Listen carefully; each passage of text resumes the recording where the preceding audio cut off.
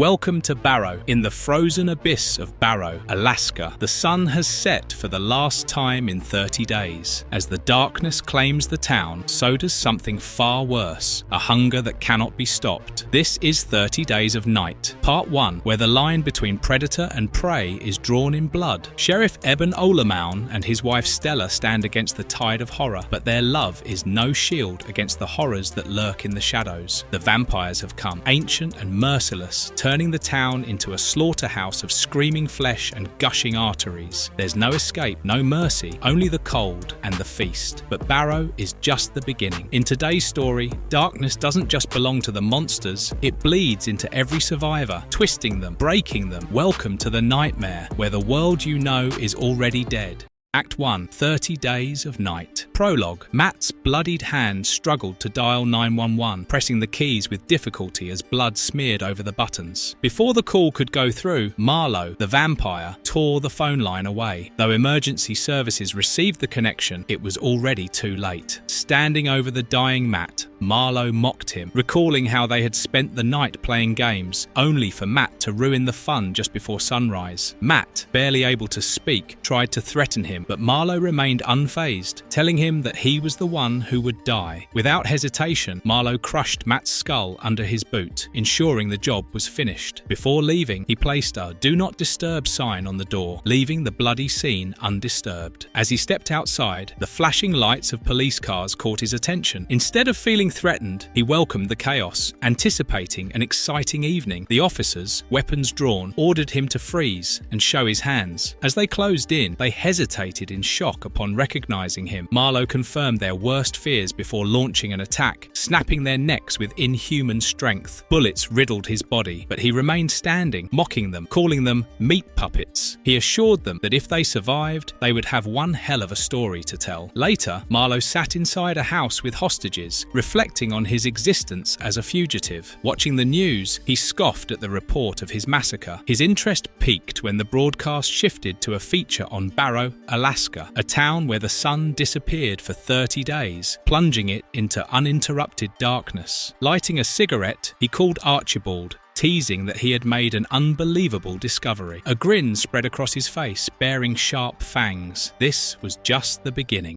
Chapter 1. It was a bleak, snowy landscape in Barrow, Alaska on November 17, 2001. The sky was overcast, and the setting sun cast an eerie glow over the frozen town. A narration explained that Barrow, the northernmost community in North America, was used to two things: freezing temperatures and darkness. The climate was unforgiving, with temperatures ranging from cold as shit to freaking freezing. The sun would set for the last time before a 30-day stretch of darkness. The police presence in town was already dealing with issues, including generator problems and a sudden surge in thefts. As the storm rolled in, Officer Eben Olemaun responded to a call from Stella, expressing frustration over the increasing number of thefts and the pressure from both his superiors and local union workers. Stella dismissed his complaints and playfully told him to stop talking and kiss her, which he did. Soon after, they investigated a pile of burnt cell phones in the snow. Eben noted that nearly everyone in town had reported their phones missing. Stella suspected it could be a prank, though Eben considered it too elaborate for kids. They decided to check with the local inn to see if any new visitors had arrived and to spread the word about the thefts, hoping it would flush out the culprit. As Eben prepared to leave, Stella reminded him that he had promised to watch the last sunset with her. After some hesitation, he relented and she hugged him excitedly. Eben watched as the sun shined down for the last time. In New Orleans, a jittery man moved cautiously through dimly lit corridors, clutching something tightly. He knocked anxiously on a door, urging whoever was inside to let him in. A towering figure opened it and asked if she was there. The man, desperate and excited, claimed he had followed her instructions and found exactly what she had been looking for. The doorman, unimpressed, warned him not to call him T-Man and quickly ushered him inside before anyone noticed. Inside, the tension remained. A woman, referred to as Mama, asked the man, George, when he last slept. George, wired and paranoid, rambled about how he never slept, claiming the world was crackling with energy. The man at the door informed Mama that George had something for her. Nervous but eager to please, George handed over the information he had gathered. He explained that he had been monitoring mail networks tied to specific names and locations she had provided. For months, there had been nothing, but then suddenly the activity spiked. George's findings included intercepted emails. The first, from an anonymous sender V, revealed a curiosity about Barrow, Alaska, and suggested a gathering. The response from Marlo Roderick confirmed arrangements had already been made, with 19 attendees and a meeting point in British Columbia. A final email from V updated the count to 20. Mama, uneasy, muttered that she didn't like the look of this. T-Man questioned who V was and what Barrow had to do with any of it. Meanwhile, back in Barrow, Eben and Stella watched the sun set for the last time before a month of darkness. Stella teased him about leaving, warning him it could affect their relationship. Their moment was interrupted by a call over the radio, pulling Eben back to duty. At Ecos Diner, a stranger had caused trouble, demanding whiskey and raw meat, both unavailable in town. The sheriff confronted him, but the man responded with an unsettling grin, taunting them about his preference for blood. When he refused to leave, Eben and Stella arrested him, but the stranger's eerie confidence hinted at something more sinister beneath the surface. Gus Lambert had fled Chicago in 1983, escaping debt and a failed marriage. Though he once thought it was cowardly, years later he saw it as the best decision he had ever made. Barrow had embraced him, and the cold and constant darkness didn't bother him. But as he worked at the communications station, something outside caught his attention. He found the equipment destroyed, and, as he investigated, shadowy figures appeared. When he called out, they coldly replied, "Nobody you know." One of them, a bald man with a cigarette, questioned Gus. He confirmed the station handled all of Barrow's communications. When asked if all calls and television signals ran through there, Gus hesitated, answering mostly. That answer wasn't good enough. The bald man signaled, and one of his men viciously attacked Gus, impaling him. The attackers gave the order to destroy the station. Meanwhile, at the sheriff's office, Eben and Stella dealt with a power outage. The phone lines were down, likely due to Gus, but they weren't too concerned at first. However, the captured stranger in the jail cell started laughing ominously. He taunted them, implying something terrible was coming. Eben demanded answers, but the stranger mocked him, making crude comments about Stella. She warned Eben not to react, but it was clear the stranger wanted to provoke him. Then, he delivered a chilling warning, telling them to check on Gus, board up the doors, and prepare for slaughter. At the station, the prisoner suddenly tore himself free, despite being restrained. As Eben and another officer watched in horror, he declared them screwed. Eben shot him in the head, splattering blood across the room, but the threat wasn't over. Stella emptied his gun into him, finally ensuring he was dead. Realizing something bigger was happening, they tried to contact Gus, but got no response. Outside, they found the communication center destroyed, and there was Gus's bloody head on a stick. Eben and Stella formulated a plan: check on the diner, gather everyone, and make a run for help. But Stella spotted movement outside. Eben used his binoculars to look. As he peered into the unknown, he spotted a group of people heading towards them. As he zoomed in, he saw that they were not human. They had black eyes and bloody fangs. Eben pulled down the binoculars and told Stella to get into the car. They had to warn the others.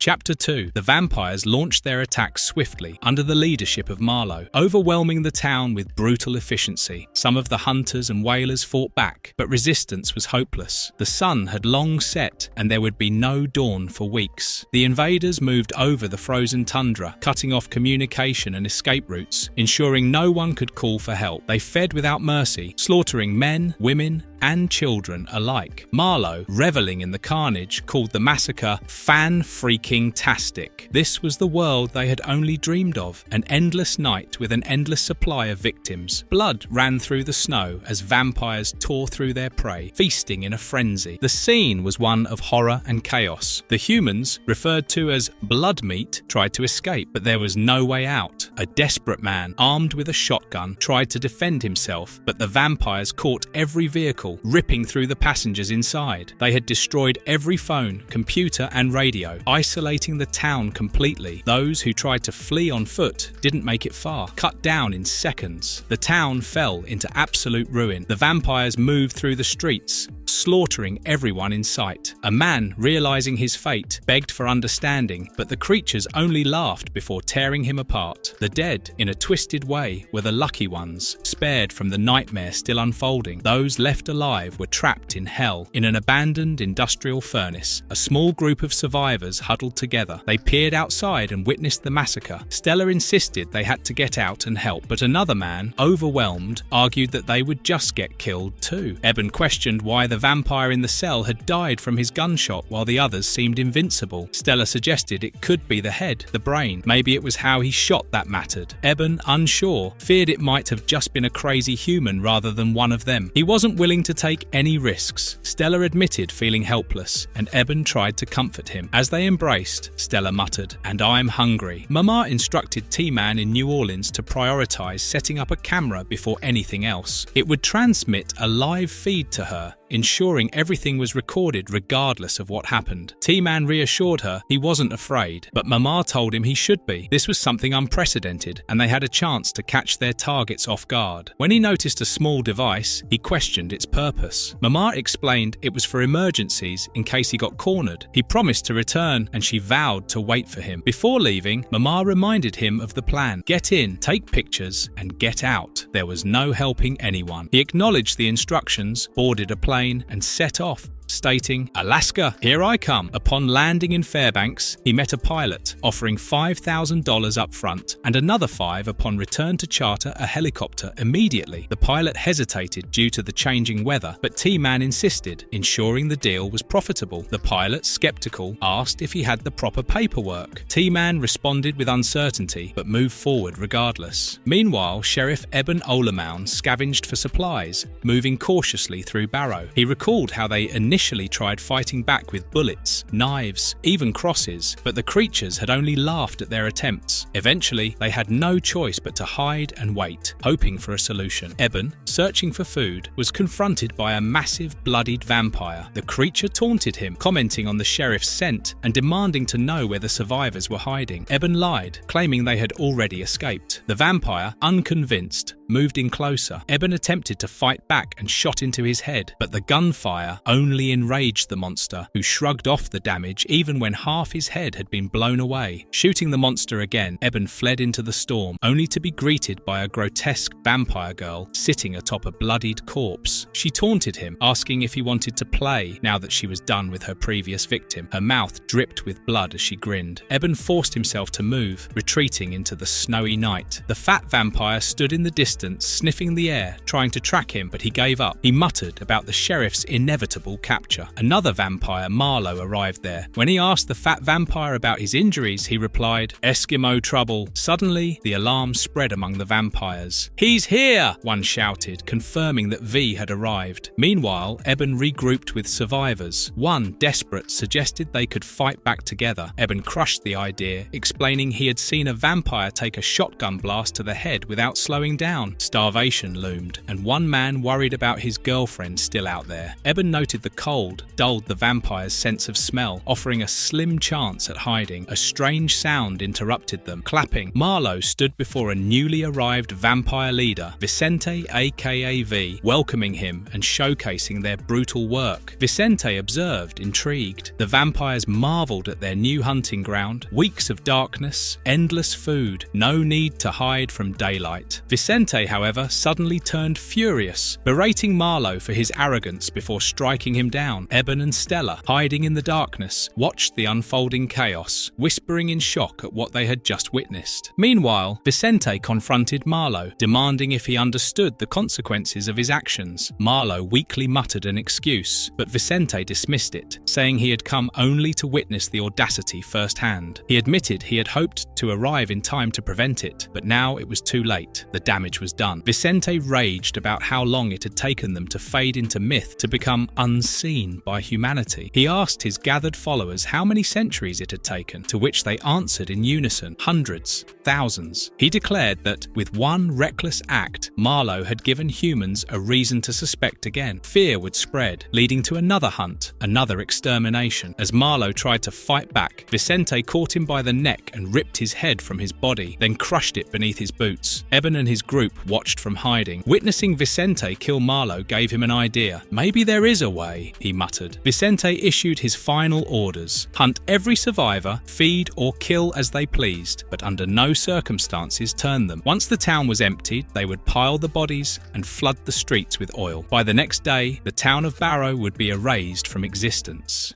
Chapter 3. Eben and his group observed the aftermath of the vampire's rampage, watching a fire burn in the distance. It was like a small glimmer of hope, though with most of Barrow either dead, missing or turned, even a fake hope felt significant. Inside, the survivors assessed their dire situation. One of them revealed he had been scratched while searching for Gretchen and now felt the infection spreading inside him. He admitted to Stella that he could feel it killing him. As the group questioned why no one had come to help them, Eben grimly suggested that any would-be rescuers had already fallen to the creatures. He acknowledged the reality. They couldn't fight, they couldn't run, and they had no chance of survival if they stayed. Suddenly, the infected man transformed into a vampire. He taunted the group, telling them one by one they would all be turned. Eben and the others quickly reacted, attempting to overpower him. The turned survivor proved to be incredibly fast, lunging at them. Eben delivered a decisive blow, stabbing him in the head with a machete, but the vampire kept moving. Eben took out a syringe from the supplies and drew the vampire's blood. When it got up and attacked again, Eben shouted for him to be beheaded. Stella used her machete and cut down the vampire's head. As they caught their breath, Stella asked Eben what he intended to do next. Seeing him holding a syringe, Eben admitted he wasn't sure, but warned that more vampires would be coming. Meanwhile, Vicente and the vampires had gathered all the dead. A lady vampire reported their progress, but Vicente was only concerned about the remaining survivors. He ordered his followers to search every inch of the town and made it clear he wanted no surprises. At the same time, T-Man arrived in his chopper. Watching through his camera, he finally spotted the carnage and wished Mama could see it. But Vicente spotted him back. T-Man activated his recorder, documenting the devastation as he moved through the wreckage. He confirmed the town was in ruins, with blood everywhere. Speaking to Mama, he assured her that they had proof, but his voice wavered as he took in the destruction. As he continued transmitting, Vicente, sensing his presence, called out, taunting him with the scent of fear. T-Man, still focused on sending the evidence, failed to react in time. Vicente had jumped in front of the helicopter. Inside, Eben and Stella heard the helicopter's approach, momentarily hopeful that help had arrived. They hesitated to call out, fearing the vampires would hear them. Eben insisted that the destruction itself would be enough to alert rescuers. Meanwhile, inside the helicopter, T-Man tried to send a signal for help along with the photos, but Vicente taunted him, claiming no one would come. Despite this, the transmission was successfully sent before the final blow. Stopping T-Man mid-sentence, Vicente tore him apart. The helicopter lost control, spiraling down in flames before crashing into the town below. As flames engulfed the wreckage, Vicente declared their cover intact. Any survivors would believe the destruction was caused by the crash, leaving no evidence of the true massacre. Eben, refusing to flee, believed he had found a way to fight. Stella begged him to reconsider, but he remained resolute. He had only seen one thing kill the vampires, their own kind. With no other choice, he prepared to turn himself into a vampire, knowing it was their only hope. Looking at Stella, he whispered, "I love you." Eben injected himself with vampire blood, feeling an intense burning as the infection spread through his veins. It was a relentless fire that consumed him within seconds, killing and transforming him at the same time. Stella called out to him in shock, but he was already changing. His body contorted, his mouth opened unnaturally wide, and his eyes darkened. He was no longer human. Stella held him, pleading for him to speak. Desperate, she begged him not to leave her. Finally, he responded. His voice altered. He could smell her blood. She pulled away in horror, realizing he had fully turned. He warned her to stay back, his expression pained. He didn't want to hurt her, but the transformation was complete. Overcome with despair, Stella called out his name as he ran from her. Meanwhile, the vampires gathered near a fire, dragging two terrified children toward the burning remains of the town. They debated whether to feast before disposing of them, their hunger insatiable. As one vampire vampire reached for them, Eben appeared from the smoke. His presence immediately drew their attention. He growled at them, mocking their hunger, and taunted them to bite him instead. The vampires sneered, laughing at his challenge, but their amusement faded as they realized he had turned. Vicente stepped forward, calling for space to let the new blood prove himself. The vampires jeered as Eben prepared to fight. He lunged at Vicente with a feral scream. Vicente caught him mid-air with brutal strength, gripping him by the throat. He mocked Eben, belittling his attempt to fight against centuries of experience. With little effort, he smashed Eben into a wall. Eben's head started bleeding, leaving Stella watching in horror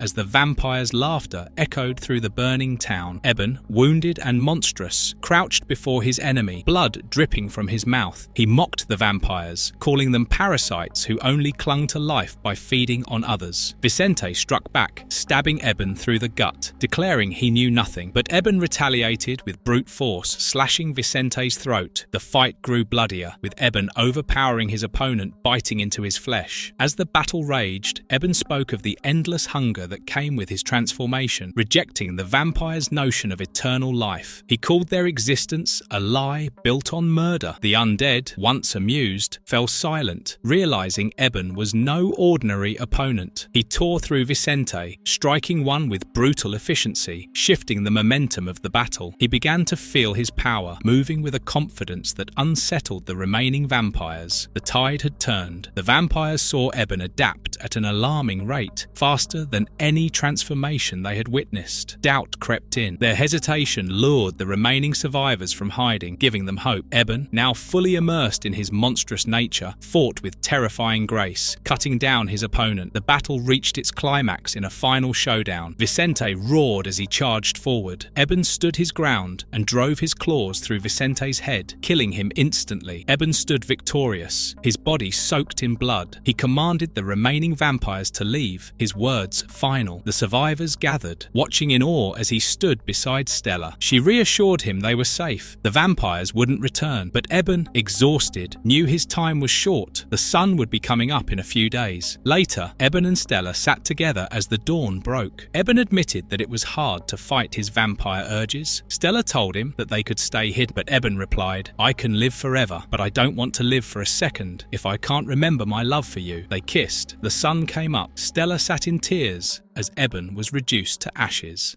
Epilogue. Picking up the pieces. John Ecos, a man living in Barrow, Alaska, reflected on a grave mistake. After the last vampire attack on the town, he had discovered a frozen vampire corpse near the Ollermound house, where Sheriff Kitka and his son now lived. Driven by curiosity, he had taken the body back to his lodge, thinking he could study it and learn more about these creatures. However, he soon realized it had been a reckless decision. John sat in his lodge, rifle in hand, knowing the situation had spiraled out of control. He reflected on his past errors, calling himself one of the dumbest men alive. Suddenly, he heard a noise and snapped awake. Reaching for his gun, he found it missing. Panic set in as he turned to see a vampire standing before him, holding his shotgun. The vampire, wounded but alive, sarcastically asked how John's nap had been. John, trying to remain composed, told the vampire to get it over with. Amused, the vampire said John had saved his life, but John insisted he just wanted him gone. The vampire admitted he had assumed Barrow would be an easy feeding ground, but had realized the town was tougher than expected. Their conversation turned to honor, with the vampire reminiscing about his past human life. John dismissed any sympathy for the creature. The vampire questioned what honor meant now that he was dead, claiming he was still trying to figure it out. John, unmoved, stated he did not feel sorry for murderers. The vampire argued that, like a hunter, he killed to survive. John countered that he ate what he killed, implying he was just as ruthless. The vampire returned John's shotgun. John pumped it, but there were no bullets. Smirking, the vampire tossed the bullets at him. John fired immediately, blasting off both of the vampire's legs. The vampire fired back, wounding John's leg. Still defiant, John revealed he had never intended to save him. His plan had been to cut him up and send him to scientists. The vampire, bleeding but amused, laughed. As he staggered to the door, he tossed his badge at John, revealing he had been an FBI agent, a father, and a husband, Jacob Paul Norris. Sarcastically, he thanked John for the assist and promised to stay away from Barrow. John raised a sniper rifle and aimed at Norris, but when he pulled the trigger, the gun clicked, empty. Norris smirked, held up the missing bullet, and flipped him off. John was left standing, his attempt at finishing the creature a failure. Act 2, Dark Days. Chapter 1, Eben stood in the cold, struggling against the pain that weighed on him. He admitted that fighting was becoming harder, that he sometimes forgot who he was. Someone urged him to hide, to live like the others did, but that wasn't what he meant. He knew he could live forever, but if he couldn't remember what it felt like to love, he didn't want to breathe another second. He leaned in, pressing his forehead to Stella's, both of them sharing the inevitable truth. The sun began to rise, and as its golden light spread across the frozen landscape, Eben held on to her for a final moment. Then, as the sun fully broke over the horizon, his body ignited. Stella watched in horror as he was reduced to ashes before her eyes. She whispered his name, but he was gone. Overwhelmed with grief, Stella collapsed to the ground, clutching at the remnants of the man she loved. The warmth of the sun contrasted against the emptiness he left behind. Tears streamed down her face as she cried out for him, begging him not to leave her alone. 16 months later, Stella returned to Barrow, kneeling at Eben's grave. The headstone marked his sacrifice. Sheriff Eben Ollermoun, 1969 to 2003, beloved husband, ordinary man and hero. He sacrificed himself for Barrow. She spoke to him one last time, telling him she had to leave, that her flight was soon. But before she left, she wanted him to know she loved him and always would. She hesitated before touching his gravestone, then turned away. She stood in the vast, cold landscape, silent and alone. Her plane awaited in the distance,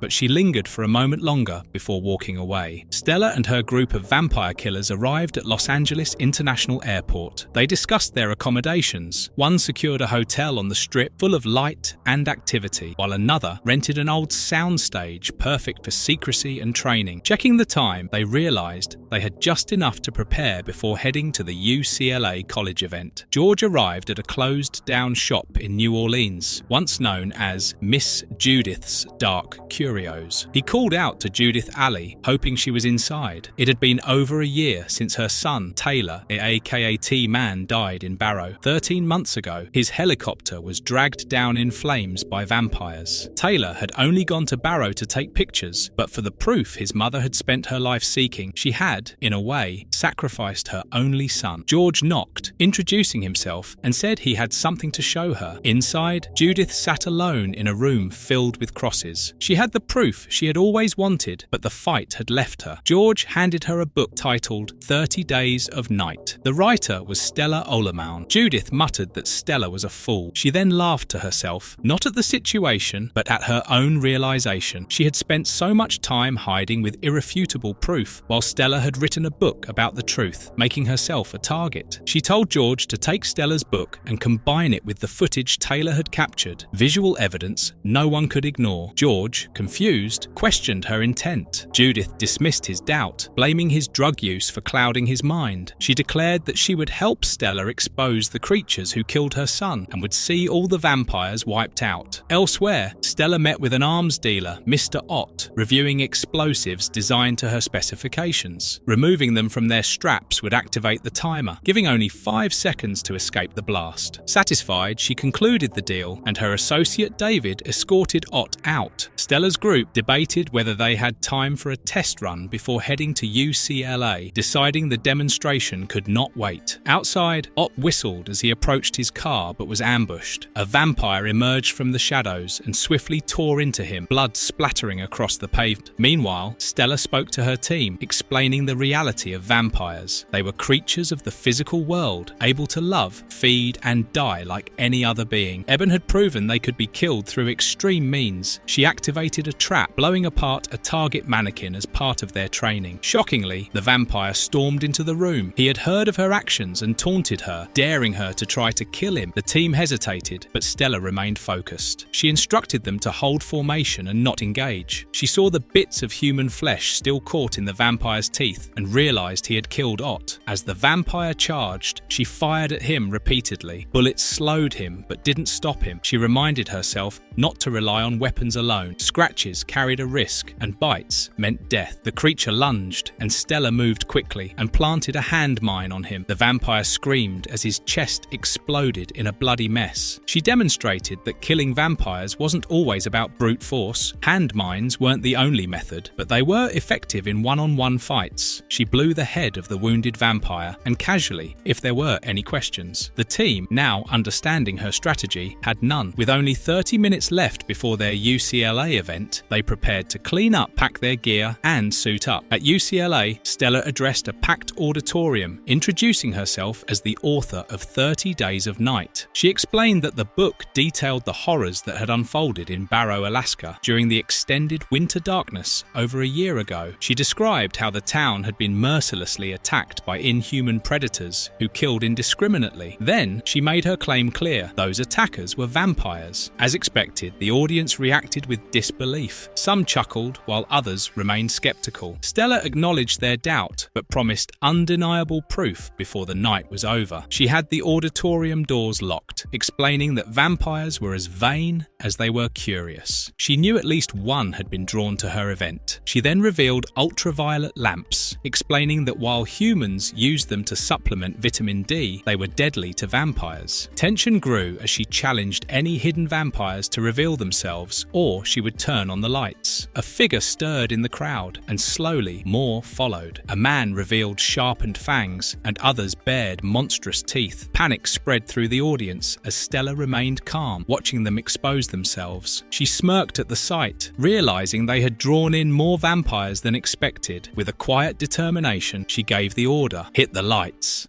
Chapter 2. Yuki, a vampire, arrived at the Barrow airport. She called Dane to inform him she had arrived. She remarked on the desolation of the place and questioned why anyone would choose it. As she spoke on the phone, she reassured him that she had found and taken what was needed, filling a box with the necessary supplies. She planned to catch the red-eye flight to Pasco, stay the night, and then head to Los Angeles. She asked how things were going on his end. Meanwhile, Stella stood at a podium, addressing a crowd. The room was dimly lit, creating an ominous atmosphere. She informed the audience that things were getting interesting. Dane talked to Yuki on the phone while monitoring the situation. He reported that Stella had found the window to make her move. He noted that she was not as locked in as expected. Dane assured Yuki over the phone that Stella was going to get her war. As if in response, Stella fired a gunshot, making it clear she had a plan. Chaos erupted as Stella's team engaged the vampires. Stella's team yelled for photos to be taken before they got away. Stella and her team fired at the attacking creatures, but the vampires were swift. One of them lunged, but Stella reacted instantly, driving a stake into its mouth. Dane leaped at her mid-air, colliding with bone-crushing force. Blood exploded from Stella's face as the impact sent her flying. The vampire taunted her, questioning who the real murderer was. Meanwhile, another shot rang out, blasting through a vampire's skull. Struggling against the attack, Stella kicked Dane in the face. The vampire above her hissed as she pushed back. She ordered Peter to cover her with light, declaring that Dane was hers. However, before she could finish the fight, the police stormed in, demanding she drop her weapon. Frustrated, Stella cursed as an officer asked what had happened. Later, at the police station, an officer interrogated Stella, sarcastically commenting on how rare it was for a book signing to end in gunfire. He questioned if she and her team had caused a riot on campus while chasing vampires. Stella stuck to her story. Another officer pointed out that they had live ammunition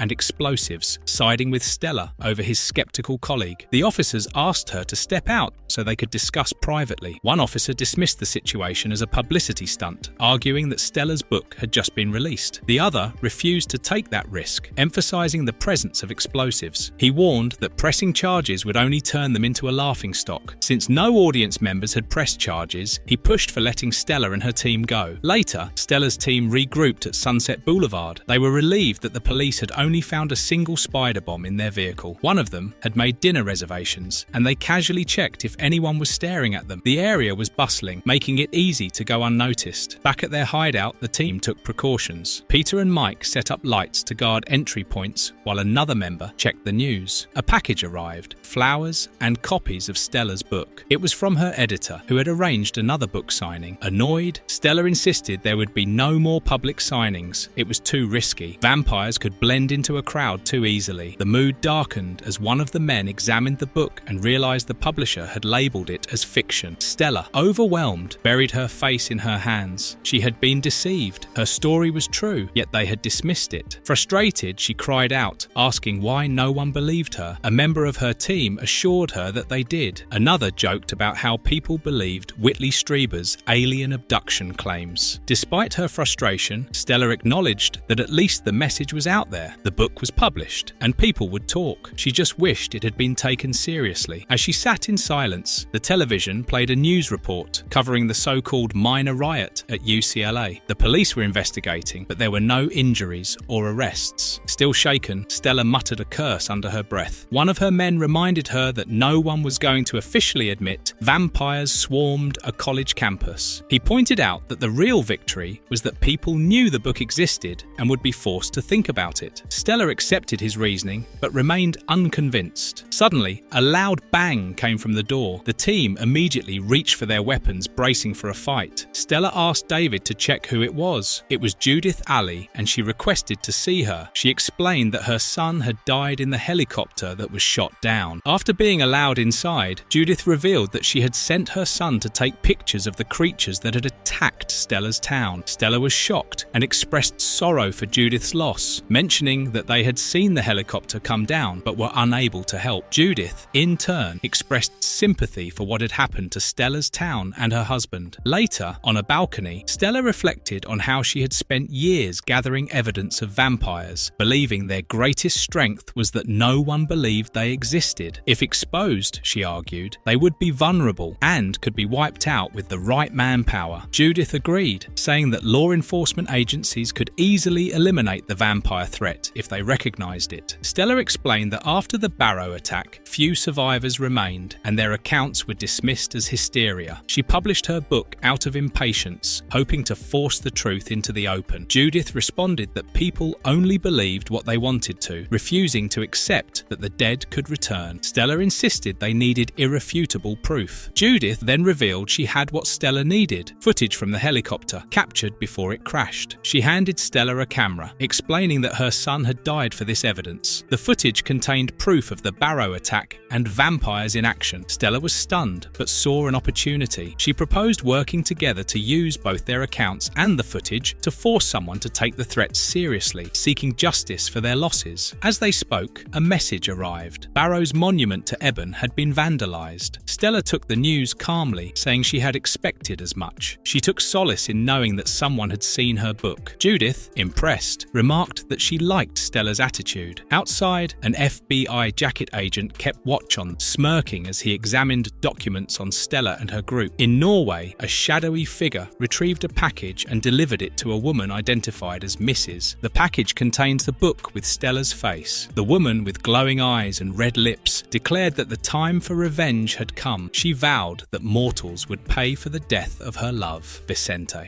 Chapter 3. Stella moved cautiously through the dimly lit alley, gripping her shotgun. She called out for David and Tina, her voice edged with concern. Green-eyed cats perched on trash cans watched silently as a shadowed figure lurked nearby. Her eyes widened when she spotted a glowing, skull-like face peering from the darkness. When she called for Peter, unease gripped her. A guttural voice called her name. Surrounding her were grotesque, blood-soaked vampires with gnashing teeth and clawed hands. Their twisted faces and frenzied hunger sent a wave of dread through her. The creatures lunged, their screams filling the air. Stella bolted upright in bed, gasping for breath. It was a nightmare. Her team rushed in, asking if everything was all right. She steadied herself and insisted it was fine. The moment passed, but the tension lingered. Later, she asked for a cigarette, surprising her teammates with her sudden desire to smoke. She and Judith sat outside, both restless. Judith remarked that smoking would kill her, to which Stella replied that was a common belief. They spoke about insomnia, and Judith noted Stella seemed uncomfortable with herself. When asked about her past, Stella hesitated, but admitted she had been happy before everything fell apart. Judith assured her happiness was still possible. Stella changed the topic, asking if it was safe outside. She was confident the vampires wouldn't attack. They knew it would mean their deaths. Judith found her certainty unsettling. Stella instructed her to turn slowly toward a building, revealing a vampire lurking on a rooftop. Judith, clearly unnerved, admitted she had never seen one before. Stella dryly compared them to rats, saying they were everywhere. She then made an obscene gesture toward the creature, watching as it remained motionless in the shadows. Stella and Judith stood together, watching the first light of dawn. Judith commented on how pathetic the vampires were, suggesting that deep down they wanted to be dead. Stella, realizing she had unintentionally spared one by chasing it into the shadows, shrugged it off. As the sun rose, they decided to get breakfast. Later, Yuki arrived at the airport, leaving Dane a voicemail. She asked where he was, but was interrupted by distant screams. She turned,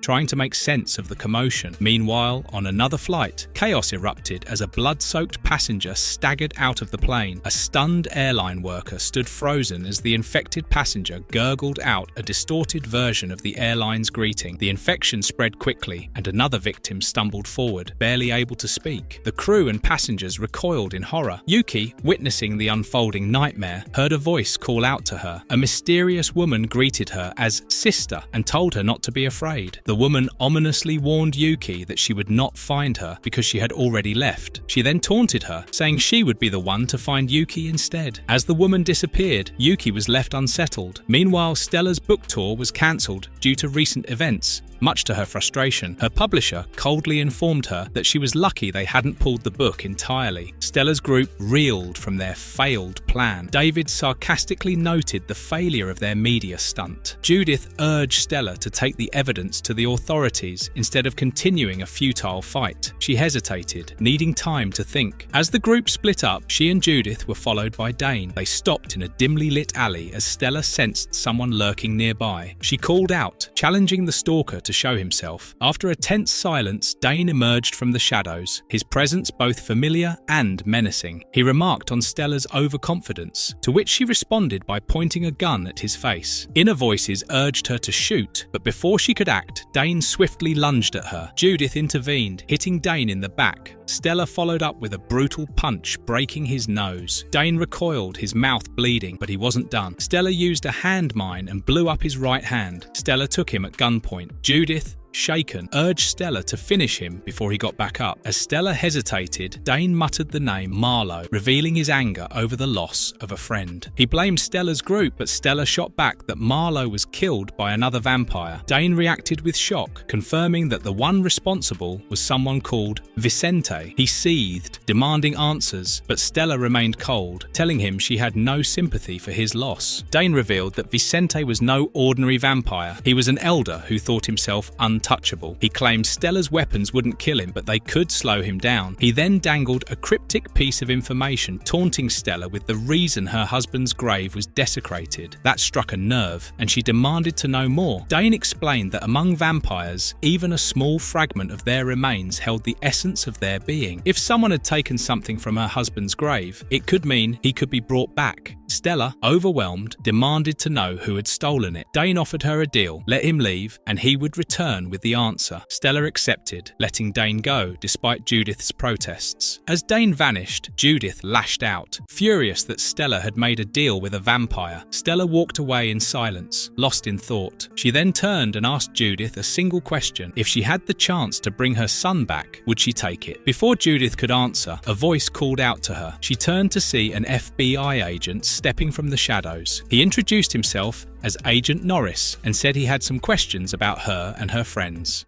Chapter 4. Yuki ran frantically, pursued by a vampire who mocked her, calling her a little vampire and telling her she had nowhere left to run. Desperate, she tried calling Dane, demanding he answer. She muttered that something was inside her head, invading her thoughts. A more powerful vampire, a woman with sharp fangs, finally intervened, silencing the chase. She loomed over Yuki, introducing herself as the mother of all little vampires. She questioned Yuki about possessing the dust of the man who had killed her Vicente. Yuki hesitated, but under pressure, admitted she was working with Dane, revealing it was his idea to steal the remains from the grave. The mother demanded to know why. Yuki explained that Dane wanted revenge for what happened in Barrow, aiming to make the Alaskan woman suffer. The vampire mother saw through Yuki's justification, dismissing her motives as a lie by omission. With a brutal display of power, she lifted Yuki Yuki and clawed off half her face. Yuki, bloodied and terrified, finally admitted that Dane wanted to bring the husband back, only to kill him again in front of his wife. The mother found the idea delightfully cruel, but stated that she would pursue her own vengeance alone. Without hesitation, she crushed Yuki's head, ending her. Then she left with Eben's remains. Meanwhile, Agent Norris of the FBI confronted Judith, revealing the agency's long-standing but so far unproductive investigations into supernatural events. He explained that he had requested the assignment specifically because of what he had learned about Stella and Judith, believing they could finally provide the proof needed to expose and eliminate these creatures. Judith, weary but intrigued, asked if the FBI was actually committed to this cause. Norris reassured her, claiming to be the real deal, and led her toward her room. There, Norris remarked that Judith hadn't brought much with her to Los Angeles, and she explained that she had been staying next door for good reason. Norris saw through her guarded response and stated bluntly that she was frightened. Judith poured a drink and questioned Norris about what prevented the FBI from acting against vampires. Norris gave a simple answer: proof. Without it, the Bureau couldn't justify any action based on myths and speculation. Judith then asked what would happen if she provided proof, to which Norris responded that with evidence, he could rally support within the Bureau and potentially even bring in tactical teams from other agencies. As the conversation shifted, Norris looked at a spider on the wall and was momentarily distracted. When Judith asked if he was okay, he admitted he hadn't eaten in a while. He quickly refocused, pressing her about the proof she had mentioned. She hesitated before telling him it was right there with her. Norris leaned in, his expression sharp. Judith, growing uneasy, questioned his long tenure with the FBI. He replied that it had been a long time, feeling like forever. She then asked if he worried that his superiors wouldn't take the existence of vampires seriously. He shrugged it off, saying he'd deal with it when the time came. Then, his tone changed that he demanded the evidence. Judith, sensing something was off, gripped a weapon and declared a change of plans. Norris immediately shot her in the head without hesitation, smirking as he said there was no change of plans. As Norris stood over her body, the spider crawled near his hand. He grabbed and ate it. The vampire mother's voice asked if he had it, and Norris confirmed he did, pulling out the CD-ROM. The mother ordered him to bring it, but before he could move, Peter entered. Norris shot Peter in the head and ran outside. Stella and her team mobilized. Mike noticed the blood trail leading away from the scene. Stella, David, Mike and Tina spotted Norris escaping and immediately gave chase. As Norris sped away in a car, one of them shouted in frustration. Without hesitation, Stella and her team jumped into their own vehicle and accelerated after him. Determined, Stella insisted they couldn't let him get away, while David remained focused on the road, confidently assuring her that they would catch him soon. The pursuit intensified as their vehicle tore through the streets, tires screeching with every sharp turn. As they gained speed, the car launched off a ramp, momentarily airborne. Tina, startled, realized the danger just as they crashed back onto the road. Stella's car slammed into Norris's vehicle with a brutal impact, crushing it. Following the crash, Stella and David approached the wreckage. David wondered if Norris had survived, but Stella dismissed the concern, saying he was barely alive even before the crash. She called him a bug-eater, a kind she had dealt with in Barrow before. Something felt wrong. Stella suspected that Norris wasn't acting on his own, but was being controlled by someone else. Just then, David received a call. His expression darkened. Peter was dead, and Judith had been killed too. The news stunned Stella. Barely conscious and bleeding out, Norris suddenly rasped a warning. He muttered that once the missus finished her work, they would all die. Frustrated, Stella grabbed him, demanding to know who was behind this. Norris only laughed hysterically. Enraged, she declared she had the proof to wipe out the vampire race. David warned her the police were closing in. Before escaping, Stella silenced Norris with a gunshot. The police arrived, shouting for them to surrender. Shots were exchanged, officers were wounded, and in the ensuing chaos, Stella and David slipped away into the darkness. Later, they regrouped in a rain-drenched alley. Shaken, Tina argued that they should have been safe in the hotel. Stella, trying to keep them calm, insisted that panicking wouldn't bring Peter or Judith back. Tensions rose as Tina accused her of leading them into danger. Stella, burdened with guilt, suggested breaking up the group to protect them. Just then, Dane arrived, cutting off the conversation, declaring that it was far too late for that. Recognizing Dane, they immediately ordered his execution execution, but Stella intervened, telling them to hold fire. She asked if he had what they needed, and he confirmed that his sister Yuki had her husband's remains, but she had been killed. As tension rose, Tina suddenly shot him, ignoring Stella's warning. The man stumbled but remained standing. Frustrated, Mike and Tina decided to leave, feeling the situation had spiraled out of control. Stella confronted Dane, demanding answers. He revealed that the killer was Lilith, one of the oldest vampires. She was Vicente's love, and she now was after Stella. On their way back, Mike and Tina felt an eerie cold filled the air. Panic set in as an unseen force attacked. Mike shouted in fear, unable to see what was happening. Something bit into Mike's head, and Tina was pulled away into the dark while she screamed her lungs out.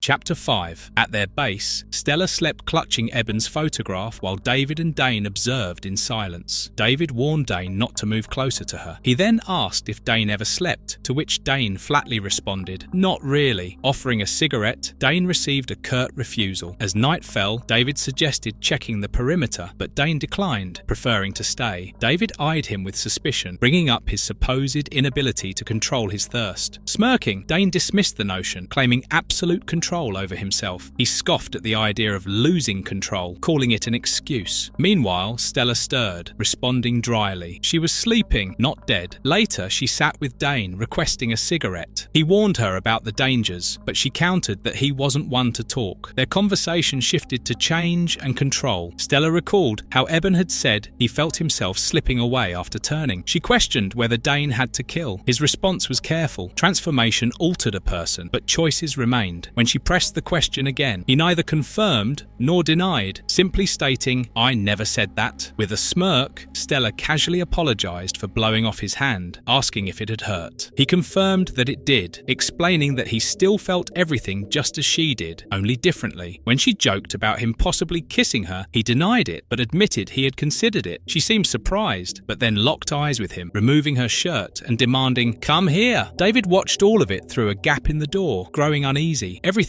was spiraling out of control. Suddenly, a voice called his name in the darkness. He recognized it. Mike. Turning towards the sound, he was horrified to see Mike and Tina standing in front of him, now transformed into bloodthirsty vampires. Mike and Tina tore into David viciously, sinking their fangs into his throat as he struggled. Blood poured from the wounds, his body twitching in pain. As he collapsed, Lilith's voice echoed, praising them for their work. She ordered them to leave David to die, ensuring his corpse would serve as a warning for Stella and the traitor. Mike and Tina obeyed, retreating into the darkness. The voice instructed them to gather an army, killing freely as they moved. She declared they would roll back time, restoring fear to humanity. Her goal was vengeance. She would bathe in the blood of the woman who killed her husband and slaughter in the streets what should have bled in the snow. Meanwhile, Stella awoke suddenly, calling for David. Dane, already awake, told her they needed to find him, take the disc and leave. The place was no longer safe. She hesitated, disturbed, and asked if Dane was all right. He simply answered that he was fine. Frustration boiled over as Stella demanded to know why her husband succumbed while Dane, of all people, remained in control. She couldn't understand how Eben had lost himself when Dane, another vampire, still acted rationally. Dane, calm, assured her that Eben thought he was doing the right thing. He sacrificed himself to protect her, but Stella wasn't satisfied. How was she supposed to know who to kill? Everything she planned was falling apart, and she had no idea what she was doing anymore. Dane pointed out she still had the disc. Her friend died for it. She could make it count. He asked if she wanted help proving the existence of vampires. Before she could respond, they heard something outside. David stood there, transformed into a vampire, his neck grotesquely oozing blood. Stella and Dane reacted in shock. He delivered a message from the missus. Stella was to meet her at a cemetery along the Peleveda Pass, but Dane, the traitor, was forbidden to come. David lunged at them, but before he could attack, Stella blew his head apart. Dane and Stella stared at the corpse. Dane confirmed it. This was Lilith's work. She could do things no other vampire could. Stella, shaken, insisted she needed Eben's remains. Dane hesitated, admitting he never lied to her, but he had never actually seen someone raise the undead. It was only a legend. Stella accused him of backpedaling. He had told her it was possible. Dane, now uncertain, simply said that Lilith would kill Stella. Stella replied, maybe, maybe not. As they walked away, Dane demanded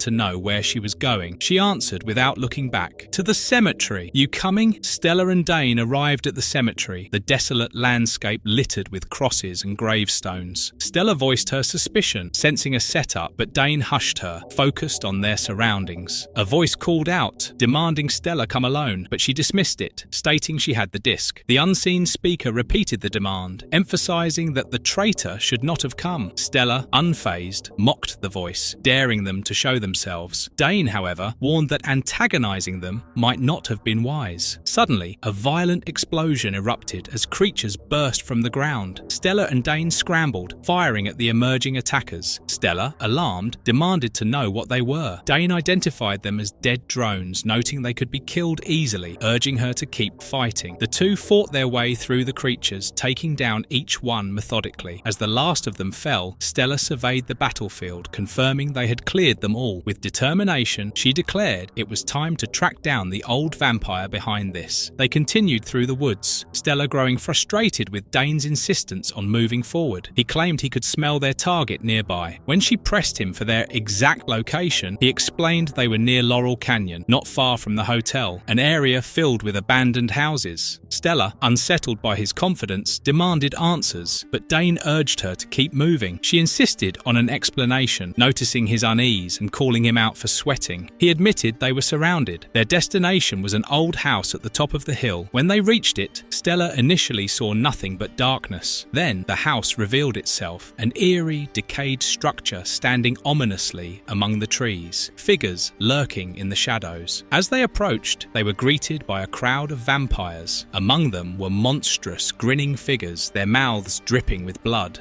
Dane noted that Stella's reputation had preceded her. The vampires were afraid. She glared at the horde, unfazed, stating that they had every reason to fear her. Inside, Stella and Dane stepped into the vampire den. At its center stood Lilith, flanked by her followers, their twisted faces frozen in monstrous, bloody smiles. The final confrontation was imminent. Chapter 6. Stella walked in the dark, reflecting on how she had ended up in this situation. She recalled a time when she was happy, but now her plan had collapsed, leaving her adrift in a sea of blood. With no plan and no clear future, she resolved to keep moving forward to figure out her next steps. Inside the mansion, Lilith addressed Stella and Dane with disdain, viewing their arrival as an act of desperation. Stella, unimpressed, made it clear she wasn't there to engage in any dramatic exchanges. She revealed that the inside of her jacket was fitted with explosives. If the vampires tried anything, she'd blow them sky high. She just wanted to finish the deal and leave. Lilith, however, wasn't so easily dismissed. She noted the tremble in Stella's voice and questioned if she could return her husband Vicente to her. Stella firmly denied it, stating that Vicente was a murderer, whereas Eben had been a hero. Lilith's response was cold. With glowing green eyes, she ordered her followers to seize Dane but leave Stella alone. The vampires moved swiftly, grabbing Dane and pulling him away. Stella barely had time to react before she was overrun by the creatures surrounding them. Dane, bound and silenced, faced a grotesque vampire child with a gaping maw, signifying his fate among the undead. Stella was stunned as the monstrous beings hissed, their numbers growing. She demanded that Lilith keep them back, but the vampire queen claimed she couldn't control their hunger. In response, Stella threatened to blow up the entire house if they took another step.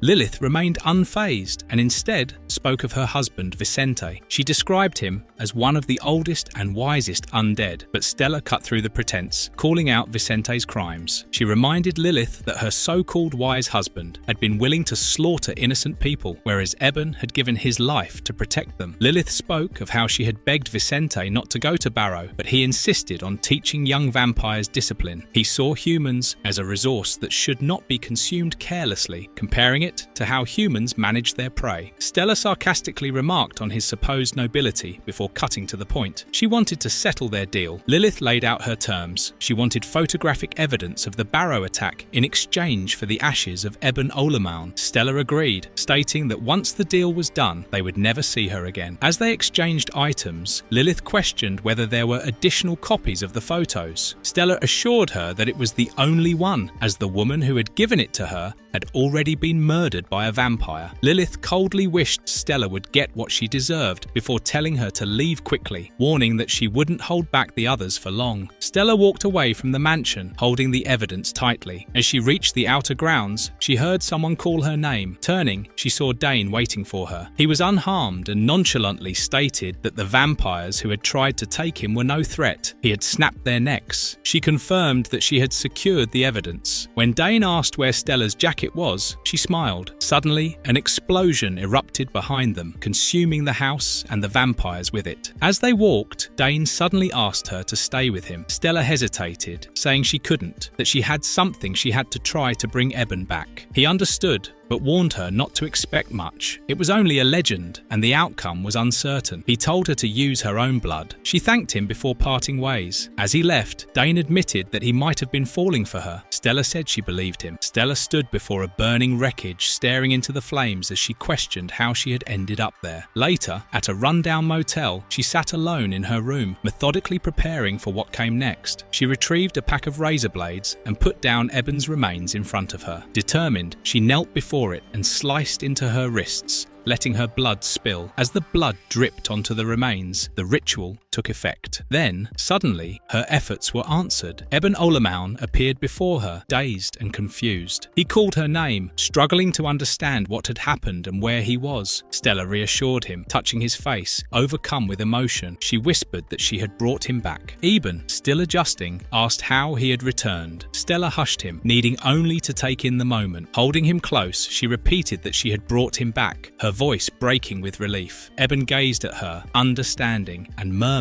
that he loved her. Stella clung to him, overwhelmed, repeating those words in an obsessive, desperate whisper. "I love you, I love you, I love you," as if trying to make the moment last forever. Eben responded with his own declaration of love, promising he always would. But then, Eben's face twisted, his mouth stretched wide, his fangs bared, his eyes darkened. He lunged at Stella's neck as she stood in his loving embrace.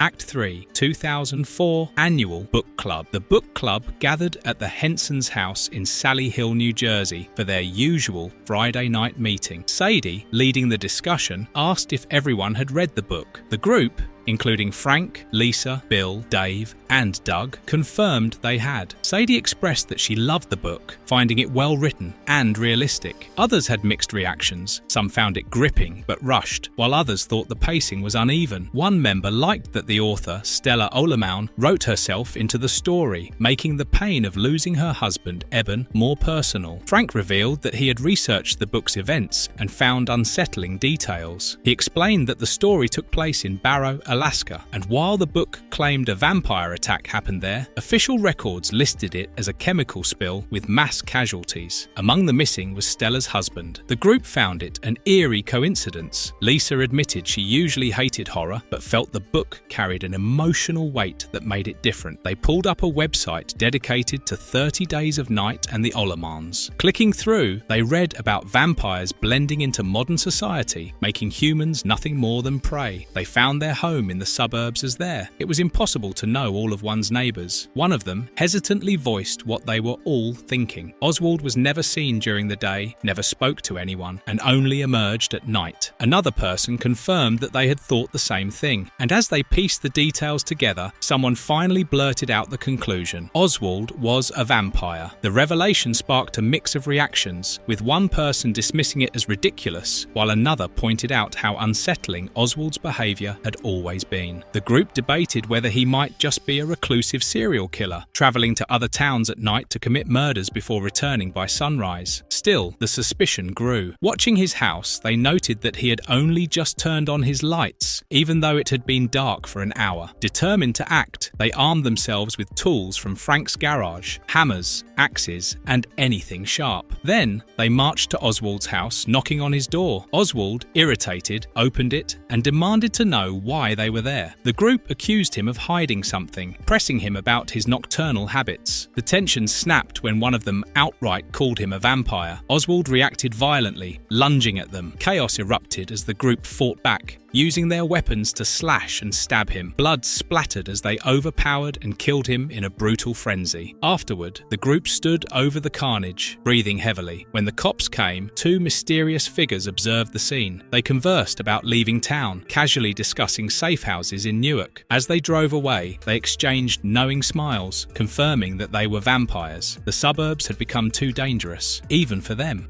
Agent Norris. FBI agent Jacob Paul Norris stared into the cracked motel mirror, his face half shredded and bleeding, yet still somehow alive. He marveled at his survival. Though his body was in ruins, he acknowledged his luck in escaping a previous encounter. Norris was in for the adventure of his life, one that required his death to begin. Now alone, with Lilith missing and presumed dead, and Stella still at large, Norris found himself in a strange limbo between life and death. He had become what vampires called a scout, a human given a taste of undead blood on the slow path to full transformation. Until then, he could still function as a human, walking in sunlight but consumed by an ever-growing thirst for blood. This state, however, came at a cost. Scouts were notoriously unstable, teetering on the edge of madness. Driven by hunger, Norris grabbed a rat and viciously devoured it, savouring the blood. As he licked the remnants from his fingers, the motel phone rang. Answering it with a bloody grin, he greeted the caller sarcastically, and the voice on the other end acknowledged his supposed death, and Norris confirmed that he had shot Judith Alley as part of his assignment. He was now waiting for whoever was coming for him. Later, he stepped outside into a full-blown police and SWAT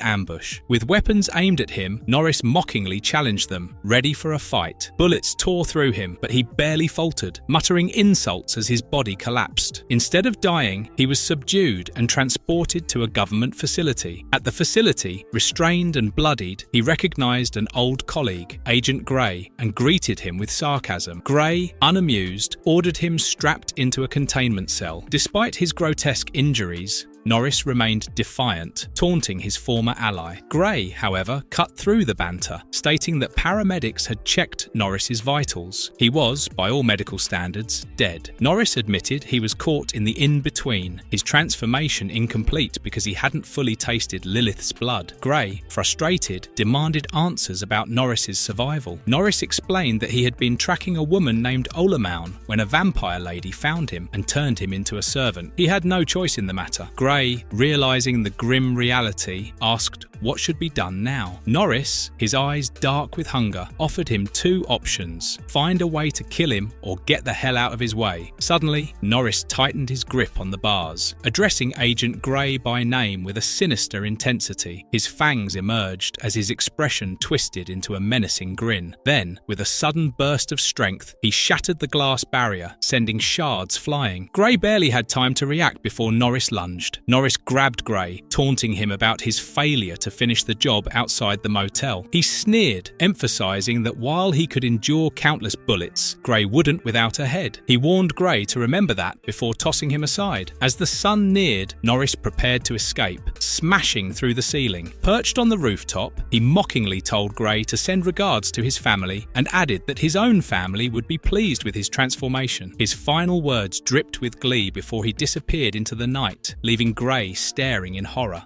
The new sheriff. Some things could be lost and found again, but the horrors of what happened in Barrow were unforgettable. The town was still haunted by the massacre from 3 years ago, during the dark days when the undead attacked. Official reports claimed that 150 residents had died, but those who knew the truth understood the numbers were much worse. Out of 462 people who remained for the winter, only 19 survived. Brian Kitka, the new sheriff of Barrow, arrived in town. His brother, William Kitka, had been one of the victims, found burned in a pile of dead men, women, and children. Rumours suggested William had killed his own family before his death, but Brian refused to believe it. Brian had come back not just to take the job, but to uncover the truth about what happened. He was determined to clear his brother's name and restore order to the lawless town.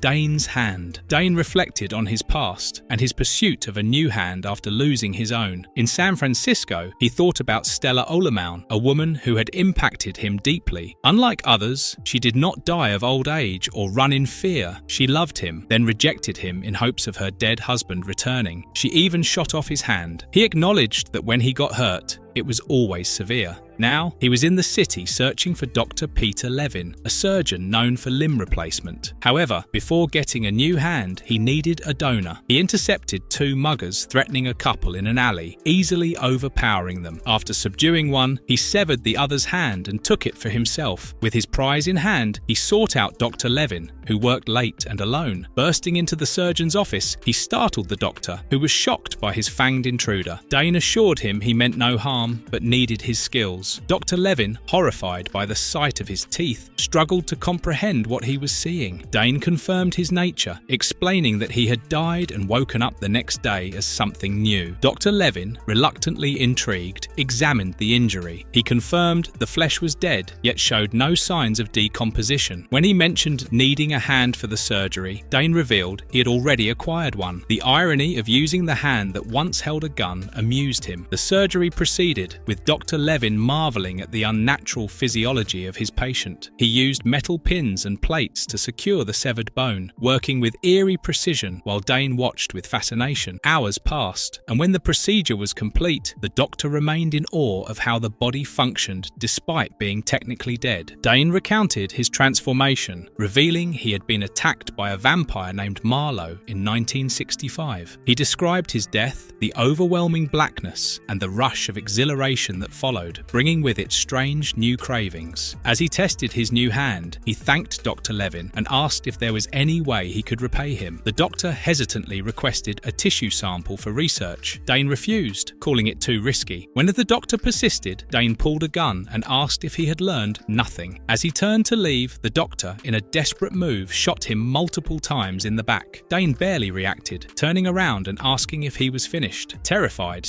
Dr. Levin apologized, realizing he was completely at his mercy. Dane spared him, saying the only reason he was letting him live was because of the service he provided. After Dane left, the doctor anxiously tried to scrape his blood from the wall, hoping to salvage a sample for his studies. As he turned, Dane was standing there. With a smirk, he told the doctor that he had changed his mind. He was hungry after all. Later, the doctor's final screams echoed through the city. The Eco's legacy. John Ecos was stationed in a small outpost 5 miles southeast of Barrow, Alaska, a town now infamous for its total darkness, unbearable cold, and the undead. While some dismissed the stories, he believed in them completely. His brother, Sam, had once run a diner in Barrow named after their family, but he died during the attack that had nearly wiped out the town. The diner was destroyed, along with most of Barrow. Rumours spread that what happened had been mass hysteria, with the townspeople turning on each other due to cabin fever. But John knew the truth. Vampires had overrun Barrow when the sun disappeared, tearing through the town like a plague. They slaughtered nearly everyone, with only a few lucky ones managing to hide. Some survivors escaped, while others froze to death. An elderly couple starved in a closet, too terrified to leave for food. As for John, he had been out in the wilderness, hunting for meat and fur, unaware of the attack until it was too late. If he had been just a few miles west, he might have seen them coming across the snowy plains. Maybe he could have warned the town, saved his brother and his wife. But by the time he returned, it was over. The sun had risen again. Helicopters were circling the area, and Barrow looked like it had been bombed. The streets were soaked in blood and littered with body parts. In the middle of the carnage, there was a bonfire of bodies, and Sam had been among them. John regretted not being there, not standing his ground and fighting like Eben Olamaun had. To deny what had happened was to deny the sacrifices of those who had fought back. He refused to let that happen. Now, he stayed closer to town, keeping watch and hunting the creatures that still lurked in the darkness. Looking through his rifle scope, he spotted movement.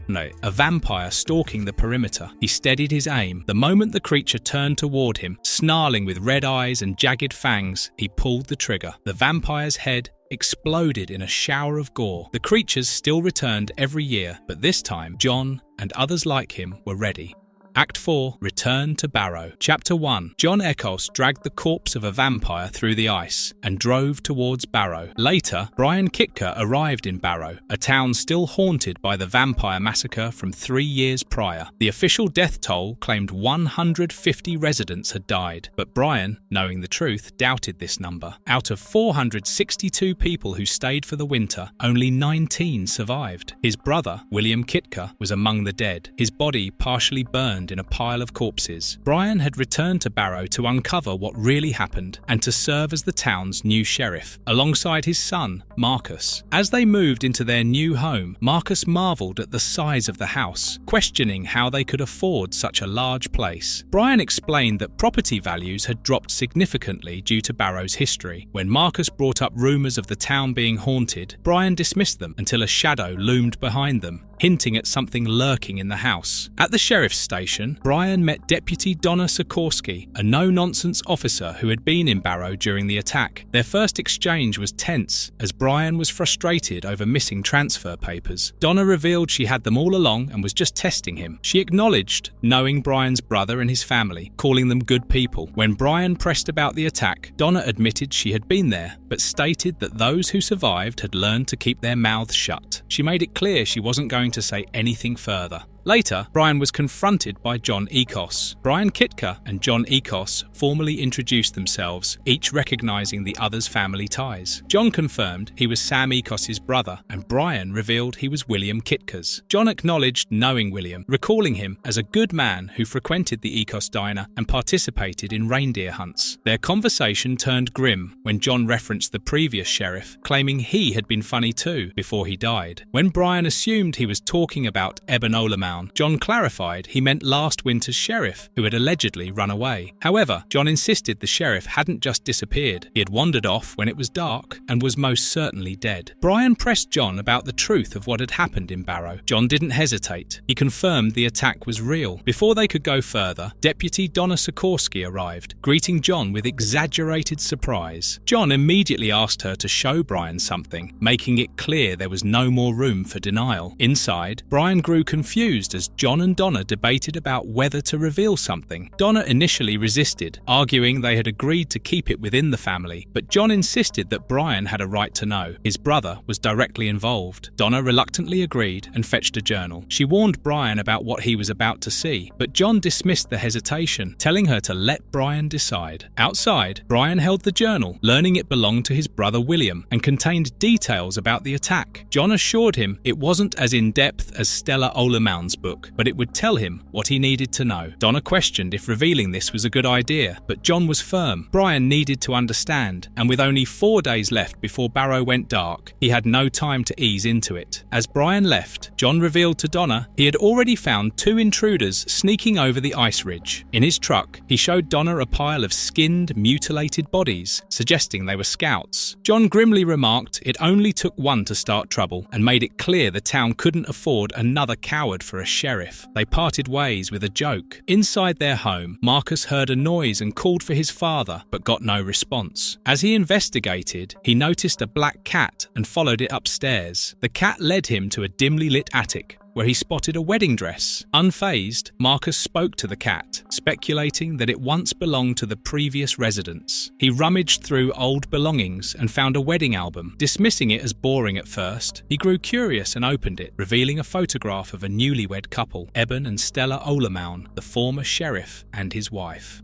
Chapter 2. A black car pulled up outside a house in New Orleans. A pale man in a black suit and sunglasses stepped out, walking up to the door. He knocked, and a voice from inside asked who was there. The man responded, saying he had news about Judith. Inside, George hesitated, but eventually opened the door slightly. He was surprised, thinking it was Judith, but instead, the visitor identified himself as Agent Norris from the FBI. George noticed blood on Norris's face, but before he could react, Norris violently attacked, slamming him into the wall and slashing him across the face. George regained consciousness to find Norris looming over him, mocking his condition. Norris revealed that he had brutally killed Judith, laughing about how her head was blown apart. George was horrified, barely able to process the news. Norris demanded information, convinced that George had been one of Judith's key informants. When George denied knowing anything, Norris grew menacing, revealing his true nature. He was a vampire. He wanted to know what humans had learned about them. As As George cowered, Norris taunted him, stating he had eternity to make him talk. The torture was only beginning. Brian Kitka sat in his car, opening his brother William's journal, which documented the horrors of Barrow's vampire attack in 2001. Engrossed, Brian stood out in the snow. The entries detailed the survivors' struggles as the town descended into chaos. William described seeing creatures dragging bodies like predators stalking prey, and how they avoided marked houses, indicating an organized hunting pattern. The vampires rarely spoke, but when they did, their voices hissed like snakes. As the days passed, William and the survivors realized the attackers were vampires. Though the sun would eventually return, it was still weeks away and food supplies were running low. The journal recorded their desperate fight to stay alive, noting that entire families had been wiped out. One chilling entry revealed that William had killed his own wife, Peggy, and their children, Olivia and Charlie, to spare them from a worse fate. He had intended to take his own life, but his gun jammed. Left alone, he watched as vampires ruled the town, moving unnaturally and barking orders to each other. The final pages of the journal carried a message. If anyone found it, they needed to know that darkness ruled Barrow. William pleaded not to be judged for his actions. He had only done what he thought was right. He ended with a warning. When people returned to Barrow, they had to understand the evil that lurked in the dark. As Brian absorbed his brother's final words, he saw a figure in the snow. Startled, he reacted, only for the shape to reveal itself. A vampire lunged at him with gaping jaws. Brian barely had time to scream before a gunshot rang out, blasting the creature's head apart. John Ecos stood over him, shotgun in hand. He smirked, remarking that Brian was having a terrible day. Helping Brian up, John guessed he had read his brother's journal. Brian confirmed it. John, who had survived the previous attack, bluntly told Brian that this was their reality now. There was no time for coddling. He asked if Brian and his son would take the last flight out of Barrow. Brian, determined, refused to run. John warned him that the sun would be gone in 2 days, and scouts were already sniffing around. Brian then questioned if the vampire he had just encountered was truly one of them. John shrugged, pointing out that with its head blown off, it was too late to tell. John reminded him that no one would judge him for leaving, especially since he had a son to think about. Brian firmly told him to stay out of his personal affairs. John acknowledged his authority as sheriff, but remained skeptical. As Brian left, John signaled an electrician who worked on setting up a UV light up a pole. Inside his house, Brian called out for his son, Marcus. The boy responded from another room, clutching a book. Brian demanded to know where he got it. Marcus explained that he found it in the house and that the woman who wrote it had lost her husband while saving the town. Brian dismissed it as nonsense, but Marcus disagreed, insisting that something bad had happened in Barrow. Brian reassured him that they could leave on the last flight that night, offering to take him to Fairbanks. Marcus, surprised, asked if he really meant it. Brian assured him that Marcus was his top priority and that Barrow felt off. Brian then made a call to Donna, asking for 2 tickets on the last flight out. However, she told him it had already departed. Desperate, he asked if there was any other way to get Marcus out. Donna apologized, leaving him with no options. Realizing they were trapped, Marcus asked if they were stuck until the sun returned. Brian grimly confirmed it. Meanwhile, back at George's house, Norris continued interrogating him. George, battered and weak, begged for a drug hit, claiming it would help him remember more. Norris mocked him, saying he had heard that excuse too many times. George tried to explain that he was made into a vampire with no guidance, that the one who turned him was dead, leaving him lost. Norris showed no sympathy, calling it a weak excuse. George pleaded again, saying he would die without it. Norris, growing irritated, snapped, telling George he didn't understand real withdrawal. He suddenly lunged, violently tearing into George's throat with his teeth. George screamed in agony as Norris ripped into him, leaving him bloody and barely conscious. As George lay on the floor, bleeding, Norris leaned over and demanded to know what he had learned. George, in pain, muttered that the vampires had a network, safe houses all over the world, bound together by their need to survive. Norris then asked if George could feel the same threat he did. George hesitated, then admitted that he could. He could feel them thinking about him. Norris grinned, calling information their greatest enemy. He said they needed to silence the voices, sever throats, and shut mouths. With a sick satisfaction, he asked if George could feel the pull. George, now fully embracing his monstrous side, responded with a drawn-out, eager yes. Norris smirked, stating that they had a long trip ahead of them.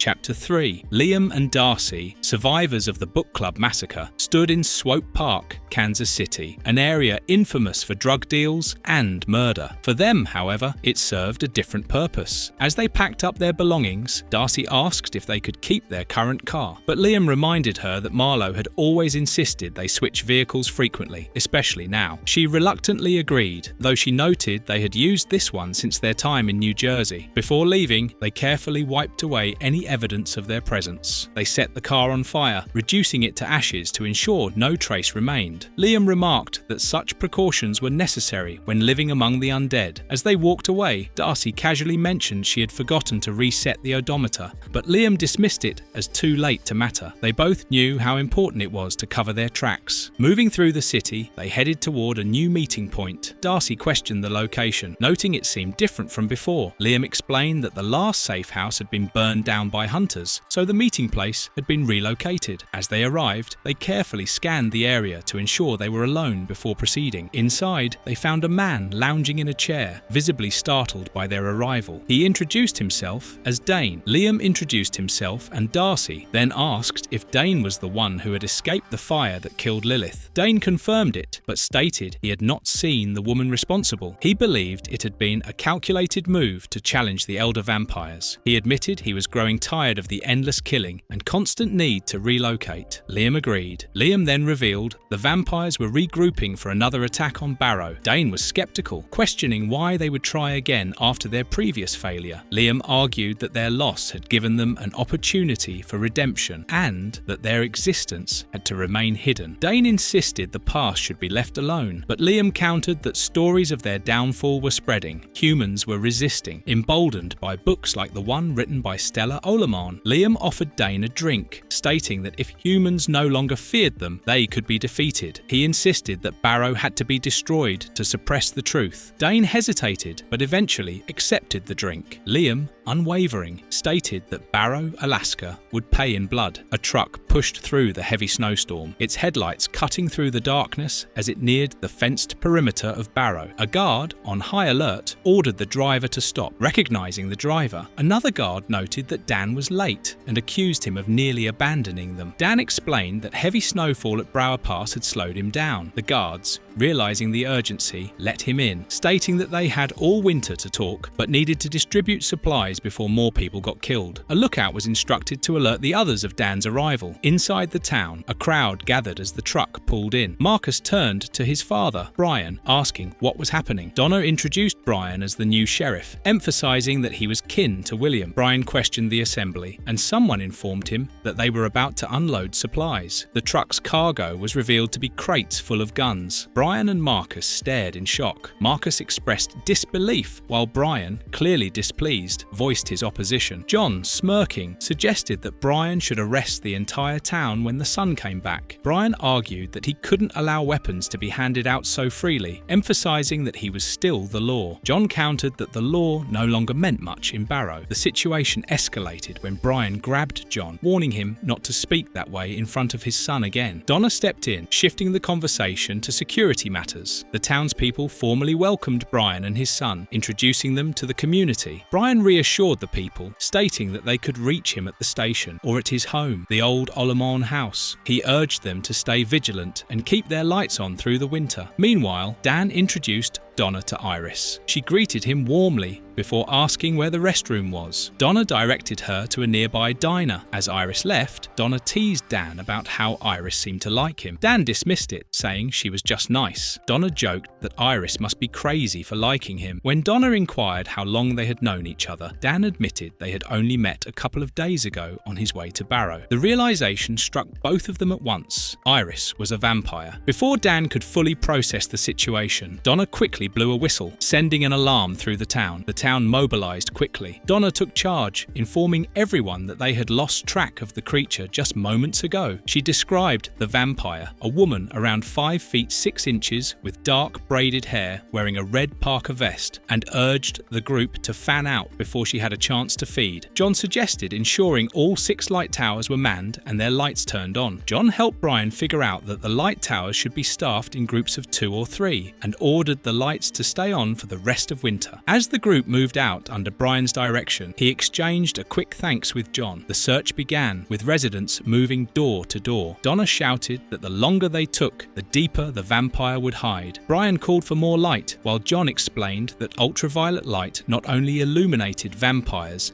but also caused them pain. The townspeople activated the lights, flooding the area with brightness. Elsewhere, Iris moved through the town, being pursued. A group chased her into a building, but she disappeared. She smirked in the shadows as she spotted a woman inside. Her eyes glowed as she prepared to attack. However, as she moved, she was pulled outside. The woman in the house wondered who had left the door open. As the search continued, Brian and John discussed the town's security. John suggested setting up a safe room for Marcus, noting the basement of the Olamorn house would be a good location since the cold weakened the vampire's sense of smell. Brian acknowledged the advice and led his team toward the refinery. He remarked that he had heard about the first attack but knew little about the years since. John simply stated that the vampires had continued trying to attack. Brian and John discussed the first vampire attack, with John recalling how the town had been caught off guard. Brian questioned if they prepared for war every winter, but John explained that while some fought, others fled or hid. Marcus commented on John's experience, to which he replied that he had seen almost everything. As they investigated a darkened area, Brian noted that the bulbs had blown. Upon further inspection, they discovered a gruesome sight: Iris's decapitated body with blood sprayed across the snow. Shocked, Marcus turned away while Brian asked John if he had ever seen anything like it. John, unsettled, admitted this was something new.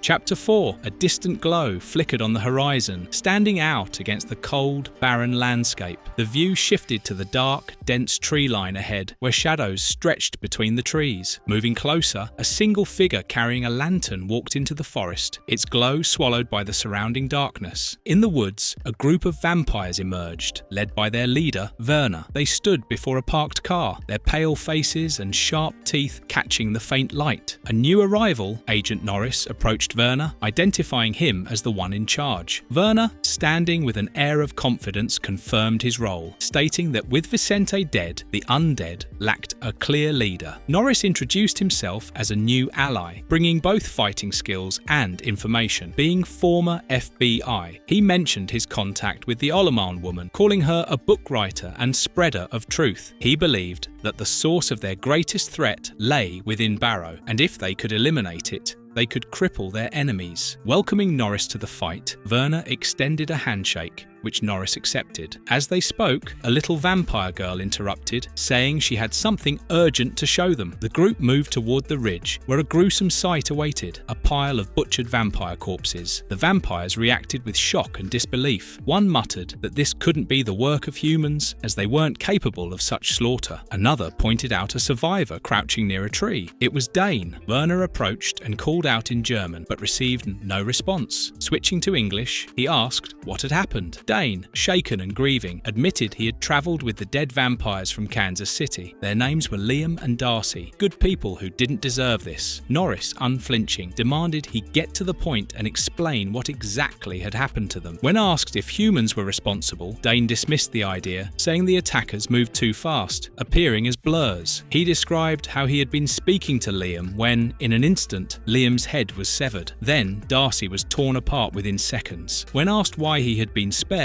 Dane had no answer, though Norris pressed him to think. Norris sniffed Dane and accused him of having the scent of the Olamorn woman. The accusation stirred tension, but Werner silenced the infighting, demanding unity. Norris insisted Dane knew more than he admitted and urged him to reveal the truth. Dane, maintaining his innocence, claimed he had already told them everything. The young vampire girl, impatient and hungry, asked if they could start feeding. Werner agreed, declaring it was time to show Barrow they had learned from past mistakes. Back at the town, guards scanned the trees, keeping watch from the towers. One of them spotted movement, but hesitated. Before he could react, he was struck down by a bullet as an attack erupted. Gunfire and screams followed as vampires overran the perimeter. One of the watchtowers fell, and the invaders tore through the town's defences, feasting on the fallen. John Ecos tried to reach Tower 2 over the radio, but received only silence. Realising the tower had been lost, he ordered the town to block off the perimeter, while Brian secured secured his boy in the safe zone. Armed residents braced for the assault, ready to test whether steel and gunpowder could hold back the undead. As the vampires charged, chaos erupted. Gunfire and explosions lit up the battlefield, and John quickly realized something terrifying. The vampires were armed. The battle raged on as the townspeople held their line against the vampire onslaught. Gunfire and explosions lit up the night, with defenders doing everything they could to repel the attackers. A leader shouted for them to hold their ground as chaos erupted. Meanwhile, Brian secured his son, Marcus, in a safe room, instructing him to stay inside and keep the door locked. The boy, shivering from the cold, asked for a heater, but Brian insisted that the cold would help hide his scent. He reassured Marcus that fear was natural before making him promise not to open the door for anyone but him. Back outside, the townspeople continued their relentless assault. A woman screamed as she mowed down a vampire with rapid gunfire. One creature lunged, but was instantly taken out. Explosions rocked the battlefield, sending bodies flying. A watchtower took a hit, and a vampire was set ablaze. Shrieking in agony, the vampires pressed harder, overwhelming the defenders. John, realizing they were losing ground, desperately called for someone to man the big gun before another tower fell. As the vampires closed in, Brian arrived just in time, taking over the heavy weapon and tearing through the enemy ranks. Afterward, John thanked him but insisted he could have handled it. He observed that the vampires were retreating, but only to regroup. When asked why they didn't call for help, John bitterly explained that they did every year. No one ever believed them. Meanwhile, the vampires regrouped. One sneered, stating they had already destroyed a generator, meaning they could now feed freely. Meanwhile, Norris talked to one of the vampires about Stella Olamorn, the woman who had killed the elder vampire, Lilith. The vampire told Norris that Stella had a vampire helper with her when Lilith was killed. A suspicion crossed his mind. Immediately, he walked up to Dane, and Norris interrogated him about Stella Olamorn. He pressed him about what it was like to love a human, but Dane feigned ignorance. Without hesitation, Norris pulled his gun and shot Dane in the head, calling him a human sympathizer. He warned the others to stay alert, sensing something strange was happening.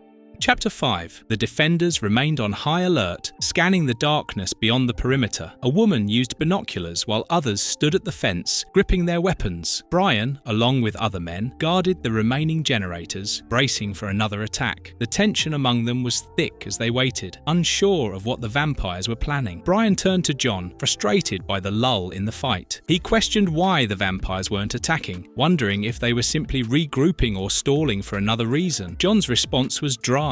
Who knew? Maybe they were taking a breather. Brian clearly wasn't satisfied with the answer, but there was nothing else to go on. At the vampires' camp, Agent Norris stepped forward, asking if he could make a suggestion. Werner gave him the floor. Norris calmly explained that they needed a simple tactical adjustment. He pointed out that standing idly was a mistake. The defenders were likely coming up with their own strategies, so the vampires needed a more effective approach. Werner listened intently, considering the suggestion. John, using night vision binoculars, observed the enemy's movements. His expression twisted in confusion as he saw something unexpected. Then, just like that, the vampires disappeared. He lowered the goggles, shaken. Brian, sensing his unease, demanded to know what he saw. John hesitated before admitting he had no idea what the vampires were doing. Brian exhaled and bluntly pointed out that both sides, humans and vampires, were doing the same thing. When John asked what, Brian answered, "Freaking out." John froze, then cursed under his breath. Brian and the townspeople remained on high alert, aware that the vampires were regrouping. Brian noted that they lacked strong leadership, but were trying to throw the defenders off balance. John, watching the enemy movements, was certain they would return. Determined, Brian swore they would give the vampires what they deserved, honoring their fallen comrades. He and John shook hands, sealing their resolve. Later, Brian inspected a crate with John, confirming it held explosives. John dismissed Brian's concerns about the danger, joking that he sounded like an old woman. He even recalled that his grandmother used to sleep with a grenade under her pillow. Brian took the grenade, staring at it thoughtfully. Meanwhile, guards patrolled the perimeter, uneasy about the darkness. One of them, Kenny, checked on the damaged lighting and found the bulbs intact, but the wiring shredded. As they discussed repairs, something moved in the distance. Before they could react, vampires swarmed the area. One guard barely had time to shout "ambush" before the creature creatures tore into them. Gunfire and screams filled the air as the vampires overwhelmed the defenders. A desperate call for backup echoed over the radio, but the situation deteriorated too fast. Amidst the chaos, the little vampire girl launched a savage attack, brutally tearing into one of the men. She managed to unplug one of the UV lights, but she was also gunned down. The defenders struggled against the onslaught, realizing they were being overrun. The bald vampire knelt beside the injured little vampire girl, calling her Little Greta. She weakly expressed her pain before he gently cradled her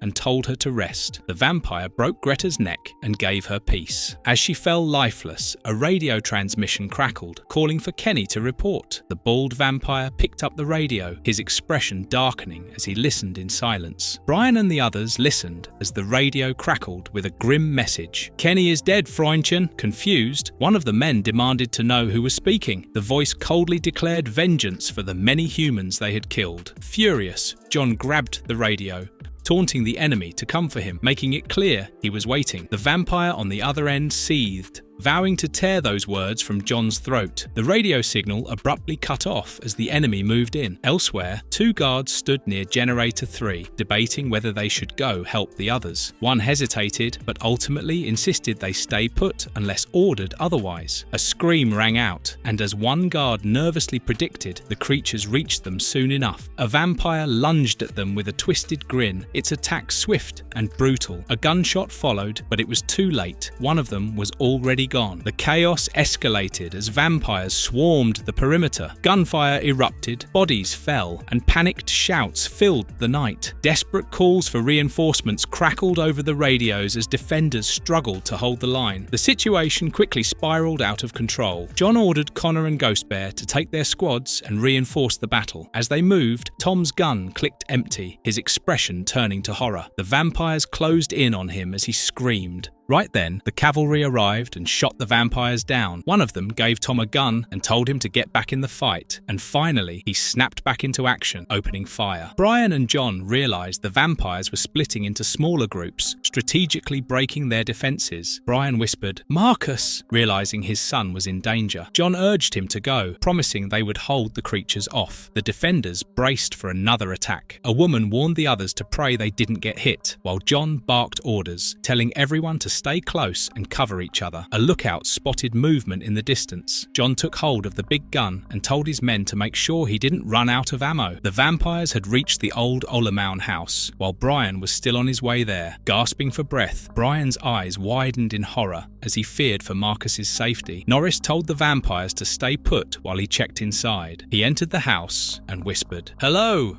Chapter 6. The defenders unleashed a relentless barrage of gunfire, the heavy machine gun illuminating the night with bursts of fire as spent casings rained down. John was operating the big gun. He fired furiously, his face set with determination, while another loaded ammunition. The order rang out. No one was to let the vampires cross the fence. Panic spread as the defenders struggled to contain the attack. One called out to John, warning that they couldn't hold out much longer. Another shouted to hold the line, while someone else demanded reinforcements. In the chaos, John yelled at a younger fighter to drop the ammo belt and start shooting. The vampires swarmed the fence, their monstrous forms bathed in the flickering muzzle flashes. One of the men, wide-eyed with fear, cried out that the creatures wouldn't stop coming. A vampire lunged, baring its fangs, while gunfire erupted, striking another in the head. Blood and brain matter sprayed as the defenders fought desperately. Corey was grabbed, and his allies scrambled to pull the vampire off him, but it sank its fangs in deeper, drawing a scream. Inside the old Ollermoun house, Agent Norris stalked through the darkness. He called out mockingly, asking if anyone was there. His sinister gaze fell upon a black cat, glowing green eyes peering back at him. He smirked and spoke to it, wondering if it held any secrets. He kicked the cat aside, then pressed his hand against a nearby wall, whispering to Marcus on the other side. He knew that Marcus was there. His cat had told him. He spoke of severing the line of information, tracing it back to Eben and Stella Ollermoun's home. First, he would find what she left behind. Then, he promised, he would kill Marcus. Outside, Brian arrived, gasping for breath. He drew his gun while the vampire vampires saw him, ready to take him down. The black cat watched with glowing green eyes as Agent Norris pinned himself against the wall. With a sudden burst of strength, he tore down the wall. On the other side, Marcus clutched a book tightly, his wide, pale eyes reflecting pure terror. Norris loomed closer, his jagged teeth stretching into a wicked grin. The cat remained by Marcus's side, its gaze unflinching. Marcus trembled as Norris's lips curled further. But right then, a female vampire appeared behind him with lightning speed. She uttered his name, Agent Norris, and whispered, "Goodbye, Agent Norris." With brutal force, she tore into him. A loud, sickening crack echoed through the space, followed by a scream of agony. Marcus, frozen, could only watch as the cat's eyes flickered ominously. Then, with violent impact, Norris crashed outside through a wall, blood splattering from his body. Brian stood in the snow, gun in hand, watching as the vampire tumbled. Brian, now surrounded by shadowy figures in the distance, whispered, "Marcus." His face hardened, his fingers tightening around a grenade that John had given him. With a flick, the pin dropped, and a deafening explosion tore through the air, sending the vampires flying in pieces. Gunfire erupted. Brian continued his assault, shooting down an attacking vampire. Its fanged mouth twisted in a final snarl before collapsing. A monstrous growl followed. Brian turned, eyes widening,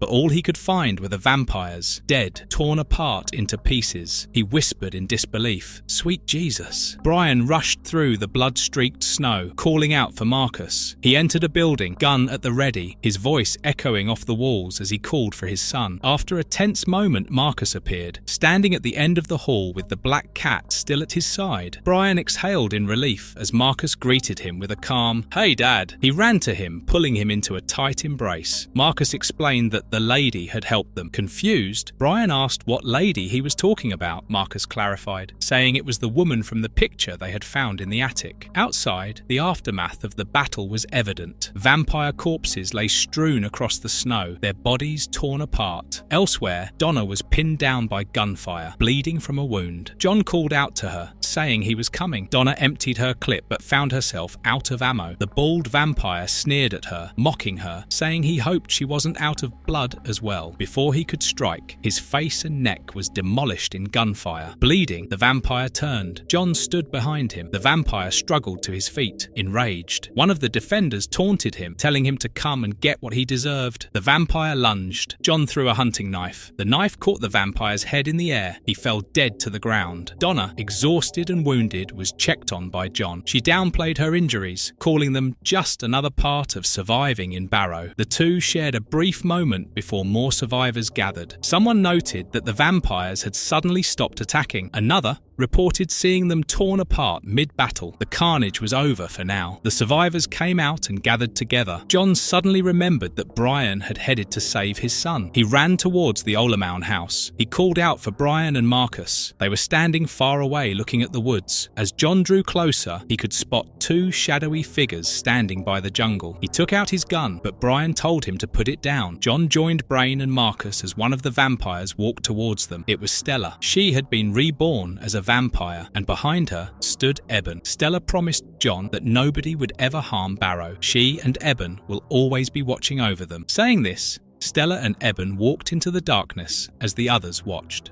Act 5, Bloodsucker Tales. Chapter 1, Billy's Tale. A man, bleeding from the neck, stumbled through an alley, dismissing the notion that life flashes before one's eyes before death. All he saw was his own blood pouring out. He didn't want to die, but his only thought was survival. As he crawled, a sinister figure emerged from the shadows, taunting him. The vampire, dressed in a sharp suit, closed in, stating he wasn't done with him yet. He spoke about his companion, who was recently killed by a human in Barrow, shot, decapitated, and burned. The vampire said he had warned him not to go, calling it a fool's errand. Now he was alone and didn't like it. He assured the man that the pain would pass once he died. The man, barely able to move, was dragged by the vampire, who urged him not to resist. But when the vampire grabbed him, the man fought back, shoving a metal pipe straight through the creature's head. Blood splattered everywhere as the vampire screamed in agony. Both collapsed, struggling to move. The vampire's body began to smolder, his hand burning away into skeletal remains. The man, still barely holding on, muttered a defiant "screw you" before collapsing himself. He died and came back to life, but as a vampire, in his hunger, he grabbed a dead rat and bit into it, his hunger overriding his revulsion. Blood splattered as he tore into the creature. He sank into a delirious state, muttering nonsense while cradling the remains. Stumbling into the city, he watched people go about their lives, oblivious to his suffering. Rain fell as he hid in the shadows, eyeing a couple laughing under an umbrella. He clutched his head, overwhelmed. Finding a payphone, he called a woman named Maggie, begging her not to hang up. She sounded irritated, reminding him they had agreed on a clean break. He insisted something terrible had happened. Before he could explain, 2 police officers approached him, demanding he put his hands up and explain all the blood covering him. Maggie called out from the other end of the line, "Billy! Billy!"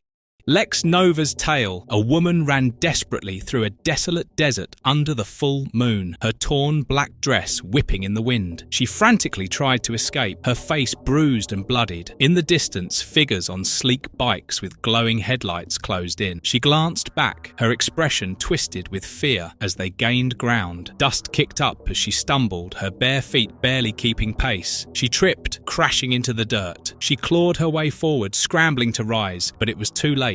The bikers, dressed in black armor with reflective helmets, surrounded her. Panicked, she whispered for mercy, barely able to force out the word. One of them responded with a mocking laugh. Blood splattered across the moonlit sky. Elsewhere, a man stood in front of the run-down Café Juarez, breathing in the night air with a smirk. He commented on the scent of the place, remarking on the mix of food and death as he stretched his arms wide. His grin stretched beneath dark sunglasses, gold teeth flashing in the dim light as he declared the town to be his kind of place. Inside, he sat at a grimy counter, flipping through a newspaper. The headline reported hundreds of dead or missing women in Juarez, Mexico. He sipped from a bottle, half listening to rumors of the killings. He dismissed the speculation. Serial killers, copycats, or something worse, calling it nonsense. He then introduced himself as Lex Nova, a private detective, claiming he knew exactly who was behind the murders. Later, he stood among mourners at a cemetery, watching a grieving father, Mr. Acosta, weep for his daughter, Tatiana. The man presiding over the funeral delivered the final rites while others offered condolences. Meanwhile, 2 workers discovered a mutilated body in the desert. One of them crudely remarked on its disfigurement, his tone indifferent. They later confirmed to Mr. Acosta that they had found his daughter, or at least most of her. He was led to a morgue where the remains lay on a table, barely recognizable. The forensic workers hesitantly asked him to confirm the identity, admitting they could not tell themselves. His stomach turned, his grief overwhelming. Lex interrogated local workers about a name he had heard. He pressed them hard, his sunglasses glinting as he flicked open a lighter, demanding they repeat it. One, terrified, finally revealed the name, Senora Shero. Meanwhile, shadowy figures closed in on Lex as he muttered about the killings in Juarez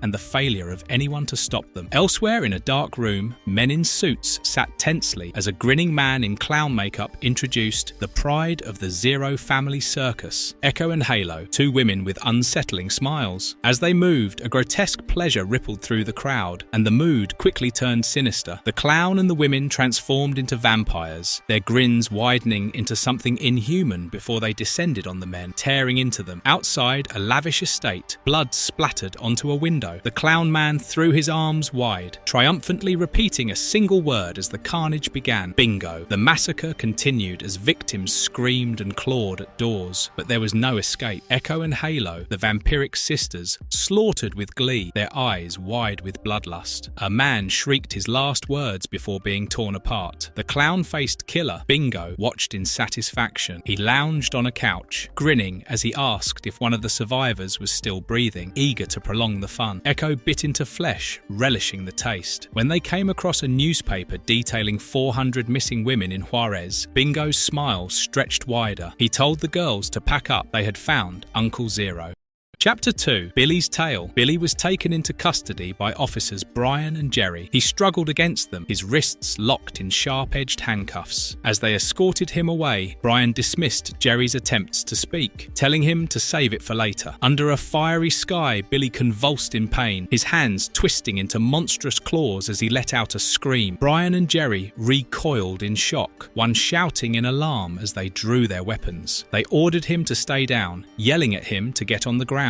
Ignoring their commands, Billy reached out toward them and calmly told them to wait. Jerry lunged with a baton, attempting to subdue Billy, but he responded with inhuman speed, violently striking back. Jerry tried to pin him down, his voice firm as he repeated a single command. Wait! Gunfire erupted. A bullet tore through Billy's torso, sending him sprawling onto the pavement. Brian and Jerry hovered over him, with Jerry nudging him with a boot. They questioned whether he was dead, observing that he wasn't breathing. Their doubts were shattered when Billy suddenly sprang back to life, snarling as he lashed out, sending them scattering. Billy escaped into an alley, his body hunched and his breath ragged. Brian and Jerry, now hesitant, debated whether to give chase. Brian sarcastically asked if they were going after him, only to be met with Jerry's firm no. They casually fabricated a cover story, settling on blaming the incident on a crazed junkie. As they drove away, Brian remarked that they had a lot to report. Shots fired and all, Billy wandered through the city streets, his mind racing. He recognized what he had become, but struggled to accept it. He muttered to himself, wishing for death, real death, but knowing it wasn't an option anymore. He eventually found himself at an apartment where a woman named Maggie gasped in horror upon seeing him covered in blood. She frantically questioned what had happened, asking why he had hung up earlier. He collapsed into her arms, barely able to speak. She assumed he was badly hurt, but as she inspected him, she realized there was no wound. Confused, she asked whose blood he was covered in. Billy struggled to explain, mumbling that a cop had shot him, yet there was no sign of injury. Maggie remained skeptical, questioning his story. She accused him of being evasive, pressing him to clarify who had attacked him. Billy hesitated before admitting he believed his attacker was a vampire. Maggie, unimpressed, dismissed him. She coldly told him there was a bag of his clothes in the closet and ordered him to clean up and leave. When he tried to plead with her, she cut him off, making it clear she didn't want to hear it. Billy admitted that he didn't expect her to believe him, especially after their past. Maggie, still bitter, remarked that walking in on him with another woman had destroyed whatever trust she had left. He insisted that he wasn't lying, swearing that something had happened. He repeated that he had been attacked. When she asked by whom, he hesitated before saying it again, vampire. Meanwhile, at the police station, Brian and Jerry sat in silence, exchanging uneasy glances. Brian had written up the official report as instructed, and Jerry approved, but doubt lingered. Brian asked if they should say something about what they had really seen. Jerry refused, stating bluntly that he wanted to keep his job. When Brian pushed, pointing out that they had both seen it, Jerry snapped. He firmly insisted that a junkie had attacked them and escaped. That was the truth they were going with. If Brian thought otherwise, then he was on his own. Brian silently left. He opened his locker and took out a book, 30 Days of Night by Stella Ollerman.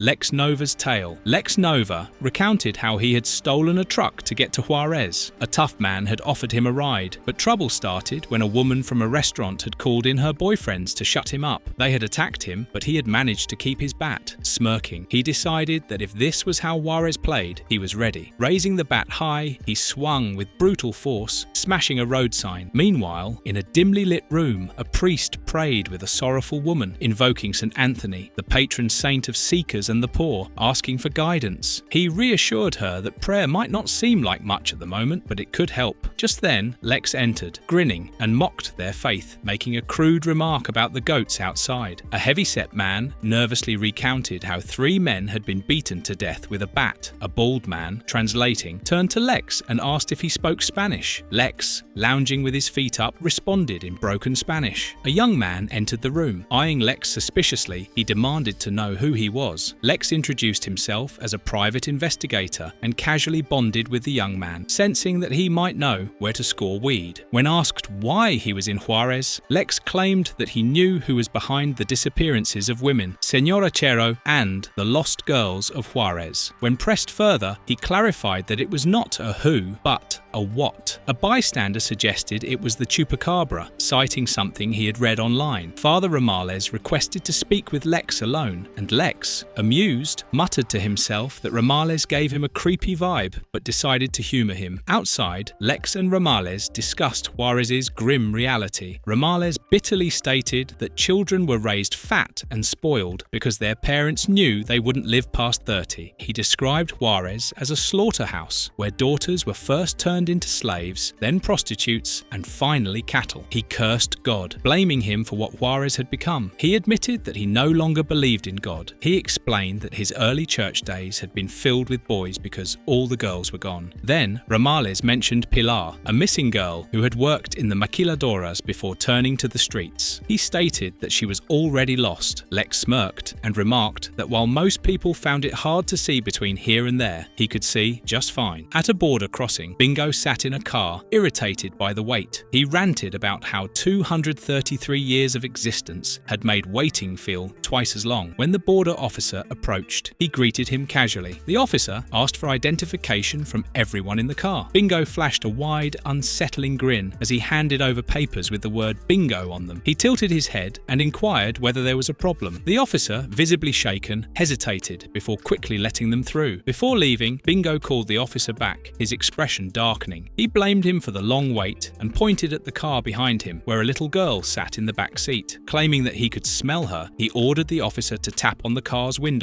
get the girl's attention, and then blow his own head off. The officer, trembling, saluted and obeyed without hesitation. A gunshot rang out and the officer's blood splattered onto the windshield. Elsewhere, in another part of the city, Mr. Reyes met two police officers. He furiously questioned the police about the growing number of missing and dead women, demanding a number. A nervous officer estimated around 250, admitting that it was hard to tell since so many girls just go away. Another officer interjected, stating that it was difficult to convince foreign investors, like the Japanese or Americans, that the police were handling the problem, or that they were even worth paying at all. Frustrated, Reyes stood and barked at them, shouting that there had been no arrests, no suspects, and no leads. He ordered them to find whoever was responsible and arrest them. If they failed, their replacement's first job would be finding their corpses. One officer quickly responded with obedience, acknowledging, "Yes, Mr. Reyes." As the group dispersed, Reyes told his man Paco that the cops had nothing. He sarcastically pointed out that there was no progress. Paco stammered that he didn't know. Reyes remained calm, revealing that he had been running the maquiladoras long before his subordinate was even born, and had been killing women even longer. He was the one responsible, and no one cared about the women of Juarez. He said that they either bought or eliminated threats, dismissing concerns for the women. He claimed they gave them work, then death. Meanwhile, Lex, pushing through the crowd, called out for Pilar, realizing the place was overwhelming. Lex approached a guard. When he inquired about Pilar Acosta, the guard mocked him, laughing as he vaguely pointed in a direction. Frustrated, Lex cursed and turned to see a massive facility filled with women. Bingo and the vampire girls were there too.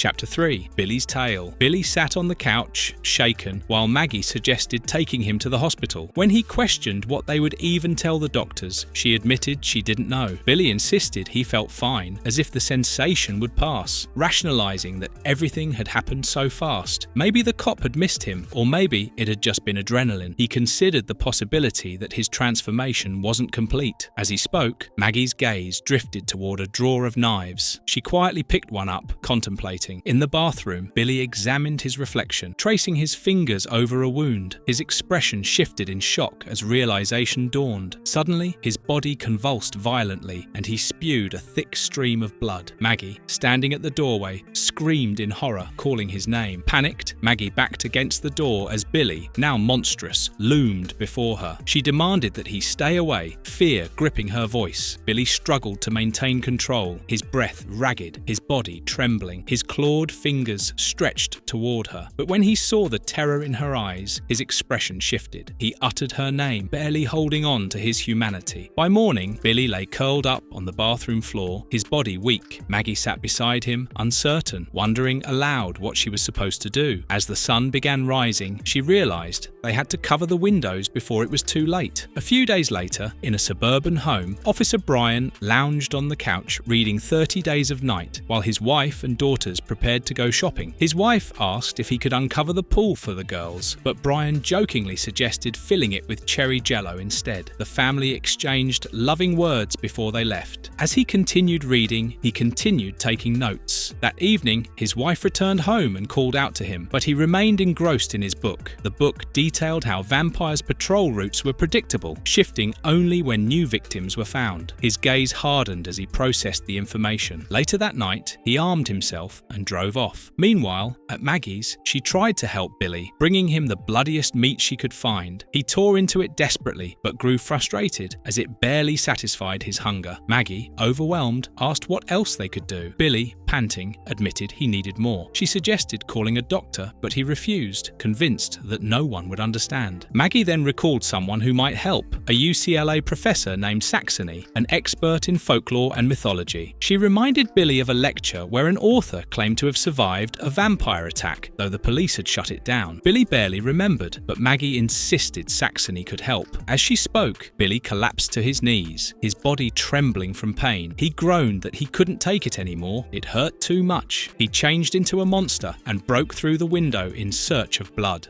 Lex Nova's tale. At Juarez, Ramales answered the door of the church. A man had come for confession. It was Paco, Reyes's henchman. Ramales let him in. While he confessed, the families of the dead women mourned in their own way. Meanwhile, in a car, a man leered at Pilar, demanding she stay put until he was done with her. Before he could act, something appeared in the distance. The woman saw it first, barely able to form the words. Lex stormed through the fog and screamed and jumped through the windshield and attacked the man. At the church, Paco confessed about Reyes's misdeeds and that he was involved in it too. Ramales, having already lost his faith, got enraged. He threw Paco out of the confession box. Then he picked up a chair and smashed his head with it. Bingo and the girls monitored the roads. Echo stood in the middle of the road as Bingo waited for her to get some action. A car passed her. The driver honked and swore at her. Lex was driving down that highway with Pilar when suddenly he spotted Echo. He reversed his car and drove away. Lex speculated if Echo was here, so was the entire Zero family circus. Echo's bait worked. A group of bikers approached her, but before they could do anything, they were attacked by Bingo and Halo. Bingo demanded them to take him to Uncle Zero, their leader. In the car, Lex explained to Pilar that Uncle Zero once ran a bloodsucker snuff ring in LA, calling him bad news. Pilar questioned why he was telling her this, and Lex casually responded that it was because she seemed like a nice person. She hesitated before giving a quiet thanks, though her expression showed discomfort. Arriving at the house, Lex allowed Pilar to go inside. She asked what would happen to the driver of the truck. Lex shrugged, saying he'd dump it somewhere so the man would wake up confused. He muttered to himself before sharply ordering Pilar to get inside. He stood outside and saw a bunch of goats call out. Elsewhere, Reyes was confronted by Bingo and the Zero family, demanding to know if they had been abducting and killing girls simply because they were rich and could get away with it. Reyes scoffed, calling the victims trash and claiming it was their right. Bingo declared that he killed because he had to, while Reyes did it because he wanted to. He found Reyes's cruelty worse than his own. Bingo, however, was impressed by this. He extended a handshake, expressing his interest in doing business together. He and the Zero family decided they would take over the location, demanding to be awakened at sunset. As Paco watched, one of them muttered that this was pure evil. Reyes corrected him. It wasn't evil, it was power. Later, a man awoke in the back of a truck, groggy and confused. He barely had time to react before finding himself surrounded by corpses of goats. His confusion turned to terror. In horror, he whispered, "La chupacabra."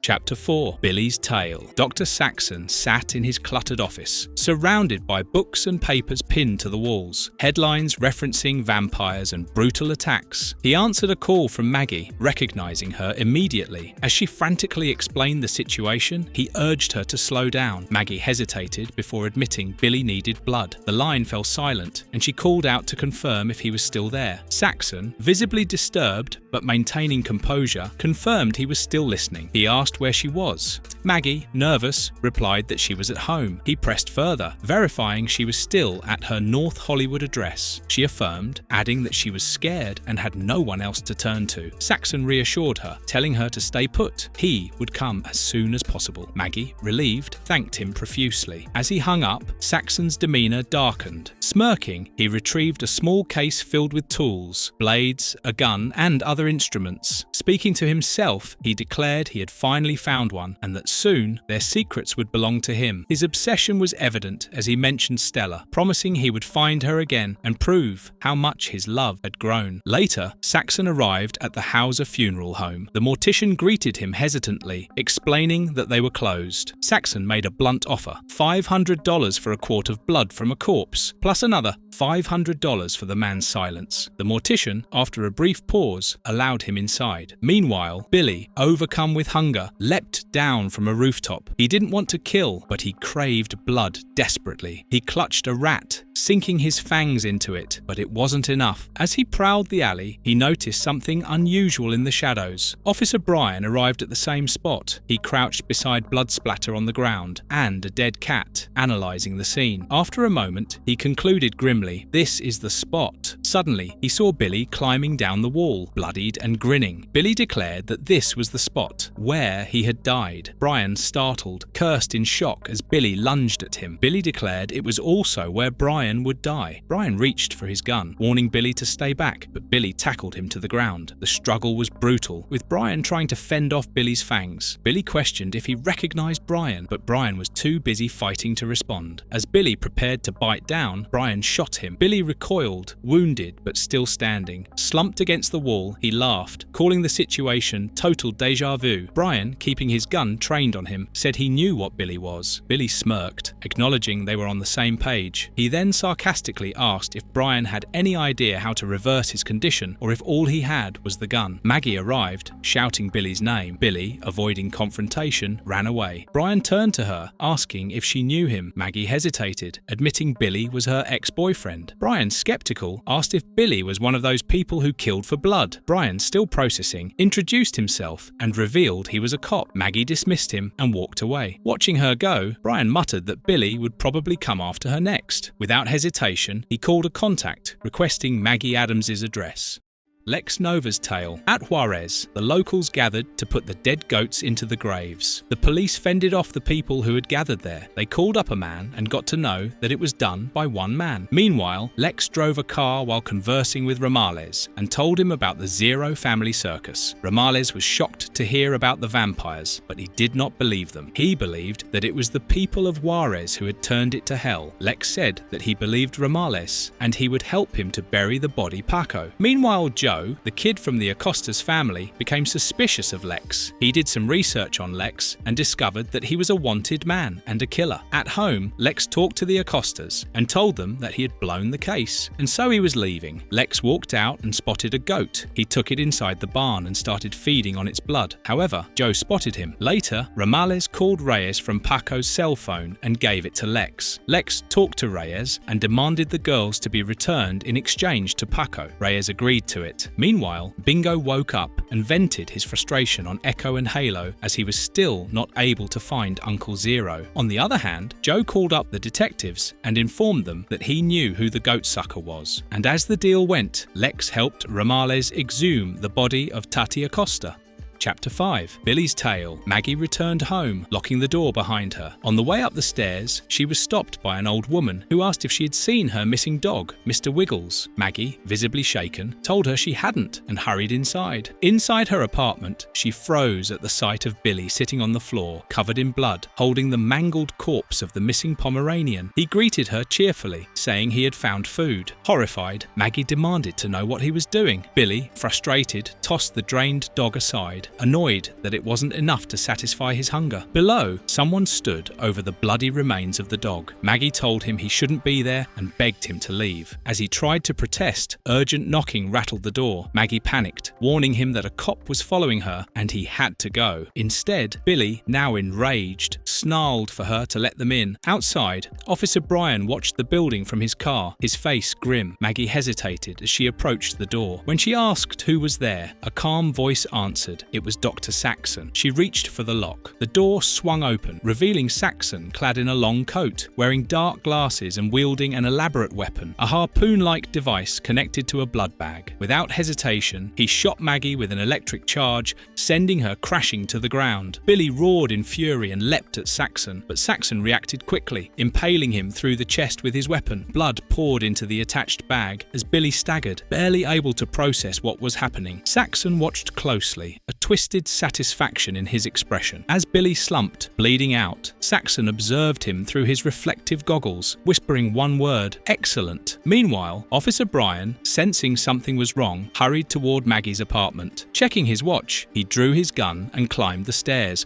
calling out her name. As he reached the window, he watched Saxon's car leave. He stepped back and made a call for backup, unsure of what he was walking into, but certain it was bad. Lex Nova's tale. At Juarez, the detectives met the Acosta's boy and learned from him that Lex and Romales were planning something together. Meanwhile, Romales and Lex drove to meet Reyes to keep the deal of handing over Paco. En route, Lex ditched Romales. He pushed him out of the car and told him he needed to make the deal alone. At the hideout of the Zero family circus, Reyes and his henchmen stood outside the door of a room. There were 9 girls inside, with Bingo, Echo, and Halo, and suddenly Reyes spotted blood flowing from under the door. He realized that he had made a deal with the wrong people. He ordered his henchmen to take care of the vampires while he retrieved Paco. He went down to his car, where he met the detective on his payroll, Martinez. Martinez tried to tell him about Lex and Romales. However, Reyes suggested that he stuck to driving. At the rendezvous point, Martinez and Lex met. Lex introduced himself as Cornelius, and Martinez said that he was Reyes. Reyes listened to their conversation hiding behind his car. Lex said that Paco had a relationship with a girl whose grave he used to visit. Paco had talked to the police, so Lex had to kill him. Martinez listened to everything. He said nothing and gave the money to Lex. But as Lex turned, Martinez pulled out his gun. Meanwhile, at the Acosta's home, Pilar's father disgraced her for being a prostitute and told her to leave by sunrise. At the rendezvous point, Lex had already killed Martinez, while Reyes watched. Lex was a vampire. It was clear. He taunted Reyes and scared him away. Then he drove off with the body of Tati Acosta, while the police were in search of him. At Bingo's hideout, Reyes's henchmen armed themselves with crosses, stakes, and Bibles. They broke open the door and witnessed Bingo and his girls feasting on humans. They attacked Bingo with the crosses and the stakes. But unfortunately, nothing worked. They were decapitated and killed brutally by Bingo and his group. Meanwhile, Lex was apprehended while he was driving back. He was made to kneel down, as Joe said that he was the goat sucker. The police looked into his trunk and found a dead body, and there was a case full of cash in front. The police immediately put him under arrest.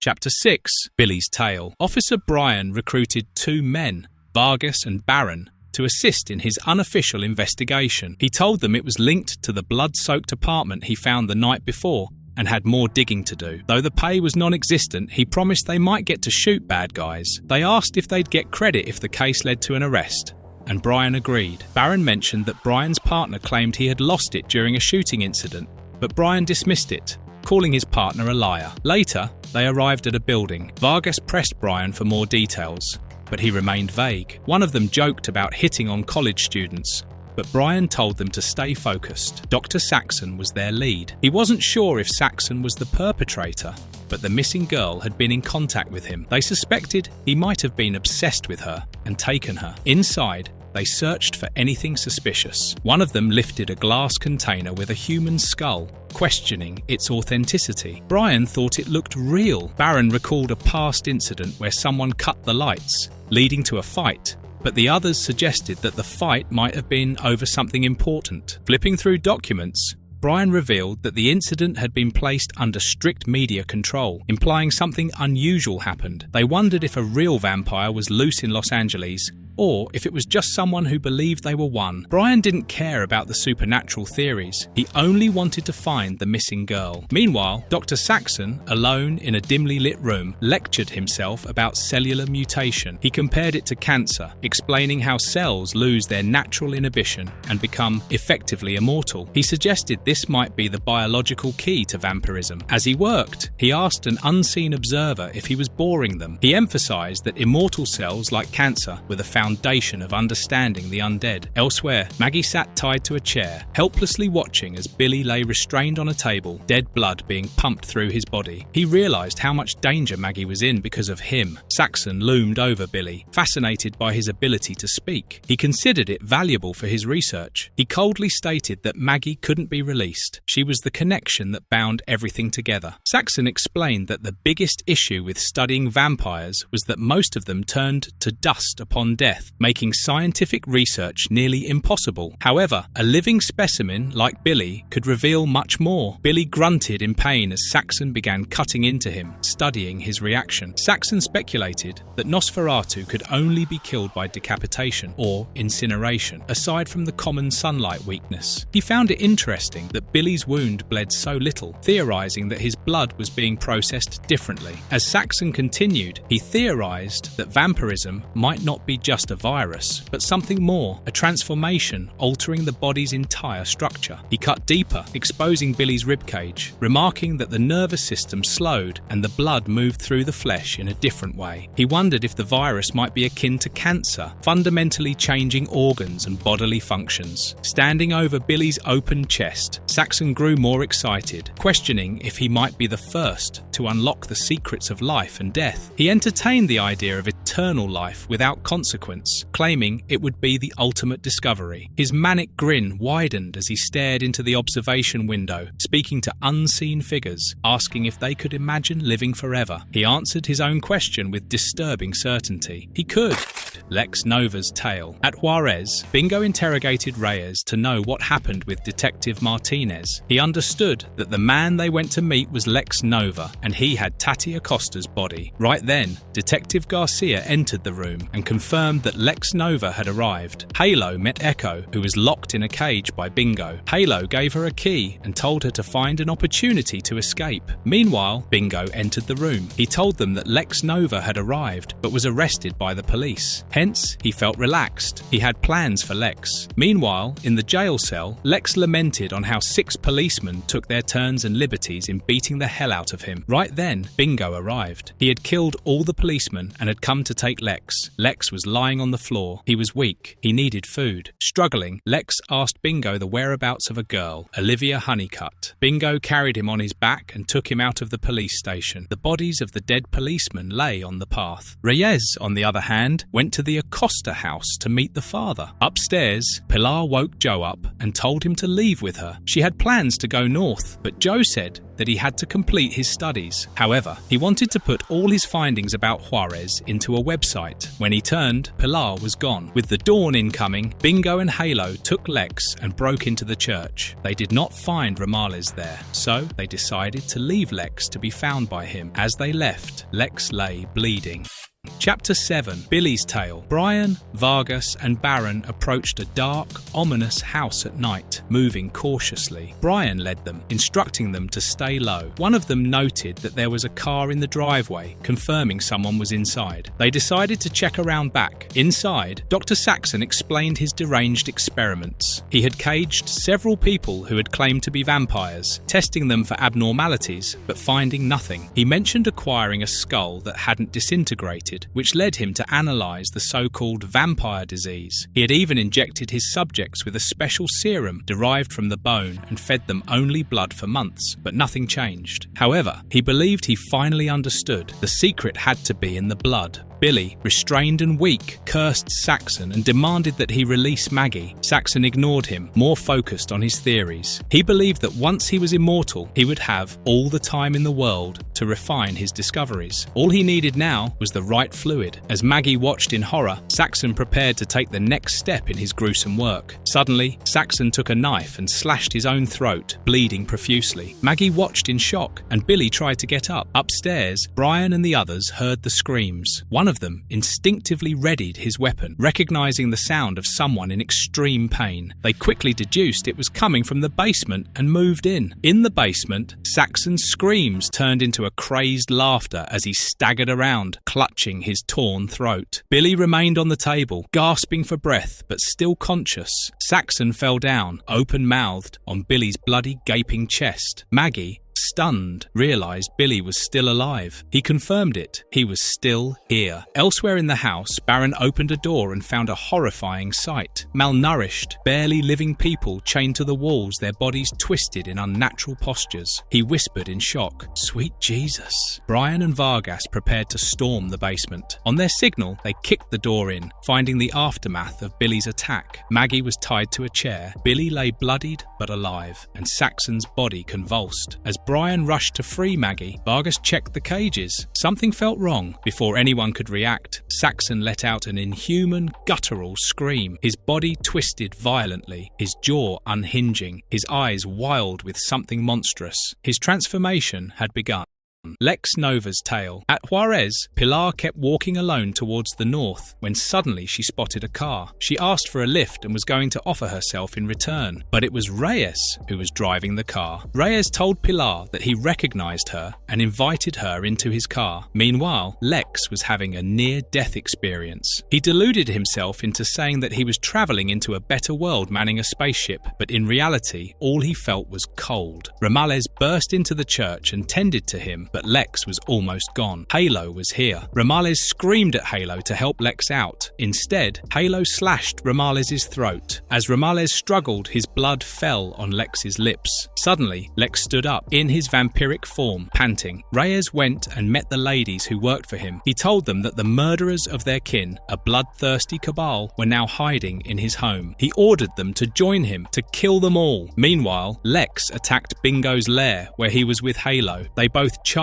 at each other, fangs out, claws drawn. Outside, the gathered women stood before a large mansion, their faces hardened with purpose. Reyes watched with satisfaction. Without hesitation, they set fire to the house, flames consuming it as he smiled, declaring, "We are free." Reyes spoke of rebirth, how Juarez had been purified by fire. Meanwhile, the police, still grappling with corruption and failure, struggled to keep order. As a detective called for backup, another officer cursed in frustration. Elsewhere, a gruesome corpse hinted that the past was not as buried as they had hoped. Reyes continued, claiming his funding had reformed the police, making them stronger and more capable. He described their collaboration with international forces, presenting it as a step toward a safer future. Yet behind his words, a darker reality loomed. The crime scene revealed 12 victims, 4 men and 8 women, alongside the ruins of a massive house. Reyes, ever the showman, used the moment to announce plans to rebuild homes for the victims' families, positioning himself as their savior. He spoke of his personal connection to the tragedy, referencing the Acostas, who had lost their daughter Tati to the Juarez killers. Their suffering, he claimed, had awakened his sense of duty. He then declared his mission to protect the women of Juarez, claiming their daughters were now safe in his care. However, among the crowd, Pilar doubted his words, questioning whether they could ever be free from greed. Later, Ramales walked out with his dog, opened a beer and sat by Lex's grave. He looked at the grave and said, "We tried." Chapter 8. Billy's Tale. Dr. Saxon revelled in his monstrous transformation, savouring the power coursing through his new form. His jagged fangs and curling tongue dripped with blood as he took in the moment, his glowing eyes glinting with sadistic pleasure. Vargas and Brian burst into the room, weapons drawn. Vargas ordered Saxon to surrender, while Brian tried to reassure Maggie, who stood frozen in shock. Saxon remained unmoved, extending his grotesque claws. "You have no idea what you are dealing with," he rasped. Vargas didn't wait for an explanation. "I'm beginning to," he muttered before firing a shot straight into Saxon's gut. The blast tore through him, leaving a gaping wound, one that quickly began to close as Saxon laughed, entirely unfazed. Saxon retaliated, lunging at Brian and gripping him by the throat before hurling him across the room. Meanwhile, Billy, still strapped down, pleaded with Brian to untie him. Maggie hesitated as Brian ordered her to run. She resisted, but something in Brian's urgency made her give in. Instead of fleeing, she turned to Brian. "Cut Billy loose," she told him. "He's the only one who can stop Saxon." Brian acted fast, slicing Billy free just as the walls caved in. A horde of Brian's failed experiments, feral, half-formed vampires burst into the room, swarming Vargas and dragging him into the chaos.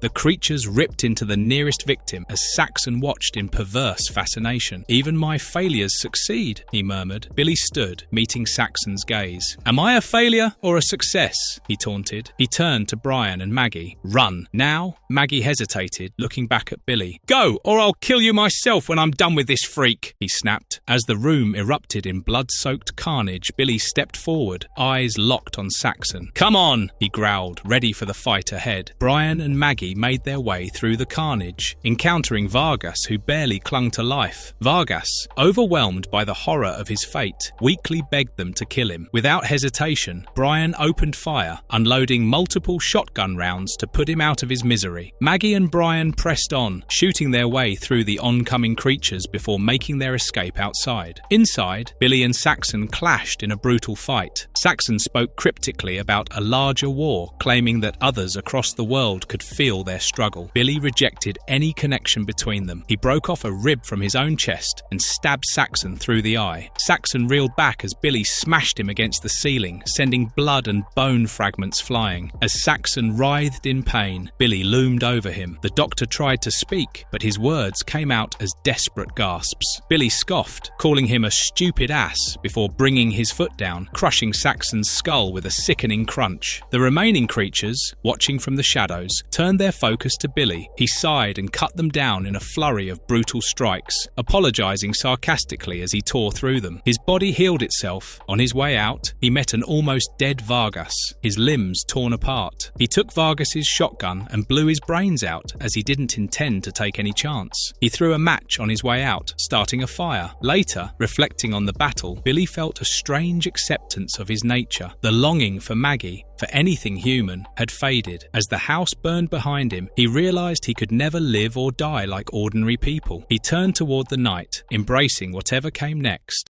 Lex Nova and how he came to be. Before the incident happened in Juarez, Lex Nova used to be a private investigator, Alex Roscoe Gorodetsky. He was struggling to find a missing girl, Olivia Honeycutt. He used to drive a Nova, and he was famous amongst the girls, but inside he was lost. He was completely submerged in the case, not liking the grim findings, and he hated his job. However, he found something interesting. Olivia was missing since her birthday party, and there was a photo that had a reflection of a clown. Lex showed that to Olivia's father, and he denied hiring any clown. Lex started investigating the clown. He met a lady, but she denied spotting the clown. He went and met the photographer and asked if he had seen the clown, but he denied. The photographer then went ahead and called someone, informing him that Lex was investigating. Lex sat in his apartment, going through his findings and talking in his mind, but right then, someone attacked him. It was Uncle Zero. When he came to his senses, he realized that he was beaten up badly and strung upside down. Uncle Zero approached him and told him that he will kill Lex and frame him as the neighborhood child killer. Lex, bleeding, told him to take him to their leader, to which Zero laughed. He headbutted Lex, and Lex lost consciousness again. When Lex came back to his senses, Bingo had also joined the fray. He told Zero that he wanted to kill Lex, but Zero knocked him down. He had other plans. Zero invited the little girl, Olivia, into the room. She had already been coveted into a vampire. He directed him to bite Lex. Olivia parted her jaws, and a huge tongue and bloody fangs came out. She started licking Lex's blood off his face. But then, Lex did something unbelievable. He bit into Olivia's tongue and tore it off. Slowly, he started transforming. Zero just stood there, asking if anyone needed a scout vampire. Later, one night, Lex went to his office. He was greeted by a lady. She said that people were saying that Lex did horrible things. She did not know that Lex had been set up by Zero. Lex told her, "I did not kill the girls." Shockingly, he caught her by the head and broke her neck. As he walked out with the dead lady, he burned down his office and said, "My name is Lex Nova. I find missing girls." Act 6, 2005, Annual. John Ecos admitted that he left Barrow because of recurring nightmares, though he hated how it made him sound. He clarified that when he said queer, he meant strange, not a reference to sexuality. He reflected on how nightmares used to only happen in sleep, but now they felt inescapable. In his dream, he was trapped in a dark room with unarmed women and children while grotesque creatures flooded in from the ceiling and windows. He fired his gun desperately, but it barely slowed them down. One One by one, the women and children were taken, and all he could do was shoot and watch them die. Then, a man appeared in the doorway, and suddenly it was just the two of them, the floor drenched in blood. John kept firing, but the blonde-haired man stood there, taking the bullets without reacting. Then, with terrifying speed, he slapped the gun from John's hands like it was nothing. John saw his face, a man he had once saved, but now he was something else. The man was Agent Norris, formerly FBI. Now, he was a vampire, and John had made the mistake of bringing him back to life. John hadn't left Barrow just because of the dream. He left to fix his mistake. That's what brought him to Los Angeles, a city he despised. This was where Stella Olamaun had gone after writing her book, where Norris had found her the first time. The second time, she tore him apart. John figured this was where he'd find Norris again, and this time, he'd make sure the bastard stayed dead. While walking through the city, he heard a voice muttering, "Human." A grotesque vampire warned him to keep moving unless he wanted to lose his legs. John, unimpressed, taunted the creature. The vampire lunged, screaming that he would die. John calmly explained that he carried a sawed-off shotgun loaded with incendiary rounds that would burn a vampire's brain right on the pavement. He demanded information about Norris. Terrified, the vampire revealed a location, the Pit, a place in Koreatown, between a barbecue joint and a pawn shop. At the Pit, a vampire restrained a terrified woman, promising she wouldn't suffer for long before he and his companion fed on her. Before they could, John fired, knocking one back. He moved in, staking another vampire through the skull. With two dead in seconds, he turned to the rest and warned them to spread the word. Someone from Barrow had come to LA looking for a fight. The woman was barely alive, whispering for help. He reached for her, but when she lifted her face, her glowing red eyes confirmed she had already turned. Snarling, she lunged, but he put a round through her skull, ending it instantly. As he left, he reflected on what he had learned. Vampires, despite their power, were driven by human traits: jealousy, hatred, greed. He had studied them since they first tore through Barrow and was always struck by how brutal and petty they were. Their greatest strength was that no one believed in them. Being too human was their weakness. He planned to exploit it. Before he could finish his thought, a voice called out, "Turn around, human!" He turned and found himself face to face with a group of vampires. Their leader, a tall, pale creature with glowing red eyes, sneered at him. "We heard you were looking for vampires," he said. "Will we do?"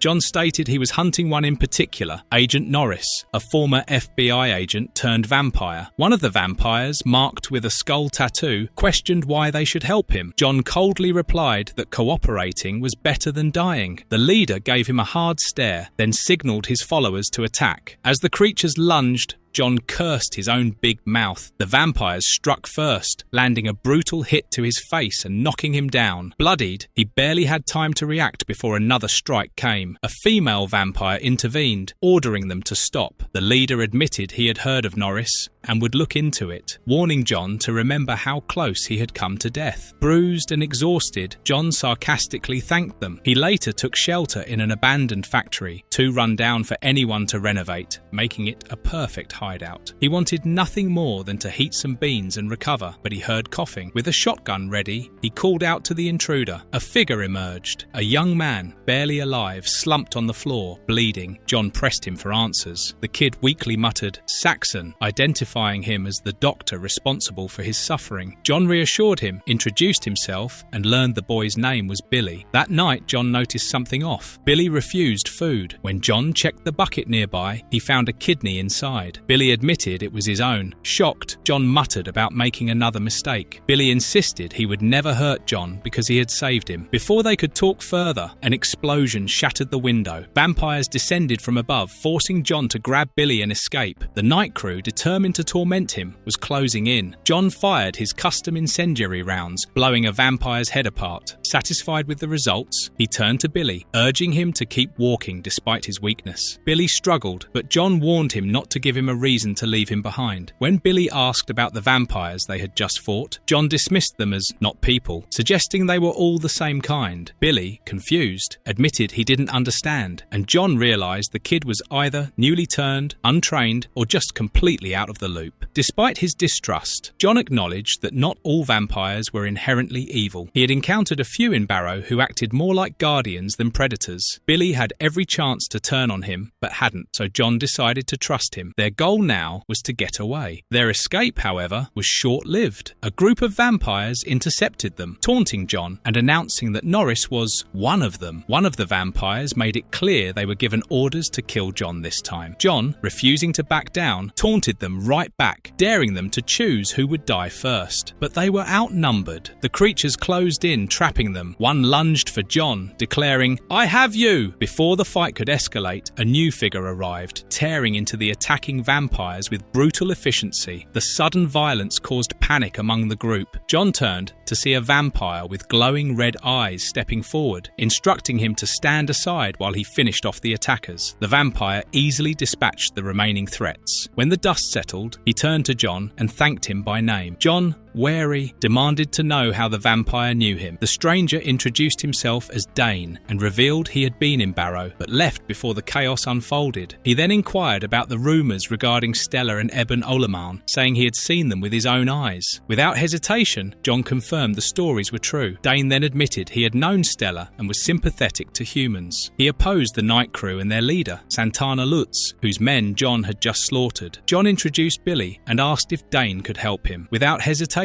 Dane told Billy to drink from his arm. Billy, desperate and weak, accepted, feeding on Dane's blood. John, watching with cautious eyes, warned Dane not to get carried away, but Dane assured him it was fine. Billy quickly regained his strength, and John prepared for the inevitable confrontation. With newfound confidence, the three of them walked together, ready for war. Billy, eager to prove himself, took matters into his own hands. He snuck off and allowed himself to be captured by the night crew. Two female vampires dragged him before their leader, mocking his capture. Billy, defiant, announced that he had come to tell them they were finished. Their elitist rule over vampires would end. Amused, one of the female vampires suggested they should decapitate him, but their leader, Santana, insisted that a simple slap would suffice for now. Billy took the hit, but remained defiant. Santana, stepping forward, asked if Billy knew who he was. Billy spat out his name, Santana, the leader of the night crew. Santana confirmed it, then mocked Billy's speech, noting that his words sounded rehearsed. He accused Billy and his allies of killing his men and now daring to challenge him directly. Santana, however, was entertained by Billy's boldness. Instead of killing him outright, he declared that Billy would serve as proof of the night crew's dominance. He ordered his men to restrain Billy, then demanded someone hand him a razor. John and Dane discussed the nature of vampires and their differing ideologies. Dane explained that while most vampires saw humans as food, extremists like Santana sought total domination, ignoring that it would lead to their downfall. John dismissed them as fanatics, stating that such zealots only cared about proving a point, regardless of casualties. Dane agreed but phrased it more diplomatically. Arriving at their hideout, they intended to regroup with Billy and plan their next move. However, they were met with a gruesome sight. Billy had been captured and mutilated, his remains left as a brutal message. Challengers accepted. John and Dane took it as confirmation that Santana and his group had acknowledged their presence. Dane remarked on the madness of these creatures, but John, now enraged, was determined to hunt them down. Dane warned that Santana and his followers were far more than mere killers. Dane elaborated on the divide among vampires, revealing that the attack on Barrow had been disapproved of by many in their kind. He believed vampires should exist in small numbers rather than attempt to dominate humans. Santana, however, sought the latter, treating humanity as cattle. John, uninterested in politics, bluntly stated that he was here to kill Norris and would put down any other vampire that got in his way. They reached Dane's home, where John made a sarcastic remark about how he acquired it. Dane assured him it was legally purchased. They discussed the difficulty of remaining unnoticed over centuries, with Dane admitting he had managed to stay hidden for 2 human lifetimes. John appreciated the sentiment, relieved that something in the world still made sense. Inside, Dane prepared to feed, but when John objected, he clarified that he only stole from hospitals. With that settled, John pressed him for weapons and a plan. Dane revealed his stockpile: axes, guns, explosives, everything they would need for the coming battle. Before they could strategize, Dane sensed something outside. A group of vampires lurked in the woods, watching them. Dane whispered for John to be silent, then instructed him to take the jeep and reach the perch. while he worked on delivering Santana to him. Suddenly, the vampires attacked, smashing through the trees. Dane ordered John to move while he engaged them. John fired at them, shouting insults as he cut them down. Dane and John raced through the night, their vehicles smashing through obstacles. John insisted he knew what he was doing as they approached a point of separation. Dane warned him he might need to move again soon. John, gripping the wheel, suggested Dane do the same. Meanwhile, Santana revelled in the chaos, enjoying the thrill of the hunt. Just as he declared himself free, Santana crashed through glass, snarling at Dane for being a traitor. The car screeched to a halt as the situation escalated. John was forced to swerve and maneuver as vampires leaped at the vehicle, shattering windows. Amidst the chaos,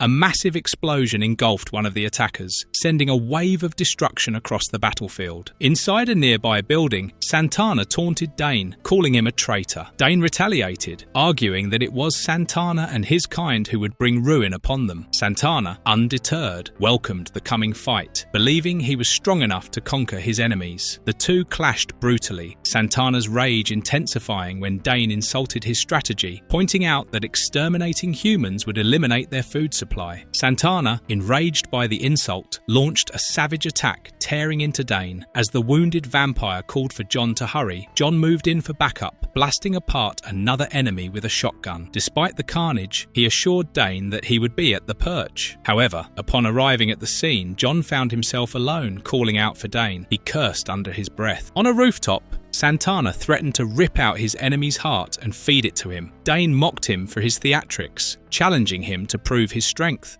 As the fight escalated, the two vampires climbed to the highest point of the rooftop, preparing for a final confrontation. Santana stood atop a water tower, offering Dane a place among them if he accepted a world where humans were nothing more than livestock. Dane scoffed, refusing, and mocked Santana's flamboyant style. Before Santana could react, Dane struck, sending him plummeting off the rooftop. Dane and Santana crashed into metal bars below, their bodies impaled. Santana howled in agony as blood sprayed across the rooftop.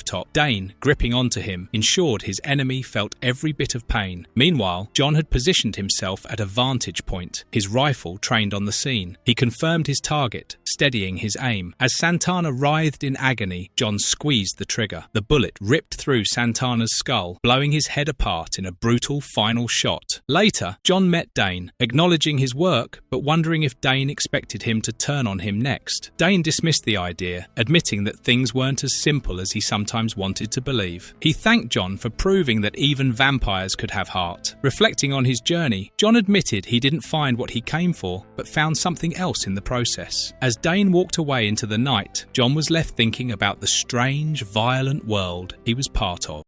Act 7, Dead Space. Chapter 1. A NASA personnel delivered a speech reflecting on humanity's long-held dream of exploring the stars, emphasizing NASA's dedication to space exploration despite past tragedies. They spoke about the organization's history, its perseverance through triumphs and losses, and its renewed commitment to advancing beyond Earth. Following the speech, NASA introduced the Icarus mission and its crew at a press conference.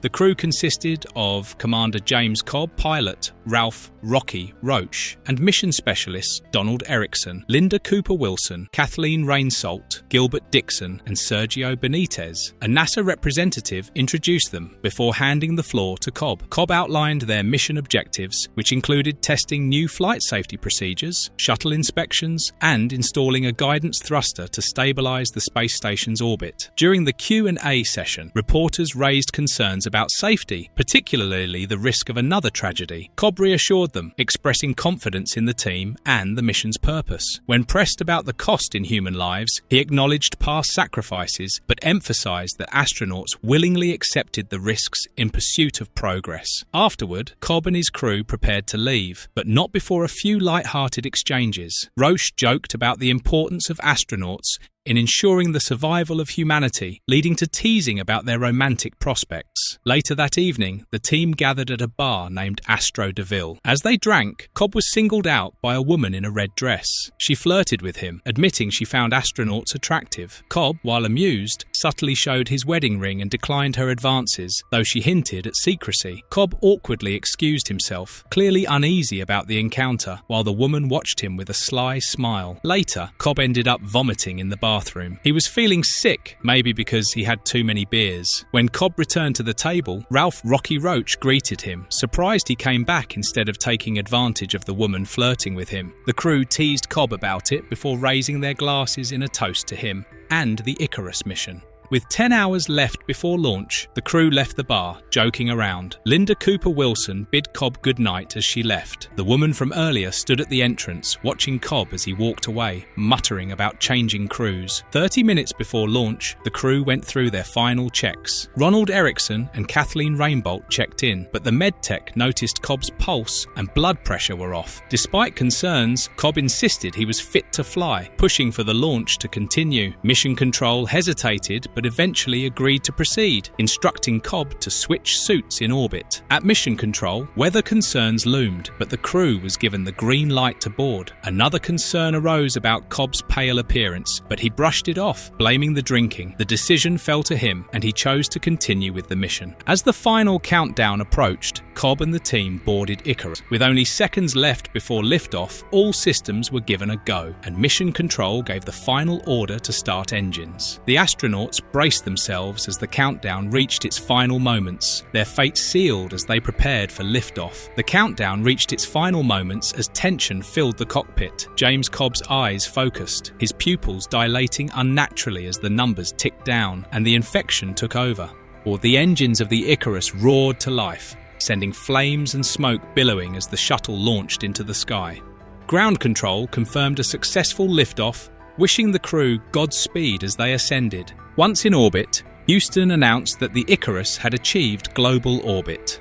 However, something was wrong. Mission Control reported irregular readings on Cobb, Roche, and Erickson, receiving no pulse or vital signs from the commander. Confusion and panic spread among the team as they scrambled for answers. Then, a blood-curdling scream cut through the transmission. A horrified mission controller gasped at something he saw on the monitor, prompting Houston to urgently attempt contact with the crew. Inside the ICAR-US, a nightmare unfolded. Cobb, his face twisted in a monstrous grin, had attacked the crew. Blood coated the cabin and bodies floated lifelessly. He taunted Rainbolt, referring to her as Kitty Cat as he reached for her. She recoiled in terror, barely able to comprehend what was happening. She begged him to stop, warning that the cabin wasn't pressurized, but Cobb ignored her. With horrifying strength, he tore through her throat, mocking her struggle to breathe before snapping her neck. Cobb reveled in the carnage, calling the taste of blood tasty before letting out an inhuman screech. Survivors huddled in another section of the shuttle, staring in shock at the destruction. One of them, horrified, realized Cobb had slaughtered nearly everyone. Their only option was to fight back, but Cobb had cut communications, isolating them from Houston. There was no help coming. Desperation set in as they decided to move on Cobb. One crew member prepared to breach the cockpit, instructing Gilbert to open the door on 3. As the countdown reached 2, Cobb struck first, smashing through the barrier with terrifying force. Blood and viscera exploded into the cabin, and Linda, one of the remaining crew members, was suddenly engulfed in flames. Her screams filled the air as she burned, her body hurtling toward the shuttle's tanks. A massive explosion rocked the Icarus. Ground Control watched in horror as their screens registered the catastrophic event. A shaken technician reported an explosion in orbit, and the grim reality settled in. The mission commander, his face filled with dread, spoke the final words: "The Icarus is gone."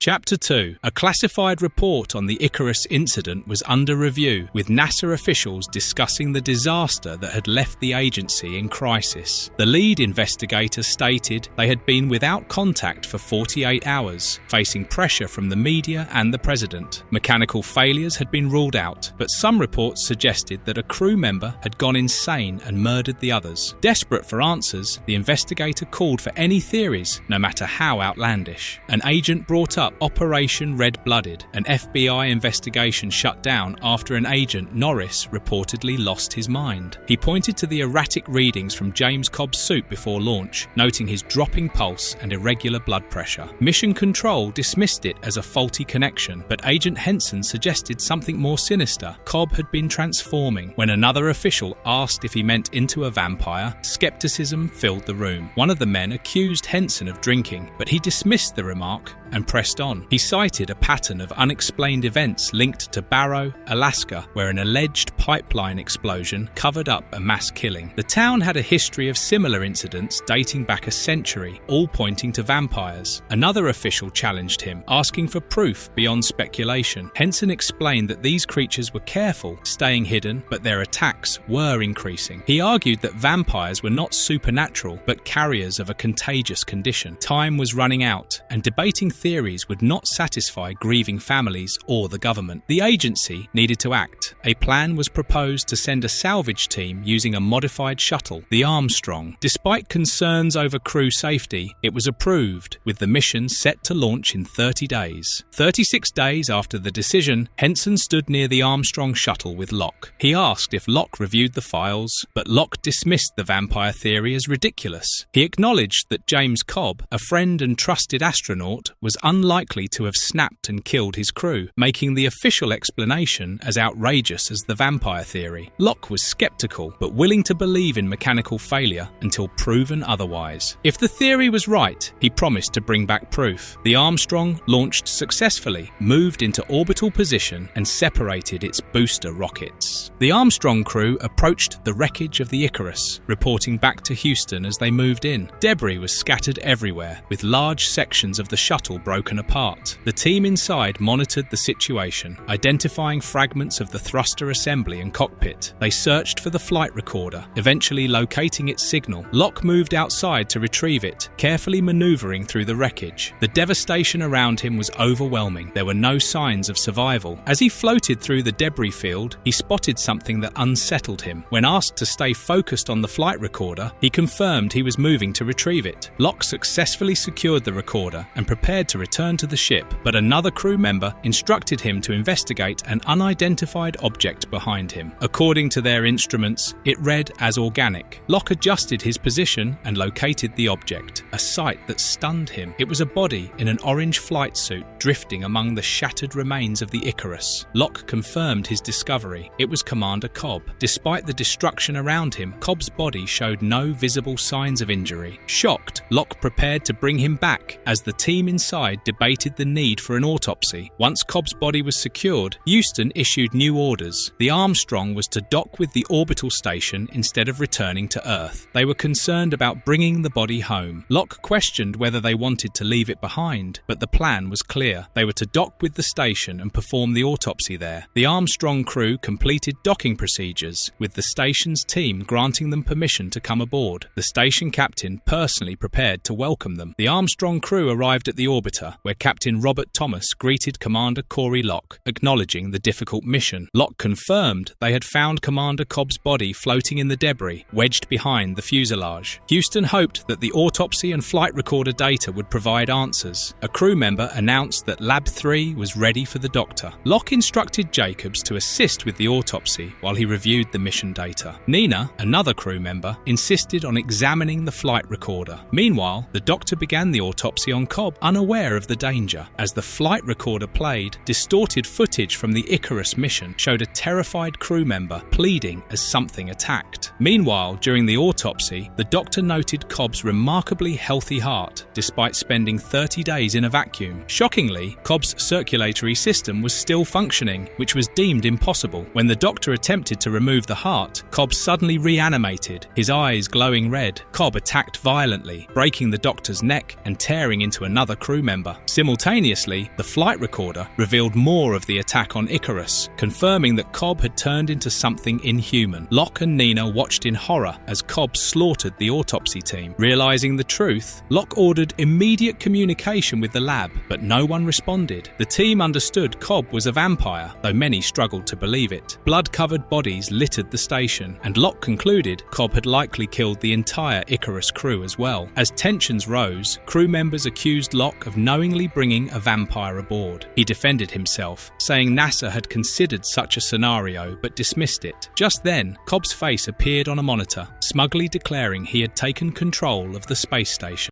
Chapter 3. The crew found themselves trapped, realizing that Cobb had taken control of the station, locking them out of the Armstrong shuttle and the station's communication systems. One crew member suggested using the relay bypass to send a message to NASA. A plan was made. Jones, Harms, and Black would reach the bypass through the maintenance shaft. As they moved through the passage, one of them heard a cracking noise. Before they could react, vampires attacked from behind, killing at least one of them. The passage fell into darkness, and a sinister voice taunted them. Back at the main group, Locke struggled with guilt over sending men to their deaths. Nina urged him to focus, reminding him that there was no escape, and their only goal should be warning NASA to prevent further missions from suffering the same fate. Robert attempted to flee for the escape pod, and Locke let him go, thinking of an idea. The remaining crew decided to use Captain Robert as a distraction to reach the airlock, and a ship, armed with makeshift weapons, they moved cautiously, determined not to stop even if someone was attacked. As they pushed forward, they encountered the mutilated remains of their fallen crew. A survivor among the hanging bodies suddenly moved, revealing it was a trap.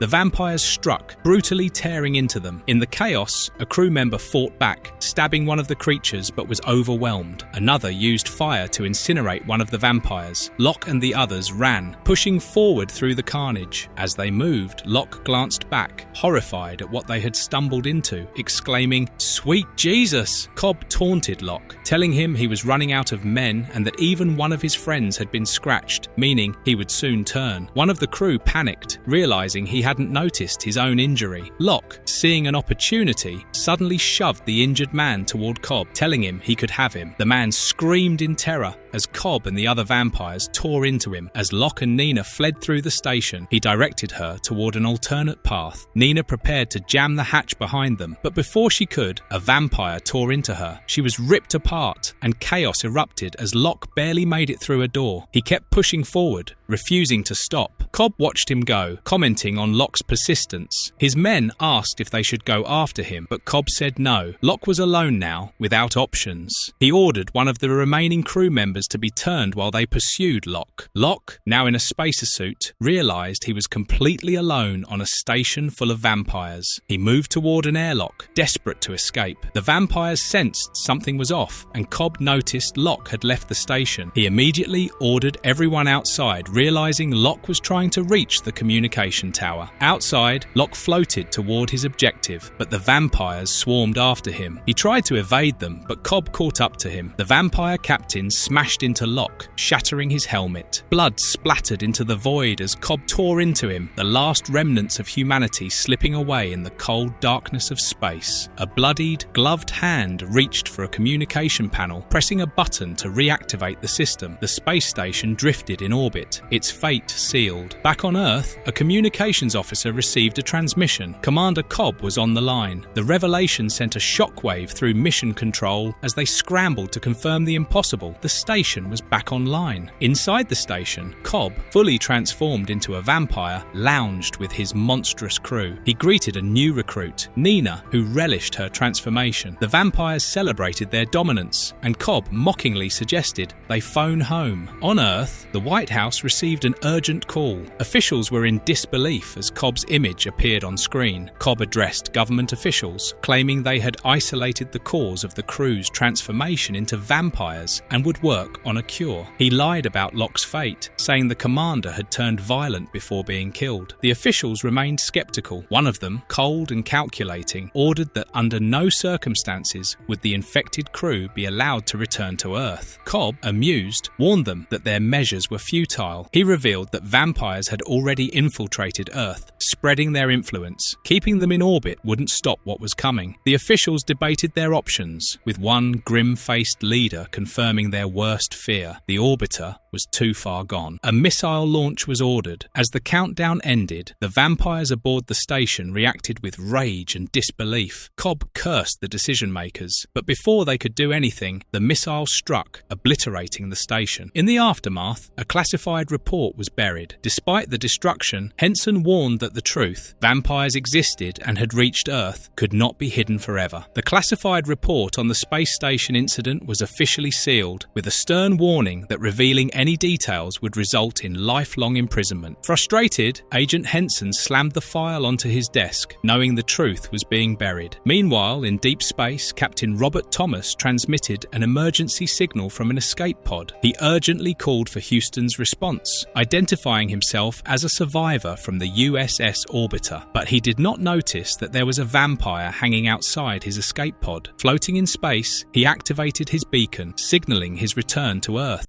Act 8. Spreading the Disease. Chapter 1. A federal agent, Michael Henson, left his office at the J. Edgar Hoover building, only to find that his name was already being removed from his door. He confronted a man about the premature action, but the man dismissed his frustration, claiming a busy schedule. Later, in an underground parking lot, Sarah, a colleague, returned a pen Henson had dropped. She mentioned it was a gift from his sister, primarily meant for checking sheets when traveling. They joked about Henson's transfer to Alabama, with Sarah hinting that he might like it and could eventually transfer somewhere better. She told him to stay safe, implying a deeper connection. Before he drove off, feeling regretful. As Henson sat in his car, he received a mysterious call from a man who knew about the classified events in space. The caller accused him of backing down too easily after his transfer. He revealed he had knowledge about the true nature of what happened on the orbiter, despite the government believing the vampire threat had ended. The caller insisted Cobb's transformation was not random, but a targeted attack, suggesting it had been perfectly timed. He urged Henson to investigate further, directing him to Florida to track down the vampire responsible. Following the lead, Henson arrived in Florida and questioned a bartender about the night before the Icarus launch. The bartender confirmed that the crew had visited, a long-standing astronaut tradition. He recalled Cobb acting normal but speaking briefly to a mysterious brunette before leaving. When Henson pressed for more details, the bartender checked if she had paid with a credit card, but she had used cash. However, he hinted that he might have something more useful, surveillance footage that could reveal her identity. A man named Dwayne made a call, insisting he needed to speak to the boss, swearing the matter was important. He was at the Astro Devil bar, watching from a distance, and reported that a federal agent was there asking about Dinah. He offered to take the agent out, but his superior instructed him to wait until the agent left, then ensure the bartender didn't talk. The boss said that he would have Joseph kill the agent. Dwayne acknowledged the order. Meanwhile, Henson received information from the bartender about the brunette woman who was at the bar the night before the Icarus launch. The bartender recalled checking her ID and seeing a hospital badge in her wallet. Henson considered it a good lead and thanked him. As he left, Dwayne attacked the bartender with a baseball bat. Henson was confronted in an alley by Joseph, a vampire. Joseph, speaking in a threatening tone, accused him of asking questions he shouldn't be. Henson dismissed the warning, but Joseph assured him that his curiosity wasn't healthy. When Henson reached for his gun, Joseph knocked it out of his hands with a quick strike. The gun skidded across the pavement, landing near a car. Henson cursed as he realized his disadvantage. Joseph toyed with him, retrieving the gun and commenting on how he had been told this was supposed to be a normal, human-style murder. He remarked on Henson's potential tastiness and admitted he had never fired a gun before, warning Henson that he might not kill him on the first shot. Henson faced off against Joseph, who taunted him about the pen not actually being mightier than the sword. Before Joseph could fire the gun, a sudden bright light seared into his head. Confused, he questioned what was happening before collapsing as his head burned from the inside. Henson had used his pen light, exposing Joseph to deadly ultraviolet rays. Frustrated, Henson realized the evidence would burn away before he could document it. Just as he was assessing the scene, Dwayne tried to attack him with a baseball bat. Henson recognized him immediately and fired, unwilling to go through another fight. The bullet struck Dwayne in the head, killing him instantly. Meanwhile, in a hospital, nurses discussed their quiet night shift. One of them, Dinah King, greeted the patients, preparing injections. However, instead of administering vitamins, she pulled out a concealed stash of blood bags, smirking as she filled a syringe with with what appeared to be blood. Henson arrived at the hospital, asking Nurse Drayton if she recognized a woman in a photo. She identified her as Dinah King, reacting with visible shock. When Henson asked where to find her, Drayton informed him that she was on duty in the coma ward and led him there. Inside, Henson saw Dinah preparing to inject a patient. He quickly pulled his gun, demanding she drop the syringe. A nurse tried to explain that it was just a vitamin injection, but Henson refused to take chances. He pressed Dinah for information about her connection to Commander Cobb and the night before the Icarus launch. Dinah, unfazed, smirked and told him it was a shame he wouldn't get to learn the rest of the story. Her face suddenly contorted and she transformed into a vampire. Henson engaged in a gunfight with Dinah King, who had transformed into a vampire. She moved swiftly, dodging shots while her colleagues fell victim to her attack. She drove her hand through the torso of another nurse, her blood spraying across the room as Dinah flashed a sinister grin, unapologetic for the carnage. Henson fired multiple rounds into her, but she proved resilient, barely flinching from the wounds. As he tried to gain control, he slipped and fell hard, cursing under his breath. Dinah loomed over him, her sharp fangs and extended tongue making her intentions clear. Henson taunted her, trying to mask his panic, but she only relished in the moment, finding his resistance amusing. Just as she lunged, a piercing alarm blared, filling the air with a mechanical wail. Before Henson could react, he found himself surrounded. The hospital's coma ward patients, now fully turned into vampires, awoke, their lifeless eyes locking onto him. They reached out hungrily, their emaciated bodies moving with eerie coordination. Henson realized he was trapped with nowhere to run.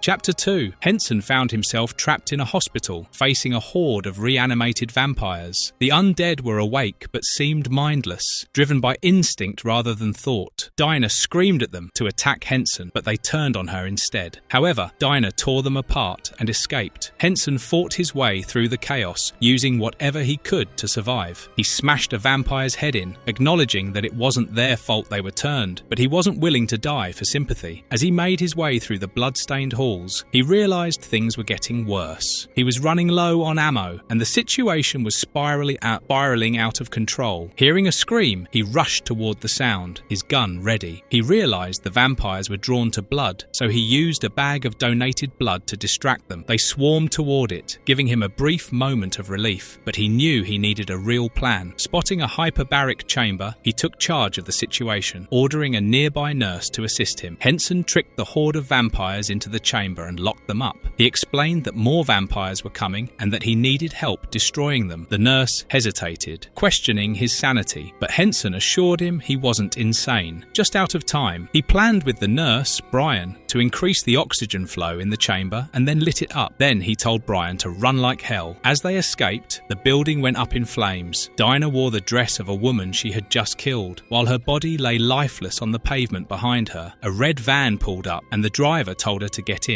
As she climbed in, the man behind the wheel asked what happened. She explained that a federal agent had shown up, leaving him to deal with the patients who either killed him or were taken down in an explosion. She then directed the driver to take a right toward her apartment. The driver warned Dinah that returning to her apartment wasn't an option since federal agents would be monitoring her. He told her that Gant wanted her to go with him and Wally to Morgan City. She seemed surprised that Gant's plan had worked, and he confirmed it, adding that they had enough infected people to have a good time. When she asked if Gant was upset that the feds knew about her, the man reassured her that Gant seemed to have expected it. He then asked if she wanted to stop for a bite before picking up Wally. She declined, but let him go ahead if he wanted. Meanwhile, Henson and another man arrived at an apartment door. The man hesitated, questioning whether they needed a warrant. Henson dismissed the concern, stating that the apartment belonged to a dead woman. Inside, they found a room filled with decaying corpses. The other man recoiled in horror, gagging, while Henson remained composed. As Henson searched the apartment, he played the answering machine. One message was from a doctor's office, noting missed therapy appointments. The other was from the woman's brother, expressing concern after weeks of silence following their mother's funeral. Henson then received a call from the same man who had called him earlier. The man knew he was at the woman's apartment. Henson described it as a slaughterhouse, with at least a week's worth of human remains. He asked if they could make the case official now, given what had happened at the hospital. The contact dismissed the hospital incident as the actions of a disgruntled ex-employee, admitting he was behind the cover-up.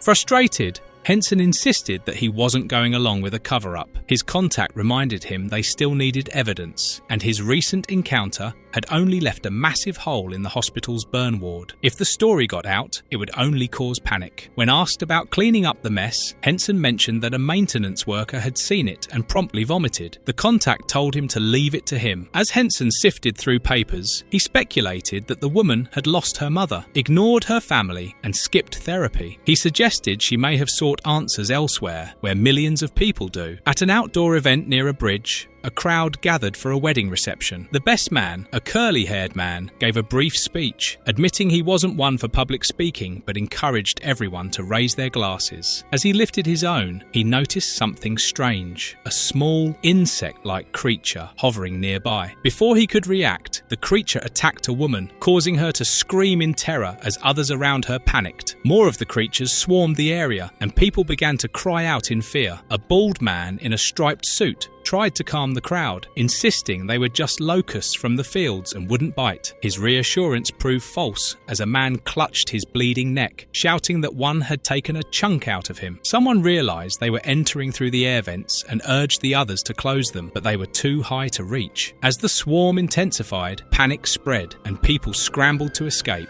In the chaos, some guests tried to flee but found the doors chained shut. One man struggled to break free, while another desperately pleaded for help as a woman was attacked. The glass windows were reinforced, preventing them from breaking through. The doors leading to the kitchen were also locked, trapping them inside. The panic escalated as they realized they had nowhere to run. The crowd resorted to covering themselves with tablecloths and whatever they could find. A man urged his wife to get down, but she noticed something outside. Through the glass, terrified guests saw a woman standing calmly, observing the scene. She seemed unfazed by the carnage and simply muttered, "Interesting." Meanwhile, in Hattiesburg, Mississippi, a gathering took place under a large tent. A man holding a flyer that read, "The New Children of God," approached and was welcomed by a woman who informed him that the Reverend would begin his sermon soon. Inside, a large congregation listened as a preacher addressed them, acknowledging their struggles and feelings of abandonment. He referenced the biblical story of Job, who had suffered but remained faithful, ultimately being rewarded. He then called forward a man named Eric, who was confined to a wheelchair due to multiple sclerosis. The preacher asked if he had faith that the Lord would provide for him, to which Eric responded affirmatively. The preacher then sliced open his own hand, allowing his blood to drip into a chalice, reciting words in Latin about eternal life. Eric drank from the chalice, his expression twisting in agony. His body convulsed, and he let out a horrifying scream as something inside him changed. The preacher, now with a fanatical glow in his eyes, proclaimed that the Lord had granted them absolution, freeing them from original sin. Eric, now transformed, bore a monstrous appearance with sharp, jagged teeth. The preacher declared that they were no longer children of Adam, but the new children of God, immortal.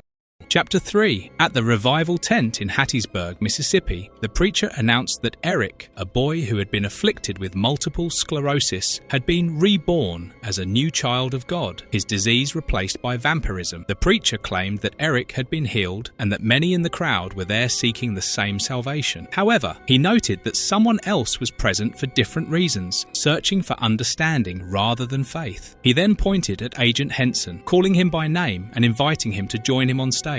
Henson was visibly shocked that the preacher knew who he was. The preacher engaged Henson in conversation, noting that despite being named after an archangel, Henson was not very religious. Henson admitted to being a lapsed Catholic, having attended church only on Easter and Christmas, but insisted he wasn't there to discuss his own beliefs. The preacher, smiling, said that he knew what Henson wanted, years, to understand how he had gained his gift, and promised the others would enjoy the story as well. The preacher recounted his past, describing his life as a trucker, spending long, lonely hours on the road with only the Lord to keep him company. One winter night, while traveling from Anchorage to Fairbanks, he saw a man on the side of the road and stopped to offer a ride. The hitchhiker, a long-haired man with sharp features, said he was headed to Barrow, Alaska. The preacher pointed out that Barrow was inaccessible by road, requiring a plane or a dog sled team. The hitchhiker smirked, revealing fangs, and said he wouldn't need the ride after all. The vampire lunged at him, but the preacher managed to grab his gun. As the truck veered out of control, he fired a shot, blowing a hole in the vampire's head. The struggle sent the truck crashing. The preacher barely survived, lying in the snow, bloodied but alive. Henson confronted the preacher, Gant, who revealed that after his transformation, he had gained immense strength, immunity to vampires, and immortality. Henson accused him of becoming the very thing that attacked him, but Gant twisted the narrative, comparing his transformation to Jesus' resurrection. He claimed that vampirism was not a curse, but a gift from God, a path to enlightenment. He justified spreading the infection, likening it to a divine mission. Henson challenged the idea, calling it a perversion of faith. Gant remained confident, arguing that free will was part of God's plan. People could choose to accept his gift or not. He then invited Henson to join them, offering him the chalice. Henson refused, skeptical of the preacher's motives. Gant reassured him that he was free to leave, but requested he go now so he could focus on his congregation. 2 large men were assigned to escort him out. Meanwhile, in Lafayette, Louisiana, a bus arrived carrying 2 young women, Annette and Becky, who were discussing their youthful appearances. Becky tried to use her body to draw attention away from their fake IDs, but Annette scolded her. When they arrived, a man instructed everyone to form a line for quick entry. Becky's distraction worked, and they were let through without issue. However, Becky noted that the man had been staring at her neck rather than her chest, making her uneasy. Annette dismissed her concern, urging her to enjoy the night. Back at the preacher's compound, Henson was led to his car. He tried to dismiss his escorts, but they refused to leave. When they attempted to intimidate him, he reminded them he was a federal agent. One bared his fangs in response. Henson pulled a gun, but one of them knocked it away effortlessly. Frustrated, Henson muttered about the uselessness of carrying a weapon, while his attackers mocked him. At a packed club, people danced wildly under the flashing lights while a DJ worked the turntables. A waitress carried shots through the crowd, offering drinks to revelers. Meanwhile, Becky and Annette stood off to the side. Annette urged Becky to join her in finding cute guys, but Becky hesitated, saying she just needed a minute. Annette accused her of always wanting to leave early. Becky defended herself, explaining that she just felt overwhelmed in big crowds. Their conversation was interrupted by a flirtatious woman who remarked on their beauty and wondered why they weren't on the dance floor. Annette explained that Becky was shy, and the woman claimed to have just the thing to help. The woman was Dinah. She handed them a shot, calling it a baptism by fire, saying it would get them in the right mood to party. Both girls drank it, and Becky immediately felt the effects. She admitted she liked it, and was now ready to find some guys. Dinah smiled, satisfied, and sent them off with a parting kiss on Becky's cheek, advising them not to do anything she wouldn't do. Meanwhile, outside the church tent, Henson was being dragged away by a vampire when suddenly the creature's head exploded from a gunshot. Another vampire was taken out by a second shot. Stunned, Henson turned to see 2 heavily armed men approaching. One of them identified Henson by name. Introducing themselves as Gabe Johnson and Rafael Montoya, they explained that they had been sent by a mutual friend to ensure Henson got out safely. Henson insisted they could take down the cult leader, but Johnson shut him down, saying their orders were only to extract him. As they left, Becky and Annette sat outside the club, feeling sick and waiting for the bus, unaware of what was happening to them. As the sun slowly came up,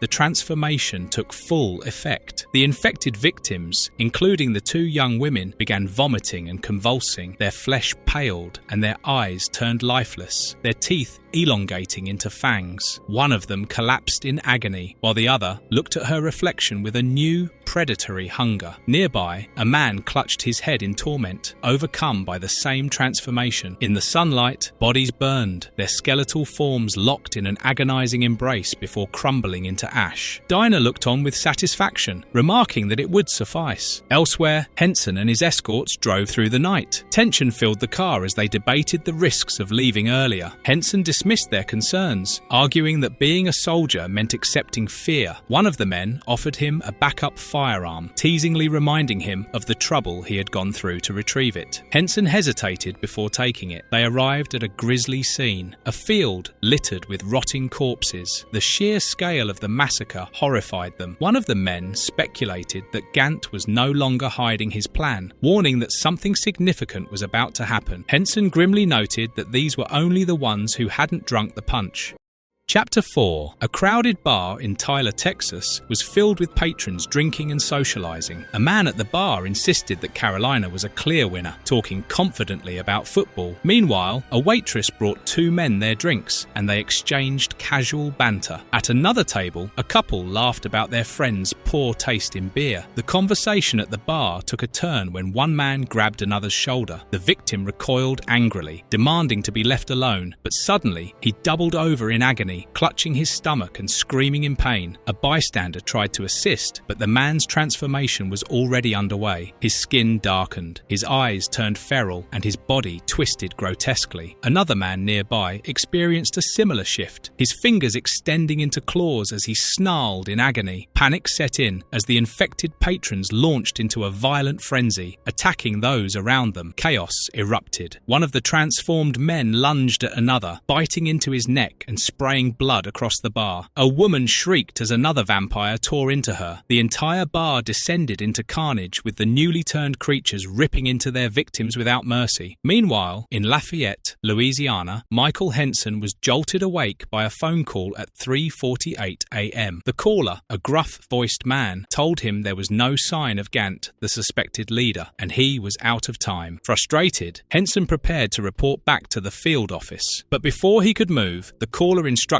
him to turn on the news. The broadcast reported a massacre in Tyler, Texas. 13 body bags had already been removed, and some witnesses described cannibalistic attacks. Realizing the urgency, Henson cursed and agreed to go to Texas. A knock at his door signaled his ride had arrived. Agent Henson and his team arrived at a bar where a violent massacre had taken place. Detective Hilliard explained that 4 people suddenly snapped, attacking others like they were at an all-you-can-eat buffet. He had one surviving witness who wasn't making much sense, and the suspects vanished into the night. Henson and his team noted that this case lacked the calculated containment of previous incidents, making it different from what they had seen before. Hilliard, suspicious of their knowledge, asked if they had encountered something similar. Henson admitted they had been following a pattern of similar cases across several states, including Florida, Mississippi, and Louisiana, but he hadn't informed local authorities to avoid jurisdictional conflicts. He requested access to the witness, hoping to determine what triggered the violent outbreak. The witness, a bartender named Mr. Jordan, explained that the bar was hosting a pre-game party and was packed when he briefly stepped away. Moments later, he heard a scream, looked down, and saw chaos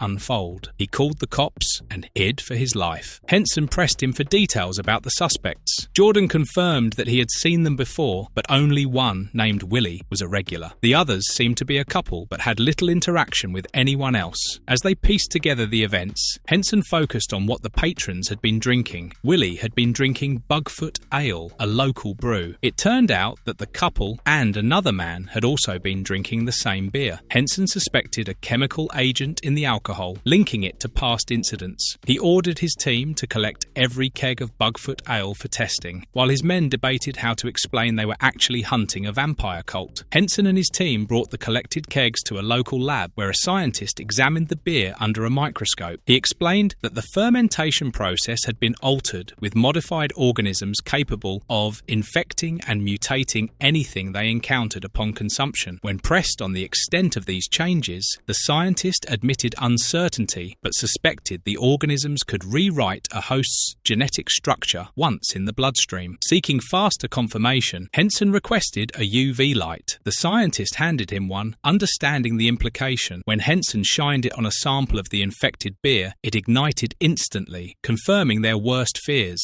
This was not a natural contamination, but something engineered to spread and transform victims. Watching the reaction, Henson noted that the test result was positive. Henson and his team, Hillard, Johnson, and Montoya, arranged to visit the Bugfoot Brewery, confirming it had only one location on the outskirts of town. Hillard insisted on accompanying them, despite being warned he'd regret it. Meanwhile, the scientist examined the beer's reaction to UV light, noting its extreme sensitivity and rapid combustion. Henson ordered the substance to be destroyed immediately, making it clear that no further testing was allowed. As a final precaution, Montoya took a UV flashlight with him. Elsewhere in Arlington, a truck arrived at a facility, delivering kegs while a worker mentioned that extra shipments were kept on standby for future demand. Inside one of the trucks, a group of grotesque, bloodthirsty creatures huddled together, snarling and restless. Henson's team reached the brewery, assessing its defences. They noted a guard on the roof, blacked-out windows, and multiple entrances, making an ambush inevitable. Henson explained that the infected were not just aggressive, but unnaturally fast, resilient, and almost impossible to kill unless their spinal cord was severed. He also pointed out their extreme sensitivity to sunlight, reinforcing the notion that they were more like vampires than anything else. Hillard agreed and ordered the team to move in. The team entered with weapons drawn, moving through the darkened facility. As they advanced, a monstrous figure lunged from the shadows, snarling, "Time for lunch!" before being gunned down by Hillard mid-air. But more creatures emerged, one attacking Hillard, ripping into his throat. Montoya reacted quickly, gunning down the vampire before it could do more damage. Johnson engaged a vampire in close combat, swiftly pulling out twin blades. With precise strikes, he sliced through his enemy, severing its head in a violent, bloody finish. Henson confronted Dinah in the brewery office. She mockingly called him the luckiest man alive for surviving so long. With a sinister grin, she told him he'd die without truly understanding what was happening. Henson, aiming his gun at her, countered that he had already pieced most of it together. He accused her group of attacking a government official in a televised disaster and then poisoning people through the tainted beer to spread the infection. She confirmed it, stating the previous failed attempt led them to refine their plan. She lunged at Henson, declaring the infection a divine gift. As she overpowered him, she scorned him for rejecting it. Before she could bite, Johnson and Montoya burst in, forcing her back. As she taunted them, saying Gant's plan was already in motion, they threw her through the window, exposing her to sunlight. She ignited instantly and was burned to ashes. Montoya retrieved a document listing beer shipments. They discovered 200 kegs had been sent to a football stadium that morning. Henson's face twisted in horror as he realised what that meant. 70,000 people in the stands, all at risk of turning into vampires or being slaughtered, with millions watching on live television.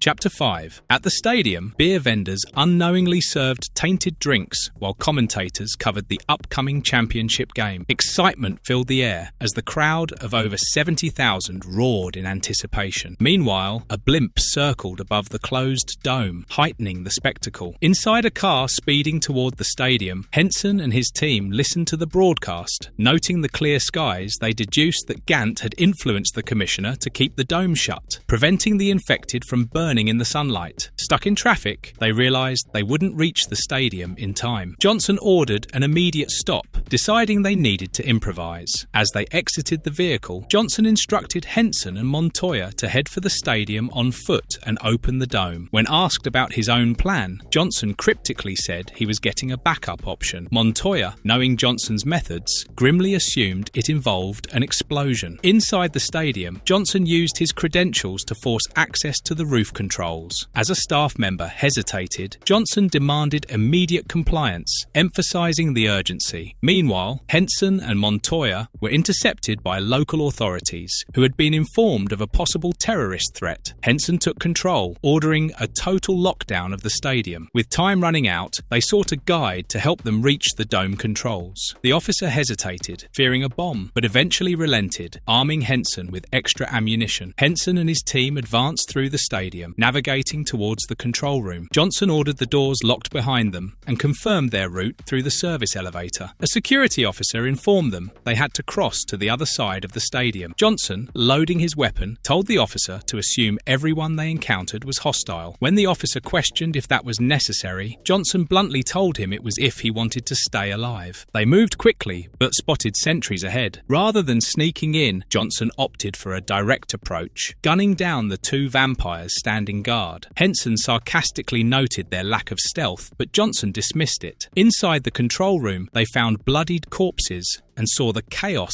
unfolding in the stadium. Johnson gave a grim explanation. Fanatic vampires were about to turn the stadium into the largest massacre in history. Their only chance was to open the dome and let sunlight flood in. Meanwhile, Reverend Gant stood before the crowd, announcing that the halftime show would be something different. He claimed that Jesus' resurrection was misunderstood, that he became something greater than human. He preached that ingesting the blood and body of Christ was never just symbolic. symbolic. It was meant to elevate people to a higher state, closer to God. He declared that the time had come to fulfill that transformation. As his words echoed through the stadium, infected spectators convulsed, their bodies twisting as they transformed into vampires. Gant encouraged them to embrace it, to let go of restraint and revel in their newfound instincts. Those who hadn't changed yet were declared unworthy. Then, chaos erupted. The infected attacked, tearing into the crowd in a violent bloodbath, while Gant stood above, triumphantly urging them to feast. Henson realized that opening the stadium roof would stop Gant but might turn him into a martyr. He asked for the fastest way to cut the live broadcast. The officer explained that all camera feeds ran through trailers outside, and cutting the signal would require destroying the satellite dish. Henson knew the network wouldn't willingly shut off their exclusive coverage of a live bloodbath, so their only option was to take out the dish manually. The officer pointed Henson to a stairwell that would lead him outside while Johnson stayed behind to guard the roof controls. Henson gave them 5 minutes to complete the task before opening the roof. As he left, he wished them luck. Johnson released the locks on the roof and confirmed that opening it would take 10 minutes. Meanwhile, outside, Henson drove towards the satellite dish, preparing to ram it with a truck. Bracing himself, he muttered that he should have gone to Alabama instead. The truck crashed into the dish, shattering it and disrupting the broadcast. Inside the stadium, Johnson and his team successfully began opening the roof, letting sunlight pour in. Gant immediately realized something was wrong and ordered his followers to secure the control room. Raphael confirmed over the radio that the roof was opening, prompting Johnson to check in on their backup plan. As vampires swarmed the control room, Johnson asked if their secondary plan was ready. Raphael cryptically referenced Black Sunday as a blimp hovered over the stadium. Meanwhile, Johnson, wielding a rocket launcher, leaped off the rafters and fired directly at the blimp. Gant watched in horror as the explosion engulfed the airship, sending fire and debris raining down, setting the vampires ablaze in a massive inferno. As the stadium burned, Reverend Gant flailed in agony, his body igniting under the intense sunlight. Henson shielded his eyes from the destruction as flames consumed both the vampires and the arena. The inferno raged, engulfing Reliant Stadium and leaving a charred ruin in its wake. As Henson surveyed the devastation, his phone rang. The voice on the other end was of the man who claimed to be his friend. The man acknowledged the outcome, stating that Gabe's plans always ended with something blowing up. He asked about Johnson and Montoya, and Henson confirmed they hadn't made it. The man promised to notify their families and commended Henson for his efforts, noting that the live broadcast had been cut before the full horror could be processed, ensuring Gant wouldn't become another infamous cult figure like Jim Jones or David Koresh. Henson, however, wasn't convinced. He accused the caller of orchestrating the entire situation from the start, manipulating events to ensure the vampire outbreak remained hidden so the world could continue living in ignorance. The man admitted it. He had used Henson to get answers because an official investigation would have drawn too much attention, but he insisted that people didn't want the truth. They wouldn't accept that humanity wasn't at the top of the food chain. Henson, disgusted, told him to never contact him again and threw away the phone. As the man kept the phone down, he was summoned to the Oval Office.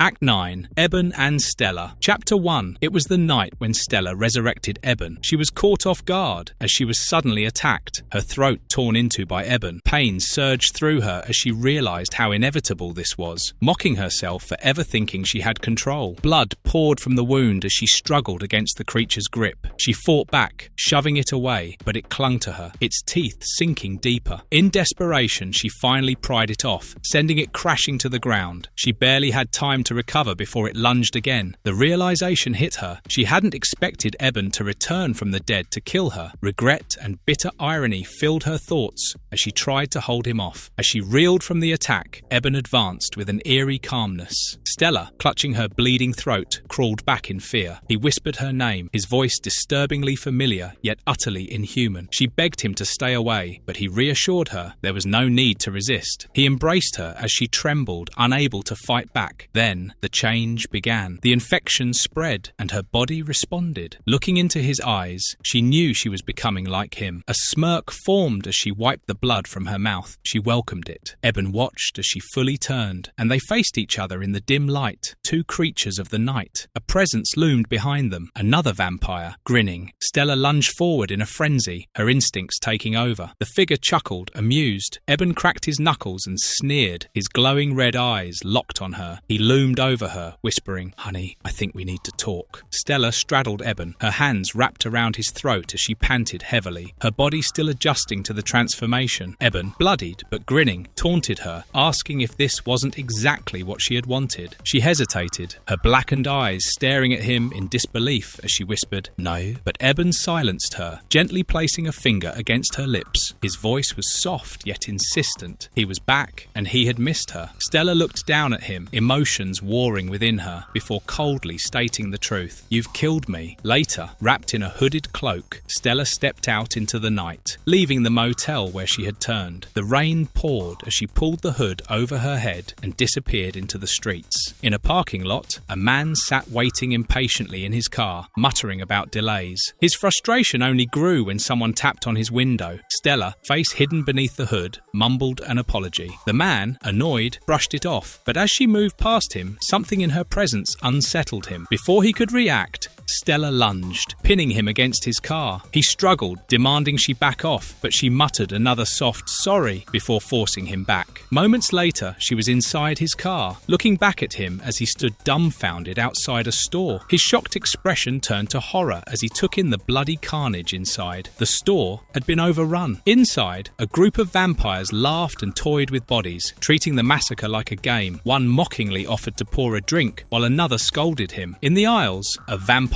giggled, singing twisted lyrics about rolling, amusing itself with the violence. The situation escalated when a police radio crackled outside. Their leader snapped, reminding them of his order. "Grab a quick snack, but don't screw around." The vampire smirked, pretending to recall his command, but the damage was already done. The humans they had attacked were helpless. They had nothing to do. In the aftermath of chaos, two police officers arrived at the scene demanding the perpetrators surrender. One officer noted that something was wrong, but before they could act, they were met with a horrifying sight. Carl, a security guard, was tied up and gagged, his body covered in blood. His partner, also restrained, watched as the police officers were mutilated in front of them. Meanwhile, the group of vampires came outside and stood in the street, watching the police lights flicker. One of them casually asked about their getaway car, prompting another to realize in panic that a baby had been left in the back seat. The leader, furious, cursed at the oversight, while another vampire mockingly sang about his imminent trouble. Elsewhere, a hacker sat in a dimly lit room, eagerly tracking something on his computer. He ranted about having proof of a new wave of vampires rising, insisting that a young girl had taken over after the Queen's death. His excitement was met with skepticism from a blood-stained woman, who dryly humoured him while preparing what she referred to as bait. She dismissed his obsession with technology, stating her family had hunted vampires for generations without needing the internet. The hacker, still eager, explained that the vampire hierarchy was forming anew, comparing it to cutting off the head of a snake. If they eliminated the new leader, the rest would fall apart. He presented a book titled 30 Days of Night, hinting at the information inside. The woman, unimpressed but listening, prepared her weapons. The hacker told her about Stella Ollermaun and how he planned to use her as bait. A man sat in the bar reading 30 Days of Night when a woman approached him. She asked him out. The man said that he was married. The lady introduced herself. Her name was Zen. Right then, the man pointed out that Zen's mobile was ringing. Zen walked up to the side and took the call. It was one of the vampires from the group. He informed Zen that they had lost the baby, making her furious. One of the vampires joked that the caller would soon meet his end. Suddenly, the vampire, Dick, spotted a poster. It had the poster of Stella on it. It was about her book. The vampire immediately recognized her. She was the one who collided with him outside the diner. She had taken his car and the baby. Meanwhile, as Stella drove the stolen car, she heard a baby crying. As she looked in the back seat, she spotted a baby there, little hands reaching out.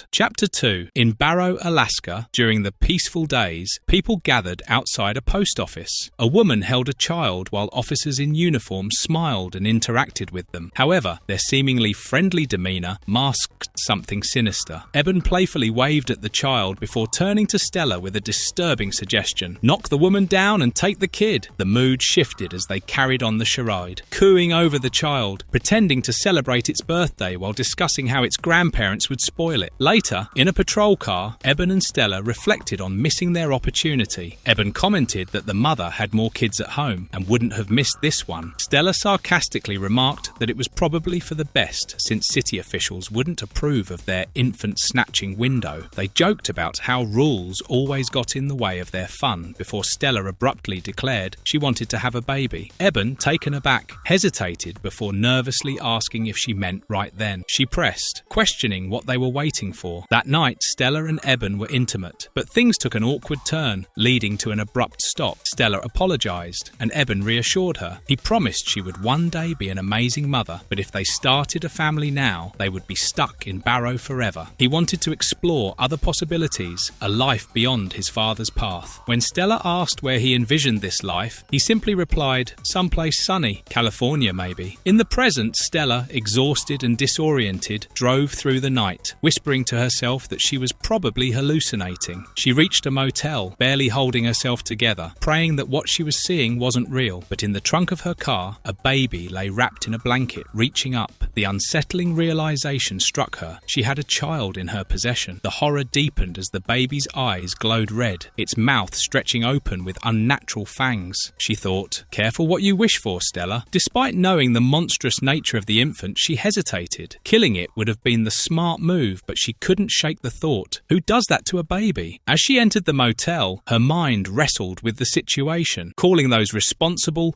freaking monsters. In another location, a group of vampires discussed the evolving nature of their kind. Zen, their leader, delivered a speech about opportunity. She presented a choice: be a slave to circumstances or take control of fate. She viewed humanity as nothing more than cattle, obsolete compared to the new generation of their species. She believed their future was in viral, network-driven evolution, monsters merging with machines. This new era, what she called Life 2.0, would leave behind old traditions. She declared that the past leadership had failed due to a lack of vision. The elders, bound by outdated rules, were no longer fit to rule. The solution? Find new blood. However, an argument arose. Tradition dictated that the eldest should lead, yet Zen revealed the key to their future, a special child, referred to as Patient Zero of an evolutionary leap. Whoever controlled the child, she claimed, controlled the future. She asked Dick where the baby was. Dick, trembling in fear, tried to explain that Stella had interfered, that he didn't even recognize her at first. But his excuses didn't save him. Zen, with bloodthirsty glee, attacked him savagely, tearing into his face as the others watched. When the brutal act was finished, the blood-drenched Zen sneered at the other vampires and asked, "Anybody else want to suck face?" Zen stood over Dick's lifeless body, blood still smeared across her lips. A group of vampires watched in silence, tense and wary. One of them muttered a weak protest, but Zen wasn't interested in arguments. She wiped the blood from her mouth and remarked that it looked like she had an opening in her operation. Turning to another vampire, the same man she had encountered in the bar, she offered him a place in her ranks. Without hesitation, he shut her down, making it clear he wanted no part of whatever she had in mind. Unfazed, Zen shifted her attention to him directly, addressing him as Sheriff Eben Olamaun. Eben, restrained and visibly weakened, eyed her with suspicion. She told him there was no such thing as chance, implying that he had been chosen for a reason. She revealed that Stella had initially been useful to her, but everything changed when Stella brought Eben back into the picture. Eben tried to process her words, but Zen continued with something even more unsettling. Due to a careless mistake by other vampires, Stella had ended up in possession of something of immense value to Zen. Worse still, considering what Eben had done to Stella, Zen was unsure where her loyalties lay. Despite that uncertainty, she was confident about one thing: Eben was leverage. Whether Stella wanted to embrace him or destroy him, she would want him, and Zen intended to use that against her. Eben tried to assert himself, suggesting he could simply walk away. Zen smirked at his defiance and pointed out that he could barely stand. Before he could react, she delivered a brutal punch, sending him crashing to the floor. He groaned, disoriented, barely grasping the extent of his injuries. Zen then pulled out a cat, handing it to Eben. She stated that he needed to feed, insisting that families took care of each other. With no hesitation, the weakened vampire sank his teeth into the cat, the sickening crunch of bone and flesh filling the air. Meanwhile, at LA County General Hospital, the atmosphere was entirely different. Nurses and doctors moved through the emergency ward, exchanging casual banter. One joked about getting breakfast, while another discussed a patient's condition. A doctor explained that they couldn't reattach his fingers because the tissue had been cooked. Another staff member dismissed concerns about PTSD, brushing it off as minor gang violence, but a man sarcastically shot back, suggesting he experienced having his fingers bitten off before making jokes. In a hospital room, Carl sat on a bed, his bandaged hand resting in his lap. A police officer approached him, awkwardly asking how he was doing. Carl, deadpan, responded that someone had tried to eat his hand. The officer quickly apologized for the question and moved on, saying there were things to discuss before he was transferred for psychiatric evaluation. The officer explained that 4 attackers had been involved, describing them as part of a blood fetish gang. A witness claimed they wore masks, prosthetics, or special contact lenses. Carl barely responded, his expression dark with fear. The officer, still attempting to keep things light, smirked and commented, "Only in LA, huh, Carl?" But Carl didn't answer. The officer turned back toward the bed, only to find it empty. Carl was gone. As the sun rose over Los Angeles, the hacker, Kevin, woke up alone, reaching for someone who wasn't there. Confused, he called out for Alice. Alice entered, bringing him breakfast. He was surprised by the gesture and joked about what he had done to deserve it. She reminded him he had been working all night and asked about his progress. He explained that if his program worked, he'd soon have an address on their targets, but there was still no sign of Stella Olamon. She admitted she had read Stella's book and liked her, but didn't believe they needed her. She preferred direct action, but had an idea for a more deceptive approach. Alice presented him with a wig as a disguise. Meanwhile, in a dark motel room, Stella tried to quiet a crying baby, struggling with her own hunger. Outside, a car arrived, and someone checked a monitor, searching for Stella.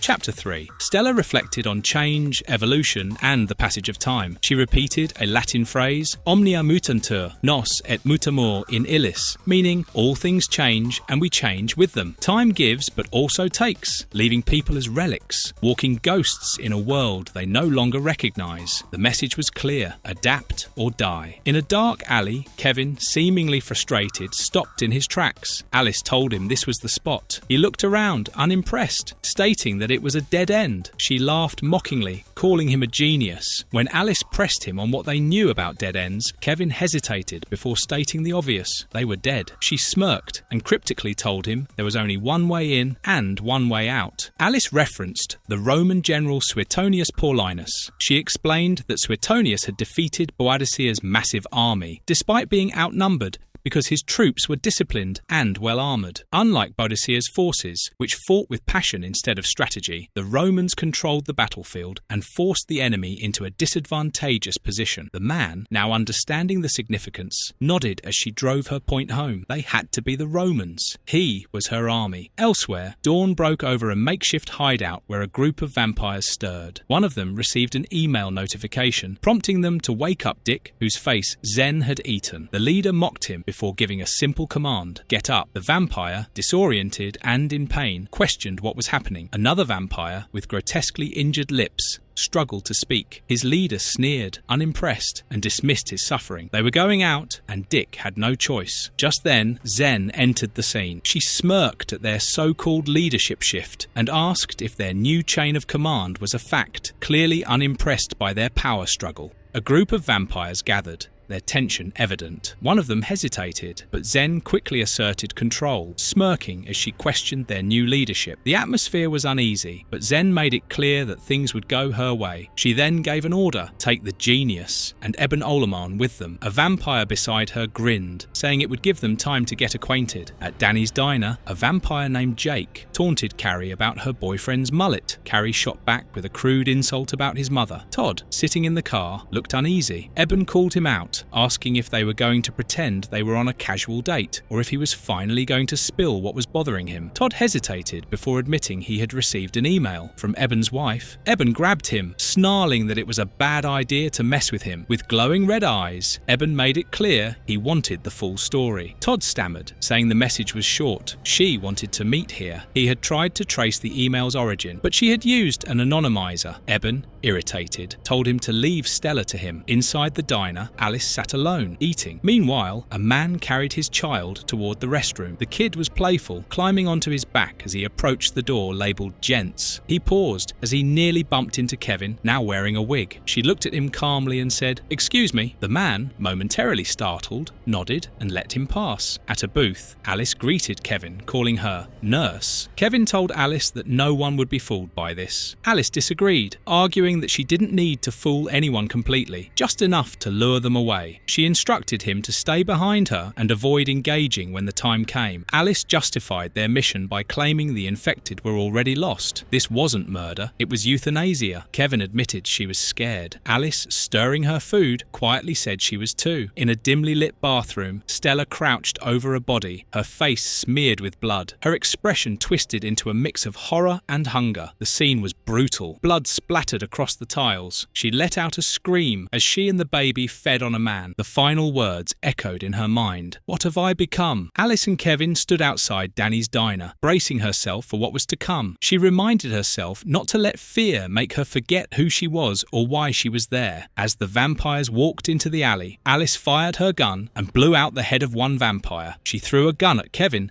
and incapacitated another vampire, but suddenly another vampire attacked. Alice screamed at Kevin to help her out, but Kevin stood still in fear. The vampires gathered in on her. Suddenly, Todd asked who had sent the email. Alice said that she did. Todd explained that his phone was in the car that Stella took. Eben asked if Kevin could hack a satellite system to track a phone. Kevin hesitated before weakly confirming it was possible. With that, Eben blew Todd's brains off. Eben told the other two vampires to carry Kevin to the van. He gave back the gun to Alice. Alice coldly told Eben that he should have killed her. As Eben left, Alice reflected on how she had to fight the new vampires using new rules.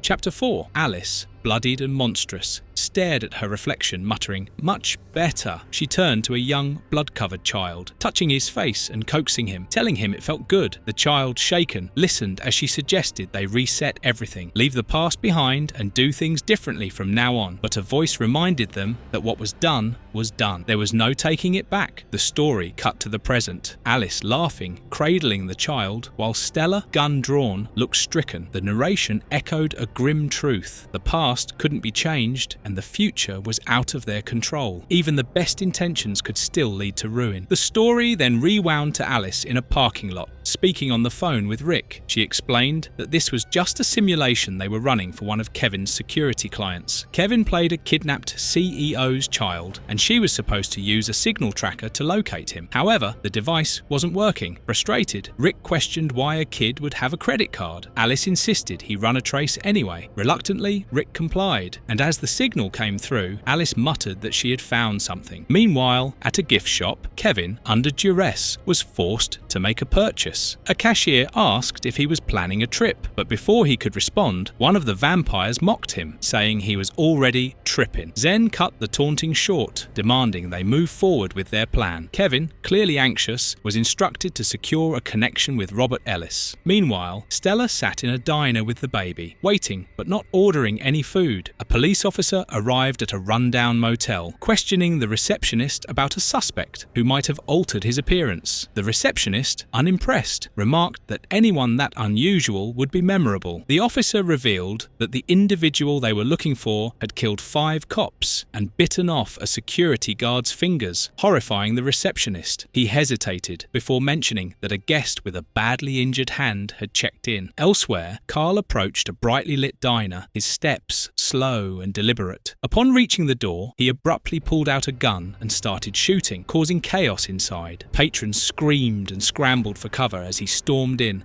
ordering everyone to get down. Amidst the panic, he locked eyes with a familiar face, one of the vampires who had tormented him before. The vampire sneered, mocking him and calling him Smarty Pants. He grinned, reminiscing about a guitar the man had once given him, but then taunted that he'd need all his fingers to play. Carl's expression darkened, and he lifted his gun. Calmly, he remarked that it only took one finger to pull a trigger before shooting the vampire in the head. As the fight escalated, another vampire lunged with a hiss. Carl quickly fired again, wounding his attacker, but realizing body shots barely slowed them down. Alice was there. She pointed the gun at Eben and said, "You've got to take off the head." Another vampire, smirking, greeted her mockingly. She didn't entertain his games, warning him not to test her patience. He reminded her of a past failure in the alley and held her at gunpoint. Coldly, she demanded to know what he had done with her husband. Zen appeared with Kevin, grabbing his throat. She said, "Nothing yet, but I can't wait to get started." The standoff between Alice and Zen vampires escalated as Zen greeted her mockingly, reminding her of a past failure. Alice kept her gun trained on Eben, warning Zen not to test her patience.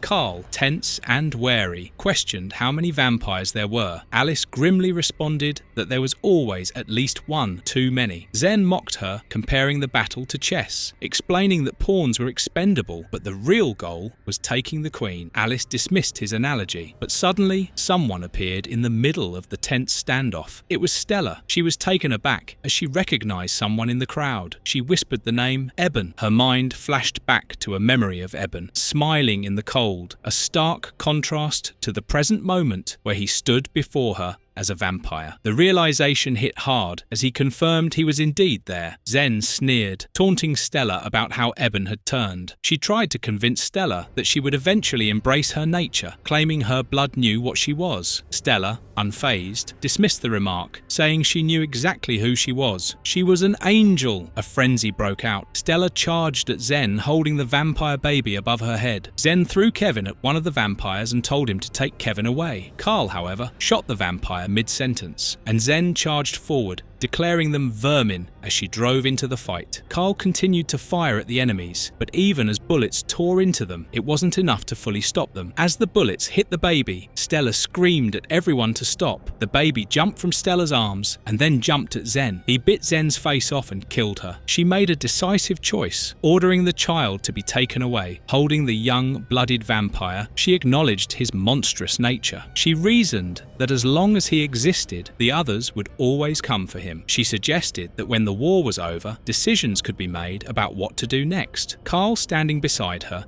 told her that they should call the child Michael. She gave her to Alice and told her to take care of him. Michael became cozy with Alice and cooed at her. In the pouring rain, a detective told Carl that he had no choice but to arrest him. Carl, unfazed, told him to do what he had to do. Before the arrest could proceed, Eben and Stella attempted to walk away, prompting an officer to angrily demand who they were and where they thought they were going. Another officer, Smitty, hesitated when confronted and was warned about the consequences of his actions. Carl calmly told Smitty to let them go, assuring them they were fine. However, another officer wasn't convinced, demanding identification and statements before allowing anyone to leave. As the rain continued, Stella and Eben walked away, with Stella prompting him to speak. Eben acknowledged the officer had asked important questions, who they were and where they thought they were going. Stella, smiling warmly, responded that they were the law and were heading home. With newfound resolve, she told Eben to drive. He complied with a simple "yes ma'am." Later, inside their car, they shared a quiet moment, Stella leaning against Eben as they drove into the snowy night. Reflecting on everything, Eben realized it had all led to this, and this was bliss. Marvelous verdict. Eben and Stella have embraced their fate, bound together in the endless hunger of the night. No more running, no more fear, just eternity, side by side, as only vampires can endure. Their love is now something darker, something eternal, pulsing with the thirst that will never fade. But don't mistake this for an ending. This is just the beginning. 30 Days of Night. Part 2 is coming, and with it, the world cracks open wider. Blood will spill in greater rivers. The darkness will stretch further, and new nightmares will rise to claim what's left of humanity. Barrow was only the first feeding ground. What's coming next will drown the world in red. Stay tuned and keep the thirst unquenched. We're coming back with part 2.